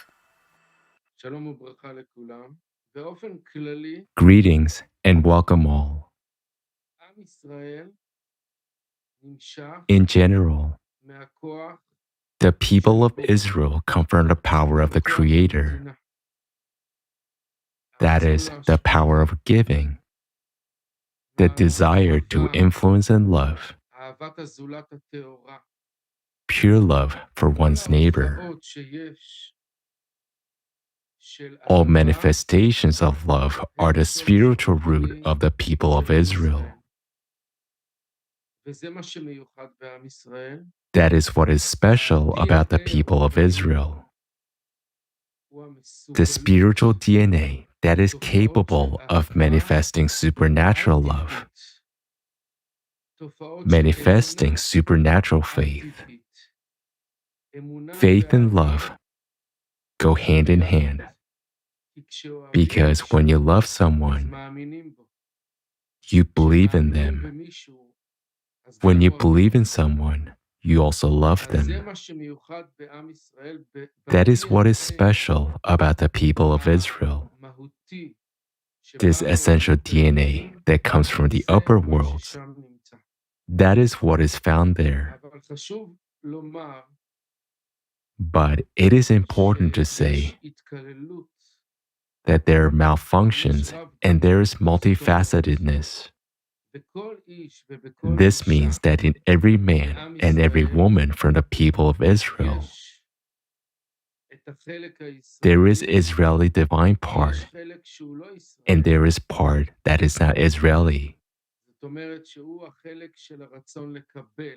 This means that the other part is the desire to receive, meaning this part is selfishness. The people of Israel are distinguished not only by national characteristics, but also by spiritual ones. Also, in other nations of the world, in all the peoples, it is possible to discern both the divine and non-divine characteristics in every man and every woman, because this pair of love of others and self-love, creator and creature, is like light and vessel. It is found everywhere, those in the people of Israel. The Israeli trait is stronger, and it is also found in the nations of the world. When we say, "You have chosen us out of all the peoples," we're referring to the divine part within us. But we also have selfish traits, and that is not what the Creator chose. He chose only the divine part. And if there's a divine part in other nations as well, then He chose it in them. Because wherever there's a characteristic called Israel, this word Israel is made up of two words, yashar, which means straight, and El, God, meaning I live my life in the direction straight to God. What does that mean? It means that just as He created the entire universe and influences the universe and gives to the universe, I want to connect to this characteristic, and that is called straight to God. And if this trait is found among the peoples of the world, they are also close to God. The role of the people of Israel and the state of Israel is to create a social model of love for God and man.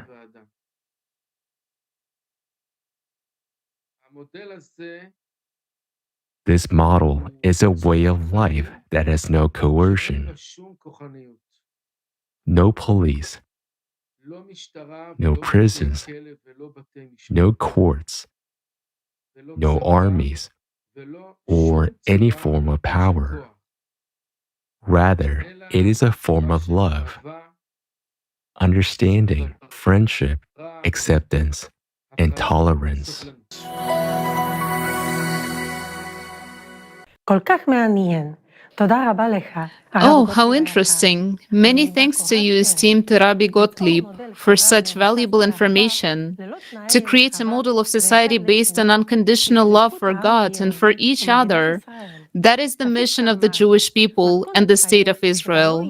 As you said, a format of life where there would be no place for authority, there would be no need for army, police, or prisons, but where a form of love, friendship, acceptance, and patience for one another would prevail. This is exactly the format of the creative society. How wonderful it is to know that this is precisely the mission of our people. When God chosen us, the Jewish people, to achieve a higher purpose, He accordingly gifted our people with beautiful talents, gifts, and skills to fulfill His will. Our people have a pronounced ability to organize and inspire people. We, the Jews, never hesitate to achieve our goals and always remain optimistic no matter what twists and turns fate might bring. And we can teach that to others as well. We will be able to set a real example of how to get things done quickly and as effectively as possible.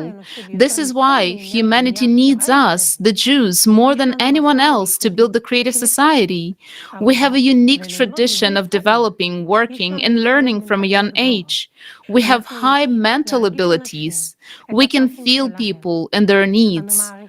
The value of society prevails over personal ego in us. Rabbi Chaim Donin writes in his book To Be a Jew that God ordained the Jews to play a unique role in the history of the world. He commanded them to be an example for all the peoples of the world. Our distinguished guest will tell us more about the mission of the Jewish people. We're pleased to introduce you to the real researcher, a man with a broad outlook and creative approach. Shimon, you have the floor. Hello, everyone. My name is Shimon.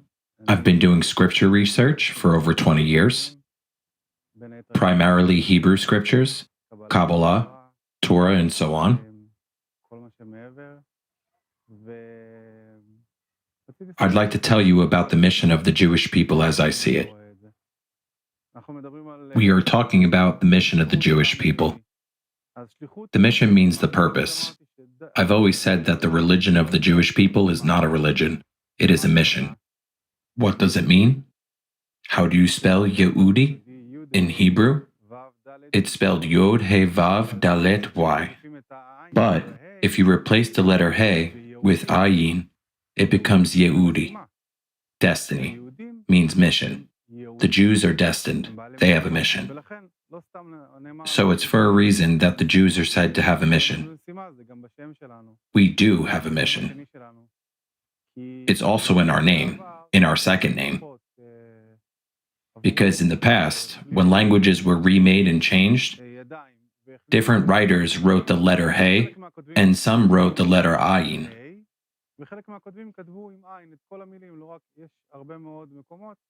There are also many places where He was replaced by Aleph. In other words, this is the result of letter substitutions. And a true Jew means destiny. He has the mission. And what mission is that?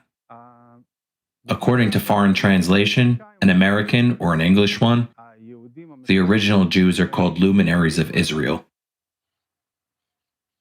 which means the light of Israel, or as we are told, we are the light for all nations.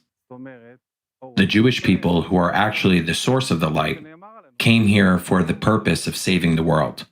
This world is hidden, it is in darkness, and the light of Israel came to illuminate this world. If there is no light, darkness will prevail. Even according to the official science, the brain is entirely made of electricity and light, and we have the ability to use only 10% of it. Why not 100%? Because 90% of it is in darkness. Darkness forces it to remain in the dark. That's why we use only 10% of our brain energy. This energy is actually the light. The Jews, the missionaries, are actually the source of energy for this world. If there are no Jews, the missionaries, there will be no world. The first Jews embarked on a mission to vivify space, to illuminate it, to expel darkness from it. Because wherever there is life, there is also light. Every home that is filled with laughter and noise is said to have life. This home is alive. It is our mission to keep the darkness away. We have a song that we sing on Hanukkah. We came to expel the darkness. That is exactly what we came to do here. That's why it is important to preserve the Jewish people, because there will be no universe without the Jewish people. Now, how can we know who a true Jew is? You are a true Jew if you spread love, if you are kind and compassionate, you do whatever is needed for the development of humankind, which includes building the creative society. Everything you do for the development of humanity, for help and prosperity, you implement the desire of the original God. That is what he wants. Do not look at the purpose of the Jews solely through the lens of religion, but rather look at it as the purpose of the people of mission. We are on a mission here. On a mission not just to wear a kippah, a beard, and side curls, So even if you were not born Jewish, and it is not written in your identity, God did not send us an ID card, did not send us papers, yet God has created us all destined. It is you who chooses whether to follow the mission He assigned to us, or switch to the other side. God did not send us an ID card, a form of vaccination certificate. God sent us a description of the soul, righteousness and purity. He sent us on a mission. We are all here on a mission. If you have chosen to fulfill the mission He assigned to you, good for you. If you choose to side with the enemy, that is your choice.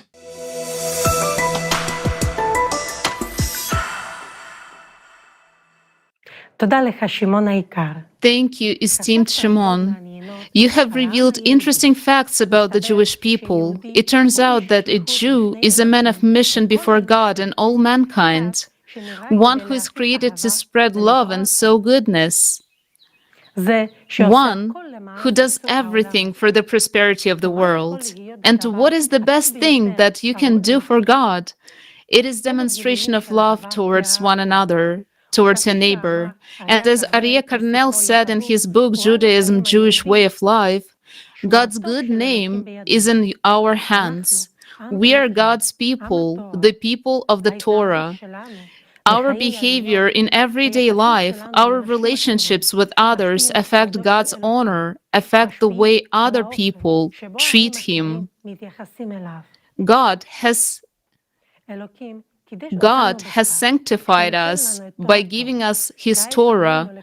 Now we must sanctify Him in the eyes of all mankind. A kind human attitude toward each person is one of the conditions for the prosperity of all humanity. Building the creative society begins with such attitudes.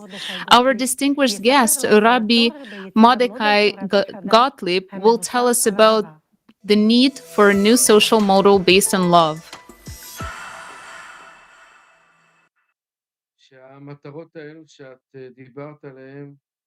These goals that you talked about integrate and align with the path of the Torah.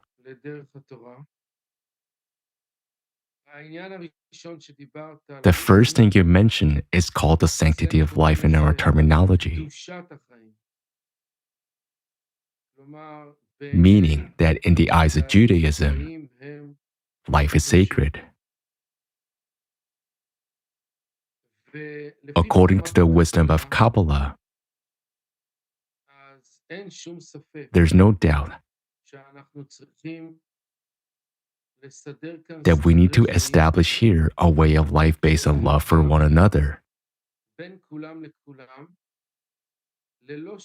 without any deceit, any profit motive, any intermediaries or confusion. We need a connection of the religious and the secular, the right and the left,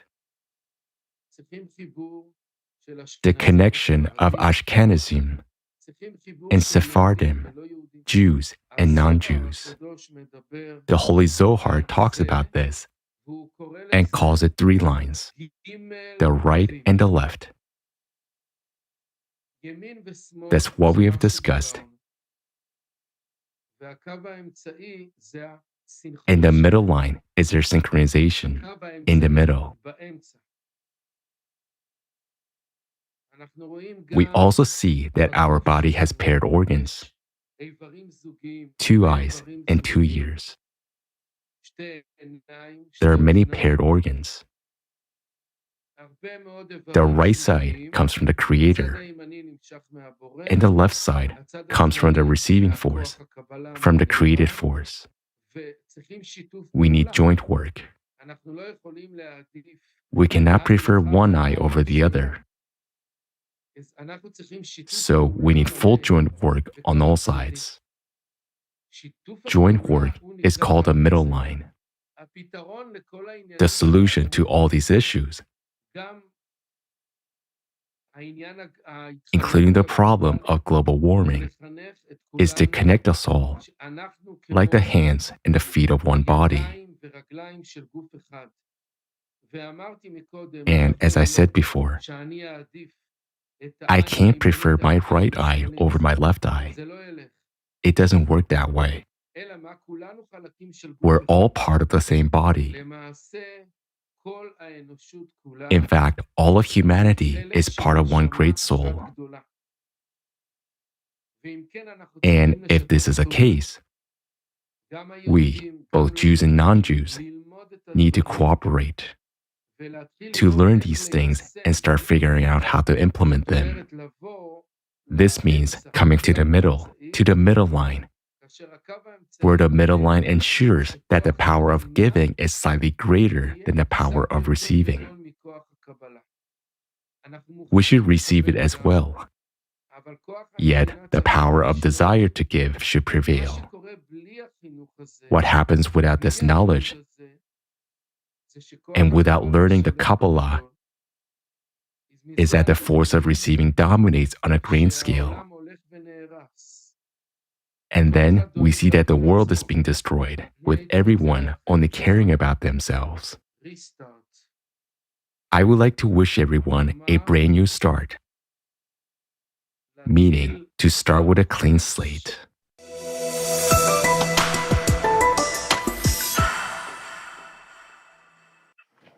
Thank you, esteemed Rabbi Gottlieb.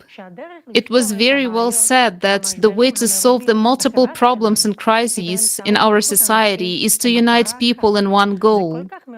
This is so inspiring. In our sacred Zorah, it is said about the importance of cooperation between people regardless of their nationality and religion, that we are all different and that we complement each other.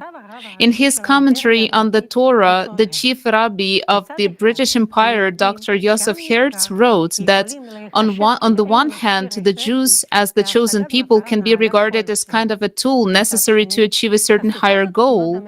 On the other hand, revealing the magnificent qualities of this tool in the process of achieving is a goal of itself.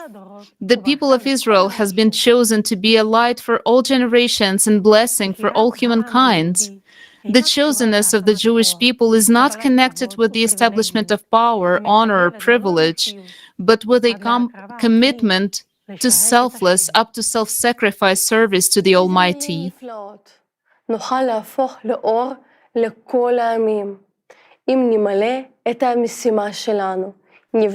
What a beautiful words! We can become a light for other nations if we build a creative society.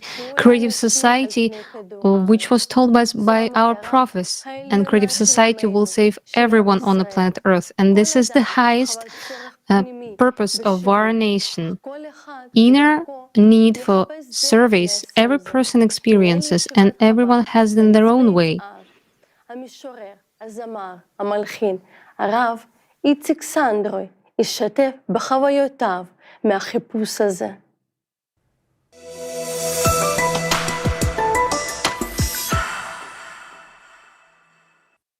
I'm Itzik Sandroy. I grew up in Israel since childhood. Today, I'm 41, and I'm a father of 9 children, and God willing, there will be more in the future. The nation of Israel, in essence, is alive and still exists. I say that the nation of Israel is alive and still exists, since it is alive and exists, so we can truly live by salvation. What is salvation? It is what is embedded in the letter Aleph. What is Aleph? It is God. Aleph is God. In Hebrew, exile, gola, is the same word as salvation, geula, but without Aleph.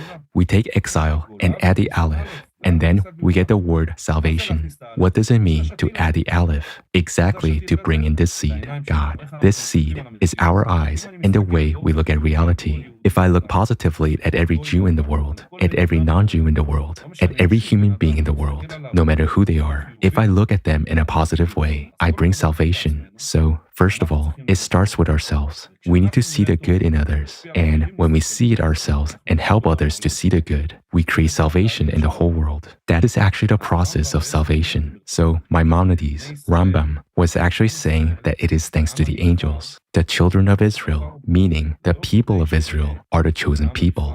The Holy One, blessed be He, chose them not so that the chosen people would be occupied with their own existence, as I said at the beginning, but rather live to change the whole world. In other words, the goal of the people of Israel is ultimately to turn the whole world into a different reality. And our role, our mission in the world consists of the mission of each of us. Our mission, as they say in Hasidic, is to discover the sparks that exist everywhere. Actually, what you're saying in the Creative Society project is a beautiful thing, is to know how to look at everyone, at all human beings in the world, because they're human beings. First and foremost, let's look at them as human beings, not judge them by their actions, by what they do, first and foremost, as human beings. When we look at a person as a human being, that is where we can start to fix everything. There's nothing that cannot be fixed. And the role of the people of Israel is not in the sense of segregation. Or we can say that the people of Israel are chosen because they truly have a great mission in this positive perspective to bring the whole world to this place. And the Holy One, blessed be He, chose the people of Israel as He made a great choice, precisely because their souls comes from the highest place that exists. Every Jew, let's take a trough as an example. You take a big trough and put many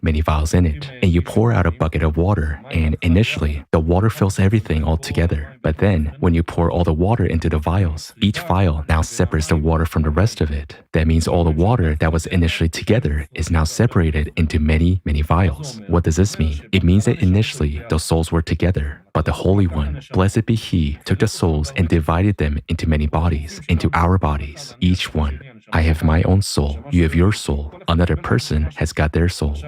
Now, we cannot connect together. What separates us? This glass, meaning our body, separates us. One loves this and the other loves that. One believes in this and the other in that. But what can unite us? The soul. Yes, our souls are connected. So how can we connect the souls? By destroying the body? That's not our mission in the world. Break the glass? That's not our mission. So what is our mission then? It is to elevate the soul above the body. After all, the soul is primary and the body is secondary. First of all, I would like to wish everyone, all the viewers, in general the entire people of Israel and the whole world, I want to wish you that with God's help, we will achieve salvation. We don't want to wait for tomorrow. That each and every one of us will experience personal salvation as well as universal salvation.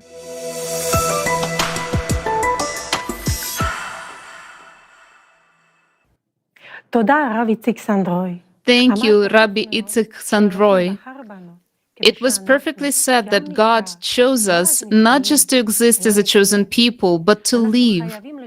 We must change the whole world. That is, the goal of the Israelites is ultimately to change the whole world into a different reality, which means to build the creative society. This is the ultimate goal, the highest mission of our people who follow the Torah. Right now, we see the world at the edge of an abyss. These are the very times of which we were warned in the scriptures. These are the times of Mashiach.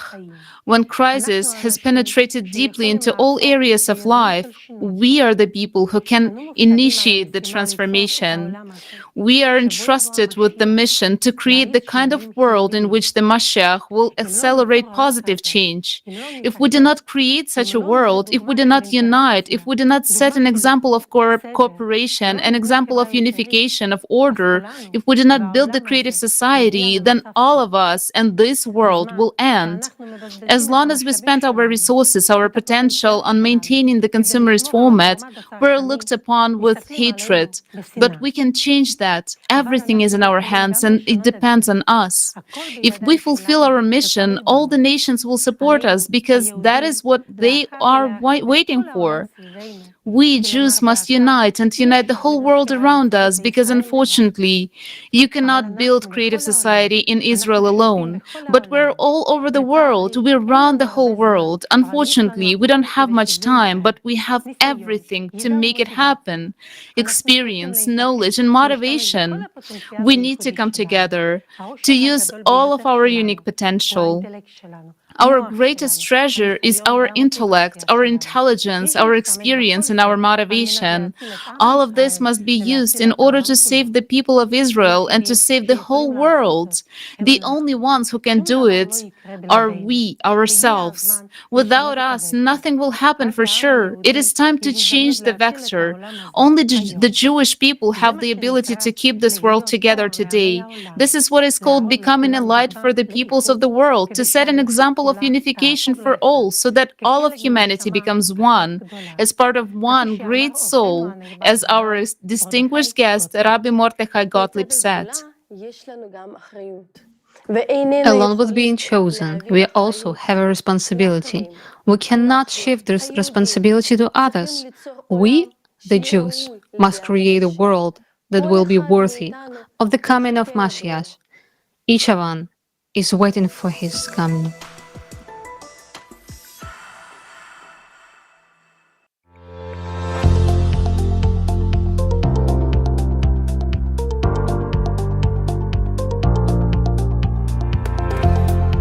It is clear that all these years we have been waiting for him, and today we're waiting for him too. Not that we know exactly what will happen next, but we know it will be good. What are we supposed to do for the Mashiach to come? To be better, each person in their own place. We must be better than we are. Are you waiting for the Mashiach? Of course, I believe in his coming. Do you think people are supposed to do something for him to come? Of course. First and foremost, it is to love your neighbor as yourself. This is the most important thing. Help the poor, then he himself will come. But for this to happen, we should believe that he will come. I think that first of all, we should be kind to each other, live a peaceful life, help and support. And then the Mashiach will come as a result of our behavior. We will always be waiting for him. No one knows if anything needs to be done for him to come. We're just trying to be the best we can be. What do you know about the coming of the Mashiach? We pray every day. We hope that the Mashiach will come. We wait for him every day, and every day we hope he will come. This is what we say in our prayers at the end of the prayer. We believe that he will come, and eventually he will come. But apparently, we are not yet worthy so that he will come in this generation. Are there any signs?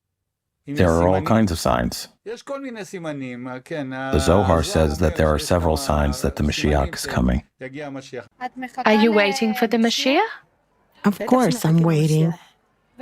What are people supposed to do for the Mashiach to come? Repent, of course. We need to repent in order for the Mashiach to come. We have a lot of problems in the land of Israel. Unfortunately, there are many problems. Of course, I'm waiting for the Messiah every day and every moment. What should be done for the Messiah to come?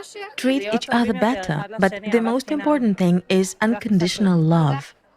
I am waiting for the Messiah to come. Do people have to do anything to make it happen? I think no. I think it is a special feature of the Mashiach to come unexpectedly when people really need him at the most difficult time. We have been waiting for him, and we have been waiting for a very long time. When we really need him, we will feel it. The times will be very difficult, but I think we are already in such a difficult situation that he will come maybe in a year or two. Are you waiting for the Mashiach? Of course. Do people have to do anything to make it happen? Only unconditional love. Love one another. If we observe the Sabbath today and love one another, the Mashiach is already here. Tell me, what are people supposed to do for him to come? Observe the commandments and practice unconditional love. Everything that is happening now, all those who died in the terrorist attacks, they are all our brothers and sisters. All the rabbis point to unconditional love. You need to practice unconditional love regardless of what is happening in the country, regardless of whether you are right or left. You need to love one another. And then, of course, he will come. The Mashiach is already here with God's help. Tell me, are you waiting for the Mashiach? Of course, sure. What does it mean, are you waiting? The Mashiach is already here. He just has to reveal himself.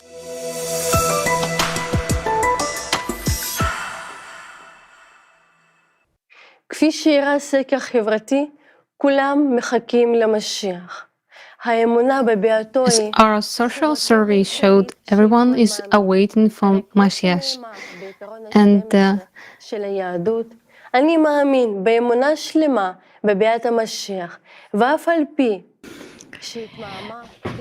As the 12th principle of Judaism says, I believe with complete faith in the coming of Mashiach, and although he may tarry, nevertheless, I wait every day for him to come. The time of the coming of Mashiach is spoken of in Isaiah 60:22.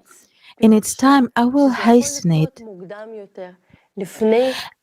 At the appointment time implies a date for this event. I will fasten it means that it can happen before the appointed time. How to understand this? If they are worthy, then I'll hasten it. If not, then it will be at the appointed time. The scriptures say that Mashiach is ready to come at any time if only people wish. Whenever you want, he wants. Oh, if you would but heed his charge this day. According to the Talmud's prediction, the world has existed for 6,000 years and should have changed as early as 2 millennia ago. The Mashiach should have come as early as the 4th millennium because, as it says, the world is to exist 6,000 years. The first 2,000 years were chaos. The next 2,000 years are the period of the Torah, and the following 2,000 years are the period of the Mashiach. Through our many sins, a number of these have already passed.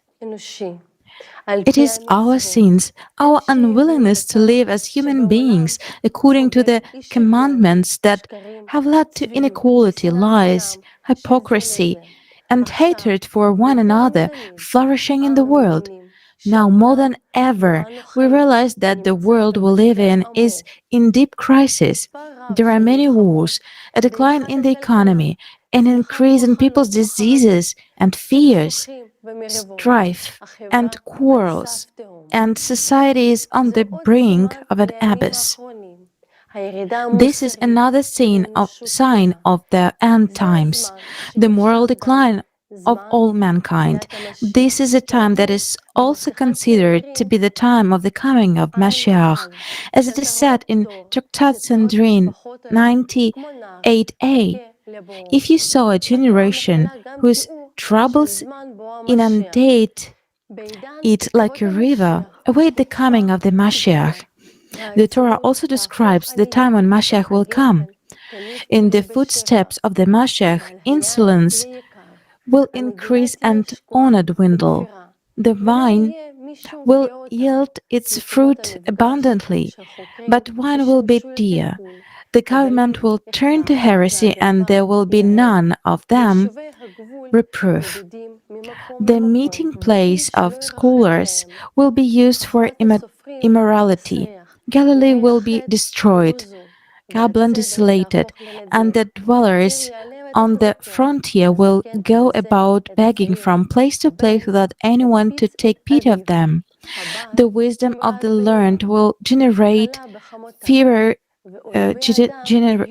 Degenerate, fearers of sin will be despised, and the truth will be lacking. Yes, youth will put old men to shame. The old will stand up in the presence of the young. A son will revile his father. A daughter will rise against her mother. We all see that what is written millennia ago is happening right now. Also, the scriptures talk about the restoration of the temple. But let's try to work it out together. Should we build the temple first and then will Mashiach come? Or will he come first and then we will build the temple? The reason for the destruction of the temple in Jerusalem and the continued exile to this day was divisions, injustice, hatred, and disunity. The sages say, every generation in which the temple is not rebuilt is like the generation in which the temple was destroyed. But which temple are we talking about? The main functions of the temple are to be the receptacles of the Shekinah and they unite the chosen people.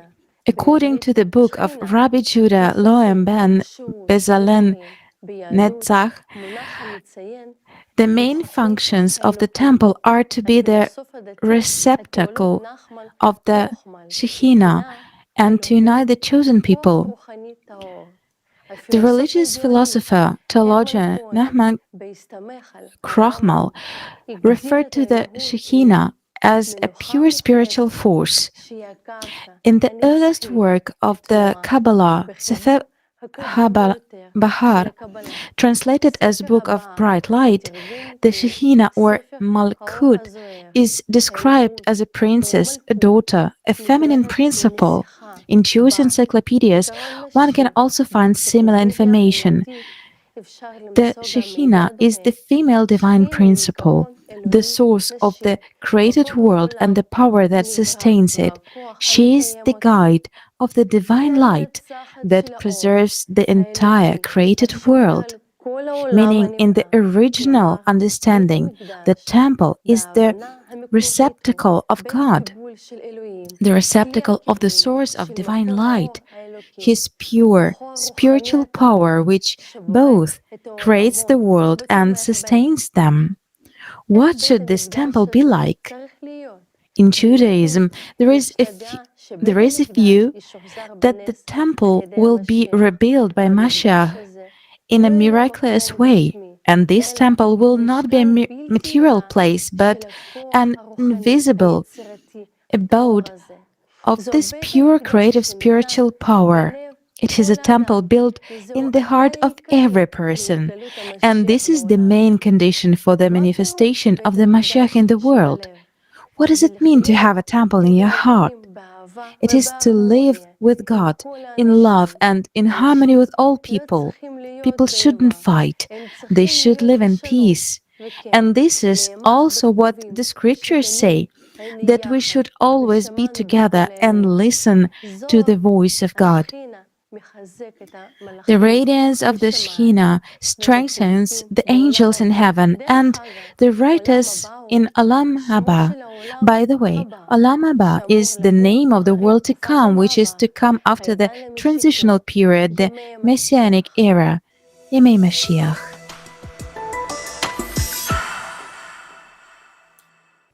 בתהליך הכנת הפורום תקשרנו עם אנשים שונים. During our preparation for the forum, we were talking to different people. Some of them said that the Mashiach has already come. That is, these people feel that the Mashiach is in the world, but he cannot reveal himself because the conditions for him are not created. For Mashiach to reveal himself, we have to put our own house in order. All nations have to stop the enmity. Then he will rejoice and make our world even better, for he will come to all nations. It is also mentioned in the scriptures. For my house shall be called a house of prayer for all peoples. People will bless themselves with him, he, Mashiach, and he shall speak peace to the nations. The value of human life, peace, kindness, security, freedom, and the absence of any authority are the conditions we must create in our society for Mashiach to reveal himself. This will be the era of the coming of Mashiach, when everyone on the planet will find happiness, joy, prosperity in their soul. Then no one of us will wish any harm to himself or to others.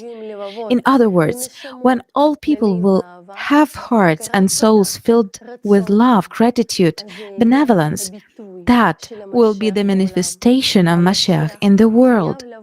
The Mashiach is to come to everyone's heart, to awaken within everyone. He should not come from outside and tell us something, but awaken within us through our responsibility for ourselves and the world, through our good thoughts, words, and deeds. Mashiach must reveal himself in us through our desire to save the world, to survive and to live like to live a life worthy of a human. And as the scripture says, the year of the Mashiach will come when there will be no envy and no disputes. The ultimate liberation will apply not just to one nation, but to the entire world. The return to the promised land for all humanity will be transformation of society itself, a change in the way of life, when people themselves will create the conditions for the coming of the Mashiach, building a society of peace and prosperity, the creative society. They will welcome the guest not with wars and strife, but with unity and building a world that will make him want to stay longer and feel at home. The Mashiach will come when we, humanity, build the creative society. And when that happens, the world will be changed. The Tanakh Old Testament says that the days of the coming of Mashiach will be the era of cross-national and social positive change. And they shall beat their swords into plowshares and their spears into pruning hooks. Nation shall not lift the sword against nation, neither shall they learn war anymore. When you see the nations defending each other, look in the direction of Mashiach's feet. The days of Mashiach mean that the time has come to pull us out of our selfishness to the level of love for our neighbor. Mashiach, from the root masha, to pull, to attract, refers to the power that pulls man out of his selfishness, out of his desire to use everyone for his own benefit, towards a sense of oneness with all people, as one man with one heart. The times of the advent of the Golden Age are described in the Tanakh as follows. May the righteous flourish in his days. May there be an abundance of grain, and they will blossom forth from the city like the grass of the earth, and they shall neither harm. What is this chosenness, and why do our people have a special responsibility to meet the Mashiach and build a peaceful creative society? Our distinguished guest, Shimon, who has been an expert scholar of the scriptures of Judaism for over 20 years, will tell us. I'd like to tell you something special about the conference Global Crisis, the mission of the chosen people. So, there's a secret that I've been studying for quite some time, and I want to share it with you. It has to do with the Jewish people. You should know that everything starts and ends with the Jewish people. Again, look at Judaism not as a religion, but as a mission goal. We are all here with a mission, all human beings. Many people wonder what we are doing here, why we exist here. We are all here with a mission.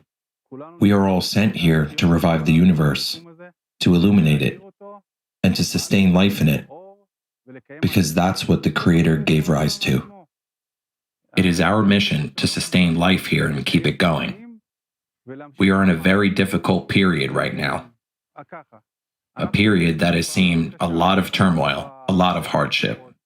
Many people whose belief systems have been undermined are starting to lose the line between reality and imagination, beginning to lose ground beneath their feet. What happened? 3.5 years ago, before the coronavirus, everything used to be stable here. Everything was running its course. And suddenly, everything changed and turned upside down. So what really happened? We are in the time of the arrival of the Mashiach. The period of the manifestation of the Mashiach spans over several years. I don't know exactly how many, but from the information I have, it is 7 years. And during that time, the whole world, and especially the Jewish people, will go through upheaval and move from place to place. We will literally turn around 180 degrees. Whatever we think is good will seem bad to us, and vice versa. As the verse says, Woe to those who put darkness for light and call good evil. Everything has turned 180 degrees. Our belief system is changing. We no longer know what is true and what is not. Many people ask questions and have no answers. They live in anxiety, the level of which has risen. Pressure has risen. Nerves are frayed. Things are getting worse. We don't know where we are going. Everything is in the hands of the Mashiach. It's going to be a period of upheaval for 7 years. And we can easily understand this since our ancestors already told us about the unfolding events. The symbol of the Mashiach is the crown, La Corona in Spanish. It's already been 3.5 years of the Corona, meaning we have already lived 3.5 years of the Corona and of the times of the Mashiach, and we still have another 3.5 years to go. So, as you may know, the world is not going in a positive direction. Everything is going in a negative direction. Everything is intensifying. Everything is aggravating and gaining momentum. Everything is getting worse. And it is time for the creative society to stop these confrontations, to stop this darkness, to unite and connect the light between everybody. Otherwise, this world will cease to exist. I would say that now, if not yesterday, is the right time to unite. And I believe that the Creative Society Project is establishing the exact conditions to do so. Another very important thing for the Creative Society is the unification of the Jewish people. And as you may have noticed, the abbreviation of the Creative Society is Chet and Yod, equaling High. High is a symbol of the Jewish people and one of the names of God, which means the way of the Creative Society is right and pure, and has one goal, to bring everyone together. Unite everyone and the Jewish people, which is really everyone. Everyone is called. I repeat, everyone is called. Judaism is not a religion. It is a mission. We are all here with a mission. Every living thing, every human being is important. So it is forbidden to commit suicide. It is forbidden to take away life. God doesn't create for no reason. And the further we distance ourselves from Him, the more we serve the darkness. What father would want his children to separate, much less kill each other? Every father and mother would want their children to be united and together. We also learned during the pandemic that estrangement brings about bad, negative things. It's time to unite.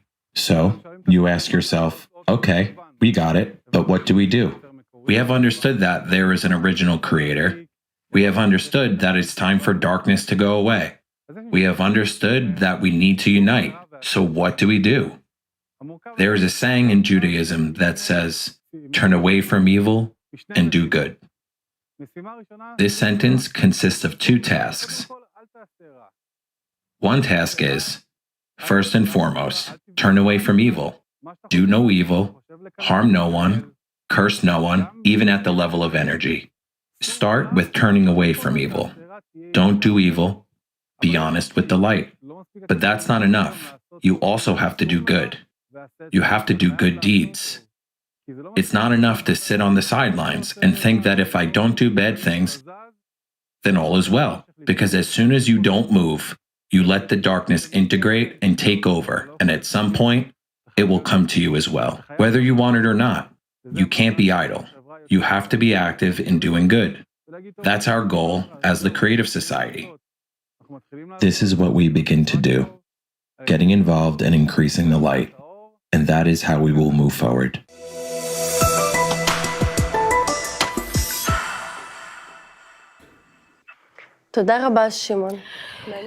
Thank you very much, Shimon. It is very interesting to know that the acronym CO, in Russian meaning Creative Society, is an important word for our people and has many meanings. It is one of the names of God, life, living community, and the 8 pillars. And this is very symbolic. You also said important words, We are all here with a mission. Every living being, every human being is important, and that mission is to sustain life here and keep it going. And for that, we need to unite and act. Now is the time to do that, and the Jewish people must be an example of such unity. They are to help Mashiach change the rest of the world at the end of days, to be an example to all the other nations. And this is what the ancient sages said. So, for example, in Isaiah 49 book 6, the Lord says, I will make you a light of nations, so that my salvation shall be until the end of the earth.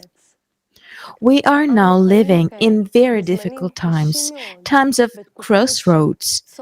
And at the same time, these times are blessed because we are the ones who are honored to meet Mashiach.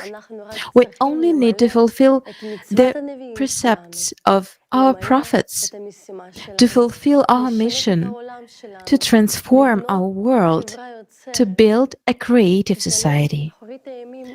The end times has come. Jews feel that Mashiach is in the world and talk about it with one another, share this news, sing songs about it. We do this because we know that with the coming of Mashiach, we have a chance for a new age and a new world. And if we build this world, the world of love, unity, and creation, we will pave the way for Mashiach, and he will reveal himself. Our distinguished guest, Rabbi Itzik Sandroy, gave us an invaluable gift. He gave us a song about Mashiach and our responsibility to him. Music is something that exists in every human being in the world. We just need to know how to listen to the strings and sounds in our environment. And if we are already talking about salvation, then salvation is truly a great sound, a sound of positivity and singing. We see Moses and Miriam singing after they crossed the sea. This poetry is a new song that leads us to salvation. I live for music. I love music. And I write, create, and play it.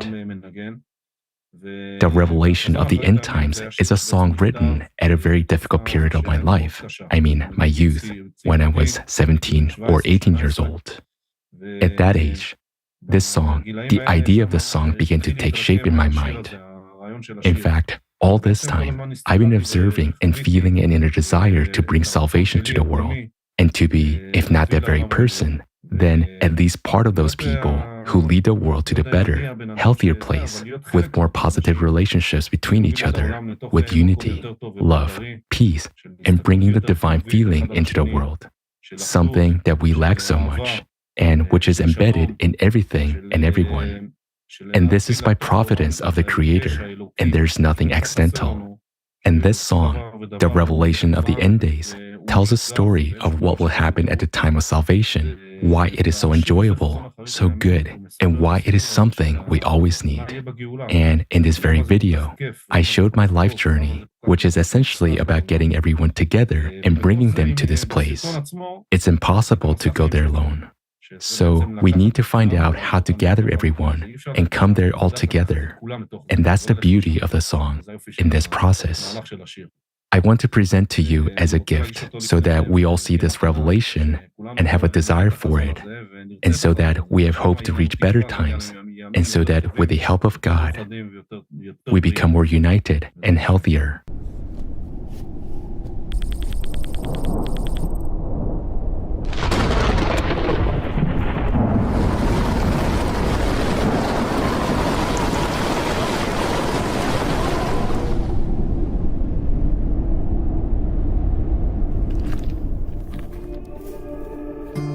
ילד משתובב צחוק על פניו, אמא עומדת בצד ושומרת עליו, ירוק פורח לפתוח מרחבים של שמחה, מרחבים של אור, של התחלה חדשה. חזון אחרית הימים, שלום ואהבת חינם בין כל העמים. כך ייראה בעזרת שוכן מרומים, חזון אחרית הימים. גוי אל גוי לא יישא עוד חרב, גוי אל גוי לא מלמד עוד מלחמה. אין איבה, אין שנאה, יש רק שמחה ואהבה, כי הנה משיח בא. חזון אחרית הימים, שלום ואהבת חינם בין כל העמים. כך ייראה בעזרת שוכן מרומים, חזון אחרית הימים. חזון אחרית הימים.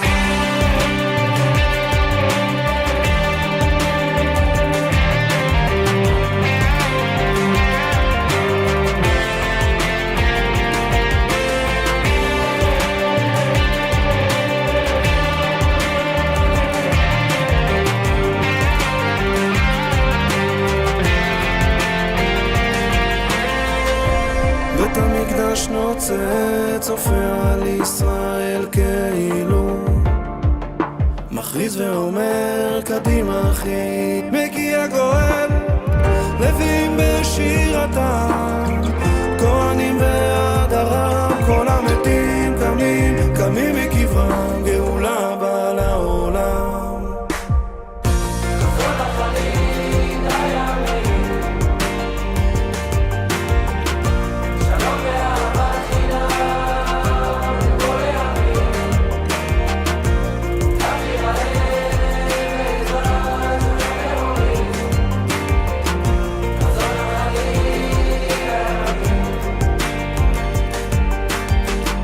חזון אחרית הימים, שלום ואהבת חינם בין כל העמים. העמים כך ייראה באחד שוכן מרומים, חזון אחרית הימים. חזון אחרית הימים.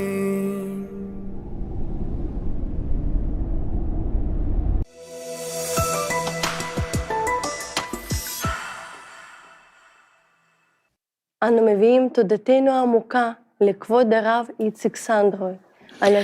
We express our deep gratitude to the esteemed Itzik Sandroy for the touching song. Thank you so much for the wise words and the bright message of this song. I'm sure that all who are watching this conference now and listening to your song will be filled with confidence and inspiration to act. Yes, together we can truly build a creative society, thereby paving the way for Mashiach. This song captures the essence of the hope of salvation, of a future beautiful world that Mashiach will come. We express the deepest gratitude to our distinguished guest for such a beautiful gift. And now we want to present to you the eye-opening message of a man who wanted to voice the truth. Unfortunately, due to his official position, he decided to speak incognito. He gave us an interview. It is pre-recorded. We have no doubts that this man is telling the truth, because in a conversation before the interview, he hinted at the structures where he works and shared what only a person who works there can know. His words deserve your attention.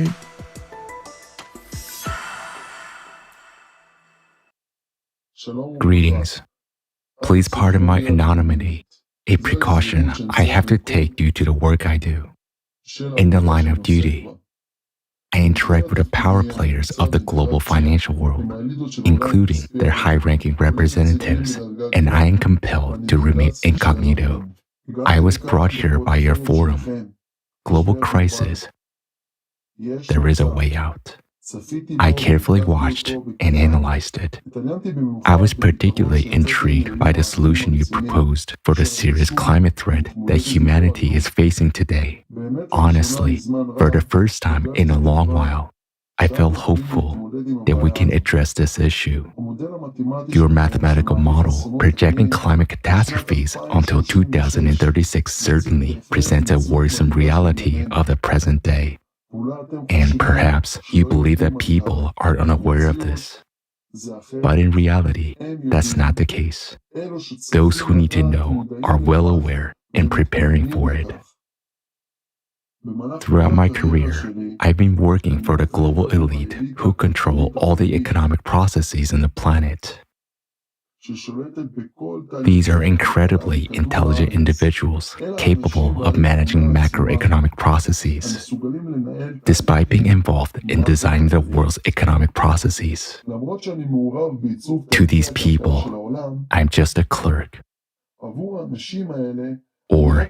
a regular executive. I often attend their meetings, and over the past year, I have noticed a growing pessimism in their assessment of the global economic prospects. I'm not in a position to make definitive statements about the awareness of political leaders regarding ongoing processes. However, I can confidently assert that the financial elite has no illusions about the imminent economic downfall and anticipates the collapse of the global financial system by 2030. Within these circles, there is a clear understanding that by 2030, conventional forms of currency will lose their functionality and value. Traditional financial assets, such as investments, stocks, and even precious metals will become essentially worthless. A total collapse of the banking system is predicted. My responsibilities include working with financial documentation on an international level, and unfortunately, I can confirm that current financial models and strategies are not being developed for decades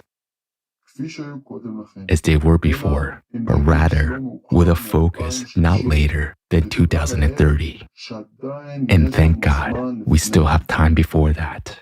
The top financial elite fully understands that our planet is on the brink of destruction and is already abandoning long-term plans for bunker construction, despite actively investing in such projects just a year ago. Over the past year, bunker construction has been put on hold. There are no options to leave the planet either, despite the fact that money, as you may understand, poses no problem for people within their circle. They can clearly see that the current level of technological development will not allow them to leave Earth. Today, instead of bunker construction, they're occupied with something else. Take note of how prominent financiers have been rarely seen leaving synagogues lately. Many of them have suddenly become deeply religious and actively visit sacred places. What is the reason behind such behavior? The answer is simple. They know and fully comprehend the real magnitude and catastrophic nature of the current situation. It's true, they don't inform people. Indeed, they don't. But why? When there's no understanding that there are real alternatives, what good does such information serve? If I hadn't learned about the creative society, that there is a way out, I wouldn't be having this conversation with you today. I was in an extremely oppressed state until I came across your forum. Honestly, it has been very inspiring for me. I even tried to share this information with one of the representatives of the highest financial circles to show him your forum. But he declined, saying, "Oh, 12 hours. Where can I find the time for that? Then, of course, I tried to briefly explain the essence of the matter to him, to which he replied, I'm glad that there are still intelligent people in this world who understand reality, but unfortunately, they're too naive because they don't even comprehend the scale of the approaching disasters. What can we do against these catastrophes? How can we stop them? Humanity doesn't have the means to do so. That is why we won't have time to do anything. They simply don't understand the magnitude of the impending disasters. You see, they're not particularly interested in listening. They're not interested in other people's opinions. Moreover, their mentality shapes an approach where they rely solely on themselves without expecting help or counting on others. Other people simply don't fit into their frame of reference. Nevertheless, I'm confident that we still have a chance to succeed. With God's help, we can overcome the challenges ahead, but we can only do it together as united humanity. The question is not about who or what is hindering us. The question lies within ourselves, within people. As I said, representatives of the financial elite perceive the entire situation through their own prism of perception, based on their familiar thinking paradigms. They overlook the potential that each of us as individuals possesses. Why? Because to them, we simply don't exist. In reality, they don't even consider us as full-fledged human beings. They never take our intellectual capabilities seriously. As an example, I hold several degrees and titles, but in their eyes, I am at best an ordinary assistant and perhaps even comparable to a character from your movie, The Idiot. Everyone is entitled to their own opinion. However, today, they realize that bunker construction is futile, and instead, they dedicate their time to visiting synagogues, holy places, and the like. They have simply given up on themselves and humanity, accepting the impending catastrophe as inevitable. Contrary to this, I am convinced that the current situation can be changed. You are absolutely right. Only people are capable of overcoming this, and now it truly depends on each and every one of us. Remember the lines from Deuteronomy, Mishneh Torah. I have set before you life and death, blessing and curse. Choose life so that you and your descendants may live. God Himself implored us to choose life, which means we can do it. We can come together and choose life, and thus create a creative society. Let us recall what was said in the Holy Scripture, that peace and salvation can only come through the Jewish people. Therefore, all my hope lies in my people and our ability to unite. Of course, to the best of my abilities, I also try to inform my acquaintances. However, as you understand, due to my professional situation, I cannot actively and openly engage in this. I am aware of the seriousness and importance of the situation, but providing for my family remains a priority, which limits my ability to speak openly about it. Nonetheless, I do everything within my power to spread the word and inform people. I sincerely believe that building a creative society is possible and attainable. May we have even more strength. Best of luck.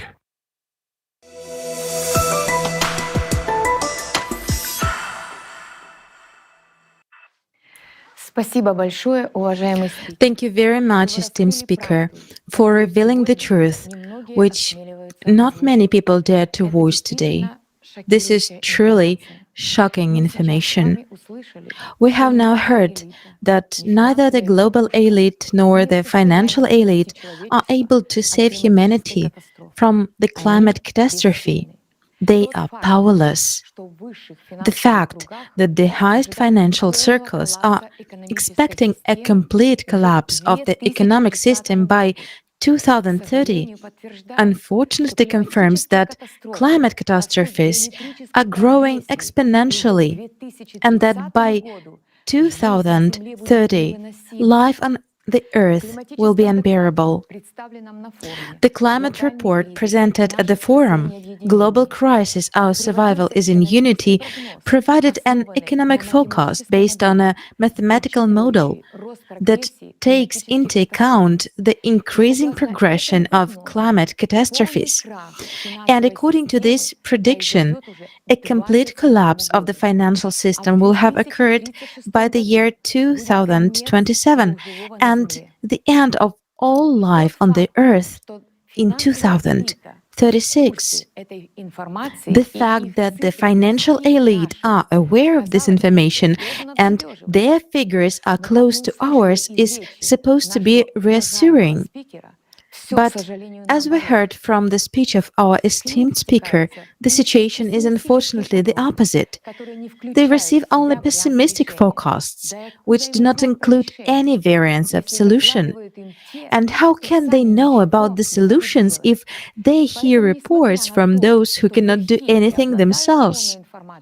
So, although those at the top are fully aware of the monstrous threat to all life on Earth, they see no way out.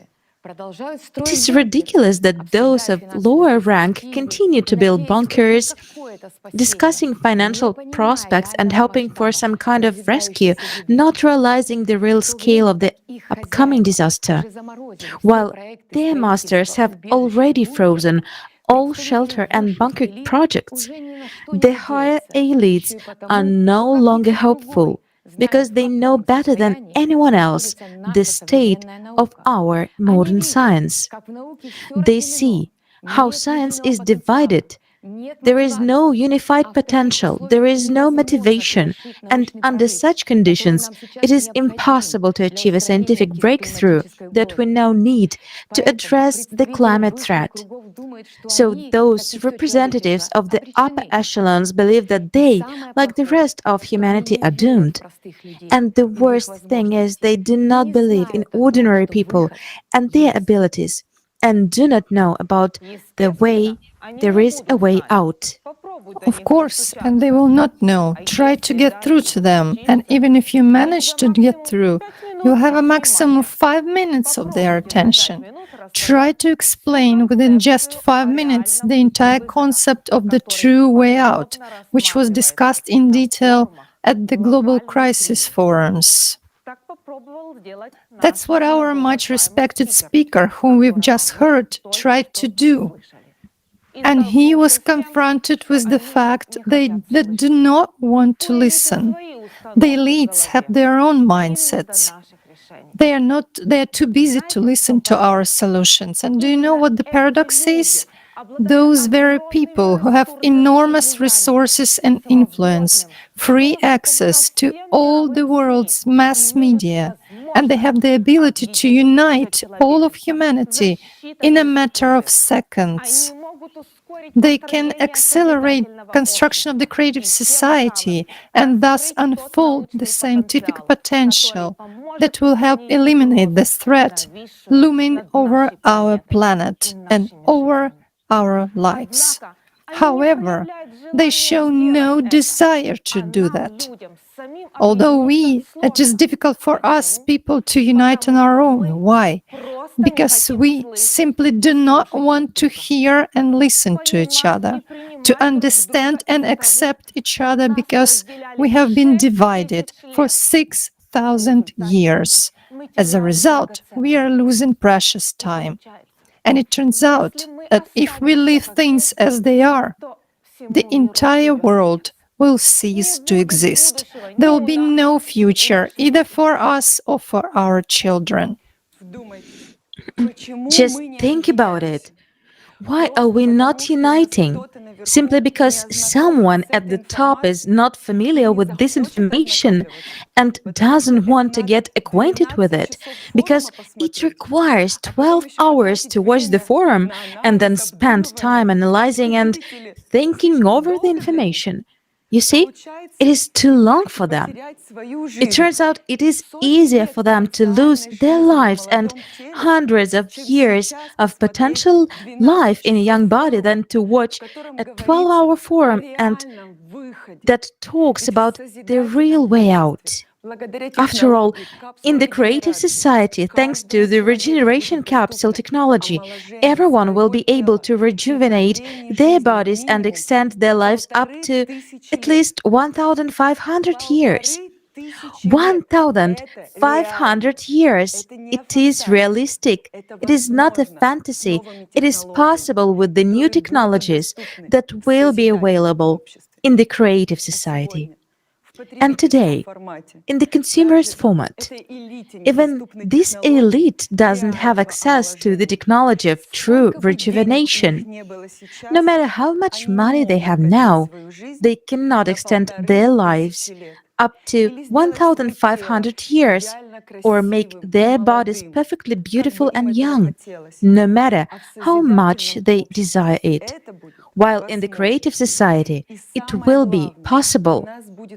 And most importantly, we will have the opportunity to save our lives, the lives of our loved ones, and the life of all humanity.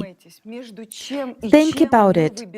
What we are choosing between a beautiful world of creation which provides us with everything and a world of devastation where everyone will fight for themselves until the bitter end.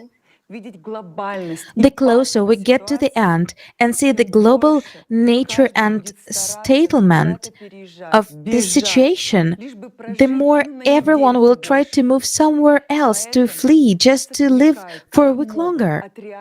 That's why they distract us the best they can from the real problems with the climate, from the fact that climate disasters are skyrocketing in number and power across the planet. Look at what is happening in the world right now. Various distractions such as pandemics, financial crisis, and wars are being forced on us so that people don't think about anything. And this will continue until we are all eaten up by the climate Cerberus. Why are they distracting us? To keep the crowd in the dark, so that people don't start rioting. This cannot be allowed to happen, because if people really understand what's happening to the climate, what will happen then? People will run from one place on the planet to another in billions, pushed by dreadful climate cataclysms. One can only imagine the level of panic and chaos that will ensue. Everyone will try to prolong at least one day of their existence, but it will already be pointless running around. Basically, we can conclude that the more serious the climate situation becomes, the clearer and more apparent that this is the end, the more the elite will rise the level of absurdity, which they'll try to use as a cover-up. Idiocy and madness, pedophilia, cannibalism, divisions and confrontations. All this is already being artificially introduced by the elite just to keep people busy with something else instead of looking around and seeing the climate disasters already occurring worldwide and the terrifying rate at which they are escalating. And yet, we can live differently. What wonderful prospects of life were shown at the forum, Global Crisis, There is a Way Out, and we have discussed them today. Among them, this is Regeneration Capsule, a replicator, a world without wars, and where everyone feels financially and physically secure, where every person is provided with all benefits. And we can live like that. All we have to do is to unite and build the creative society. The quickest way to do this would be through social media. But as we have seen today, neither the elite nor the world media will help us, because these media don't publish anything without a blessing from the top. They can only say what they are commanded to say. Therefore, we have to use other methods. Since we cannot rely on those at the top, the only ones we can rely on, are ourselves, are clever and brilliant people. This is our way out. It is us. Our people are the way out. And it is paradoxical that we don't see it. We kind of ask God for help. It comes, but we ignore it. It reminds me of a joke when a man was drowning and asked God for help, and God sent him a boat 3 times. But the man refused 3 times, saying, God will save me. He ended up drowning, and when he arrived at heaven, he asked God, why didn't you save me? God replied, I sent you a boat 3 times. And today, the situation in the whole world resembles this joke. We are our salvation boat. In fact, we have to be honest. If our nation does not understand and doesn't support the creative society, then it's the end for all of us, because others cannot do it without us. Let's look at it honestly. Representatives of our great nation, the Jewish people, are present everywhere in the world today, holding many leadership positions, key positions, if not the leaders of countries. Then they are close to them as advisors, diplomats, and scientists. And we are all endowed with talents, insightful minds, unique organizational skills, and more importantly, a special sense of chosenness and unity. We are the smartest nation on the planet, and we have the opportunity to unite the world around us and to build the creative society. If we don't engage in making these changes, they won't happen. It is our responsibility to reach out to all people, and it is up to us to think about how to do it. Then we will truly become heroes. We will become a nation of heroes for all humanity. We can do it. We just have to be responsible. If the world is in our hands, we must be responsible for it. Don't wait for Mashiach to come and save us all. Mashiach has come to our heads, to everyone's mind. Mashiach have to wake up in each of us. It is our striving to live and our responsibility. Today, we appeal as Jewish people to Jewish people, to those who have intelligence and understanding. Let's act. What is happening to our planet today already concerns everyone. And we have something to change for, a world that is coming to its end, for the wonderful world of the creative society, where we will be able to cure any disease, including genetic diseases, and prolong our lives in a young body up to at least 1500 years. Yes, in the creative society, we will not have the power of few individuals. Instead, we will have life. No one will take our religion away from us. Actually, there will be no power in any scenario. Either the climate Cerberus will destroy us, destroy everyone, and then there will be no power. Or there will be no power because together we will build another format of society where everyone will embody the power. The creative society is the only opportunity to come together and really save this world. It is a chance that should not be missed. And now, the main idea and the main question for us is to find ways to reach out to people. After all, we are the Jews, the smartest people. We have all the skills, abilities, and networks to make this come true. If we don't solve the task of uniting the whole world, no one will. Our people are everywhere. The entire scientific world is infused with our nation. Everyone knows that, and it is time to act. Our intellect, our talents, our abilities allow us to find unique solutions which no one else can come up with. We need to come up with what we can do. And it's worth it, because we have what to lose. Let's recall what we can gain in the creative society: a comfortable life in wealth and security, health and youth for 1500 years.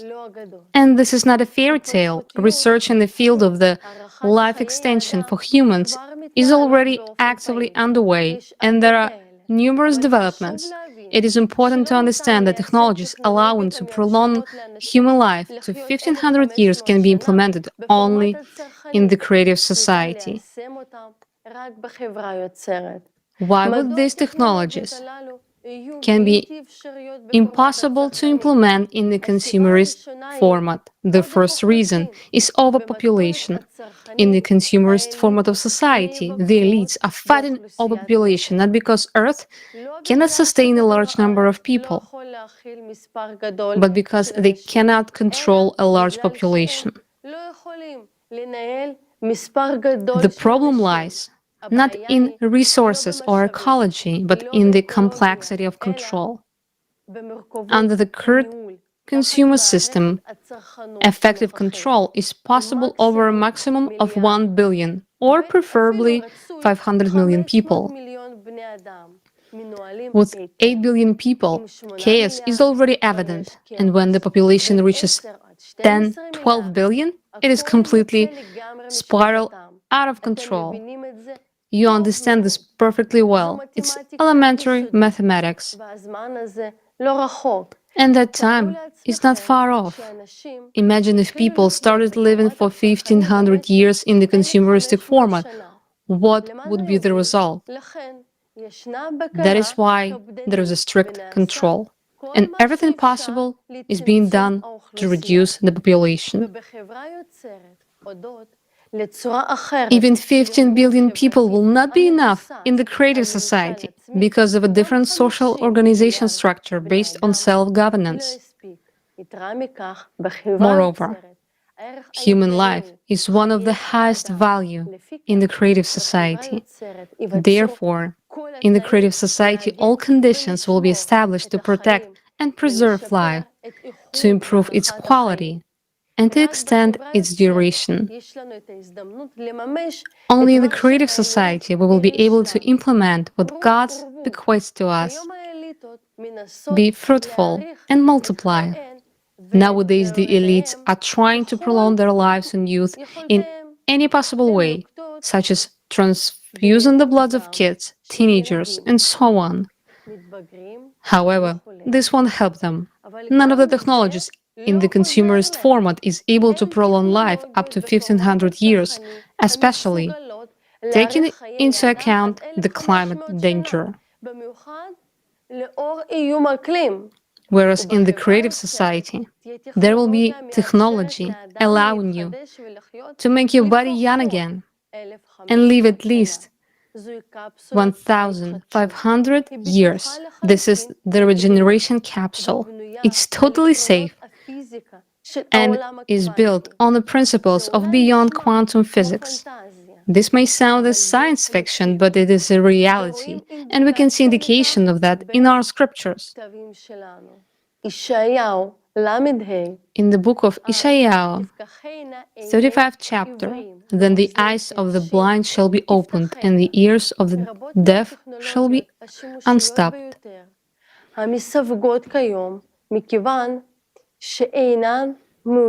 A multitude of highly useful technologies, which are currently classified because they are not beneficial for the consumerist format of society, will be available for everyone in the creative society. We appeal to you, our brothers and sisters, our great and magnificent Jewish people. We have something to change for. We all need the creative society. And our prophets called upon us to make this a reality. They said that we are the ones who will be able to make it happen.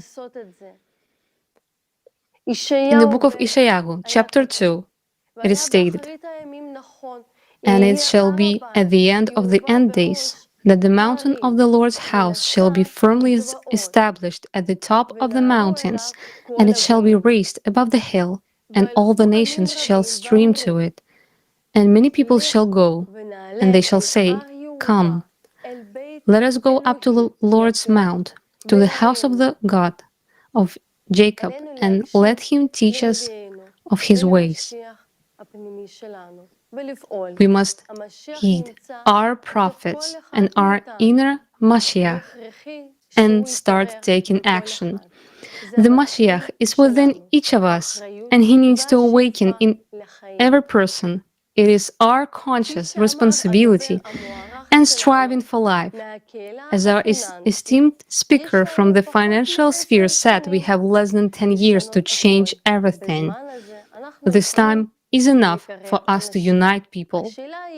The only question is whether we, as a nation, will understand the full responsibility placed upon us. Let's take an honest look at what is happening today. Even our close-knit nation is fragmented. Everything is divided by clans. Those in power have become blindfolded, sitting in the synagogues, having given up on everyone, including themselves, even though they could unite people. Will anything change from our speeches? Will people listen? We understand if current leaders were saying what we are saying now, then people would listen. But will they hear us? Now it depends on each of us to have ourselves heard. We want to appeal as Jewish people to Jewish people. Family, let's do our best to let everyone know about the creative society so that everyone will learn about the wonderful world promised to us by God. Who, if not us, is destined to become the stronghold of this new world, the creative society, and unite the entire humanity around us.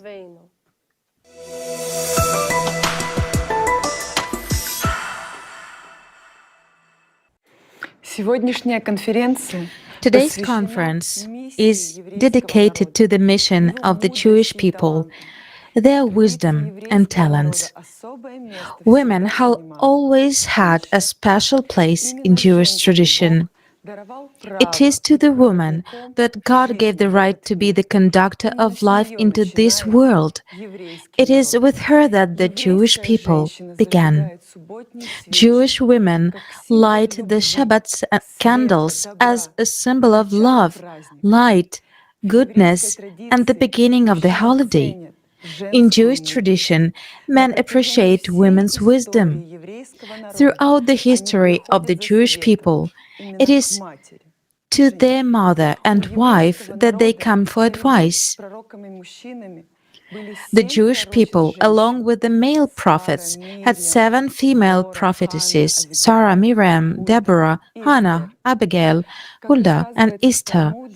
As told in the Talmud, Tractate Megillah 14a, and Mordecai ordered to reply to Esther, "Do not imagine to yourself that you will escape in the king's house from among all the Jews. For if you remain silent at this time, relief and rescue will arise for the Jews from elsewhere, and you and your father's household will perish. And who knows whether at a time like this you will attain the kingdom." This proves that women have a significant place in the life of the Jewish people. A worthy example of this is Queen Esther, the mother of the Jewish people. It was because she was not afraid to speak up about the danger. She was able to save the entire nation of Israel. Queen Esther did this, but again, what did she do? She began to speak. And this is an example of what each of us should do now.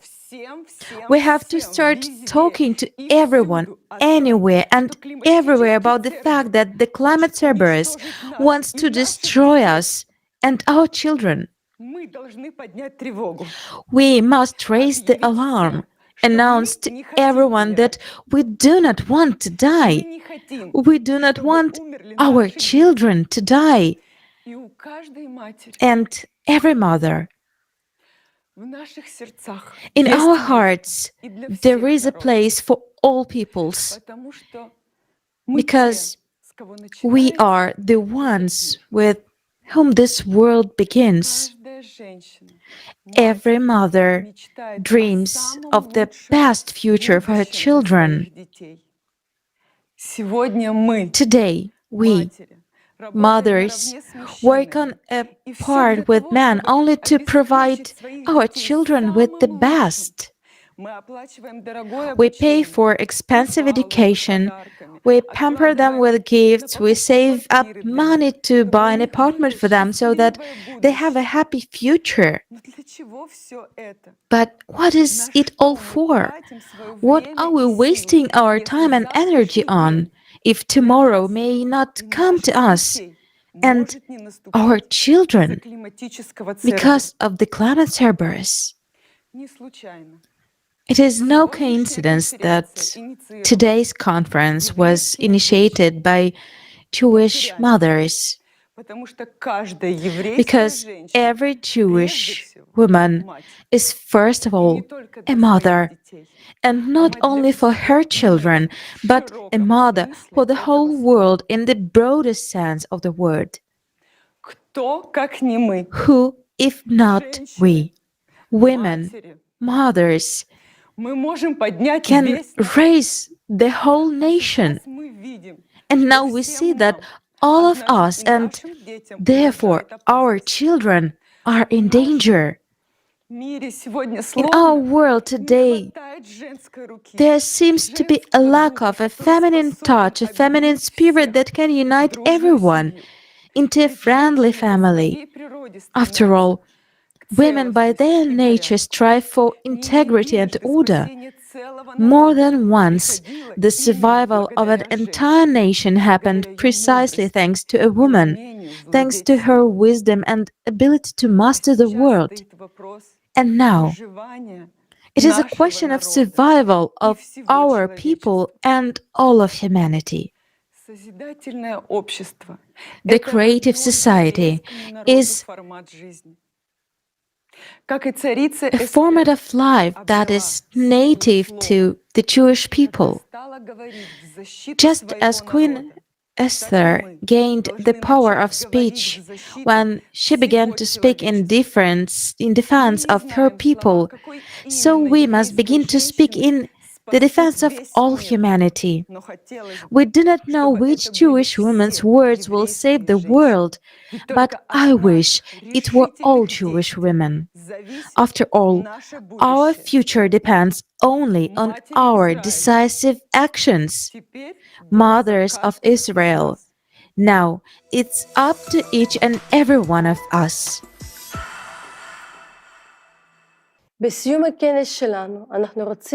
At the conclusion of our conference, we would like to say that what people have dreamed of has long ago been reflected in all the scriptures of the world. In all religions, there have remained grains of knowledge that the creative society is the only way to save ourselves and all of humanity. Whether it's Islam, Christianity, or other religions, these grains are presented everywhere, because this is the essence and the foundation. Much have changed, but in all religions there remained knowledge of how we should live, of our relationship with each other, and of the society we must build. Creative society is the only option for everyone to survive. Otherwise, there will be no one left. But whether we will accomplish this or not, whether we will build a creative society or not, depends on us. As it was said in the chapter 30 of Tanakh, you shall choose life, so that you and your offspring will live, to love the Lord your God, to listen to his voice and to cleave to him, for that is your life and the length of your days. God offers us a choice.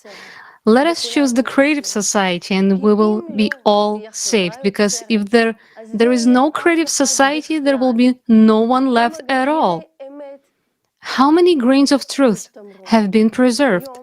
Today, we have heard how many of them have remained in our scriptures about the kind of society we should have, the relationship that should be between us, and clear instructions of how we should act. We either choose one path or the other. There is no third option. Either we start living as a civilization or we all perish. People of Israel, we all want to survive and live. Let's do everything possible and even the impossible to tell everyone about the creative society and build a world worthy of the advent of Mashiach himself. We are the Jewish people. We are the ones who can and must make this happen. We must be the light for the nations. We were chosen for this.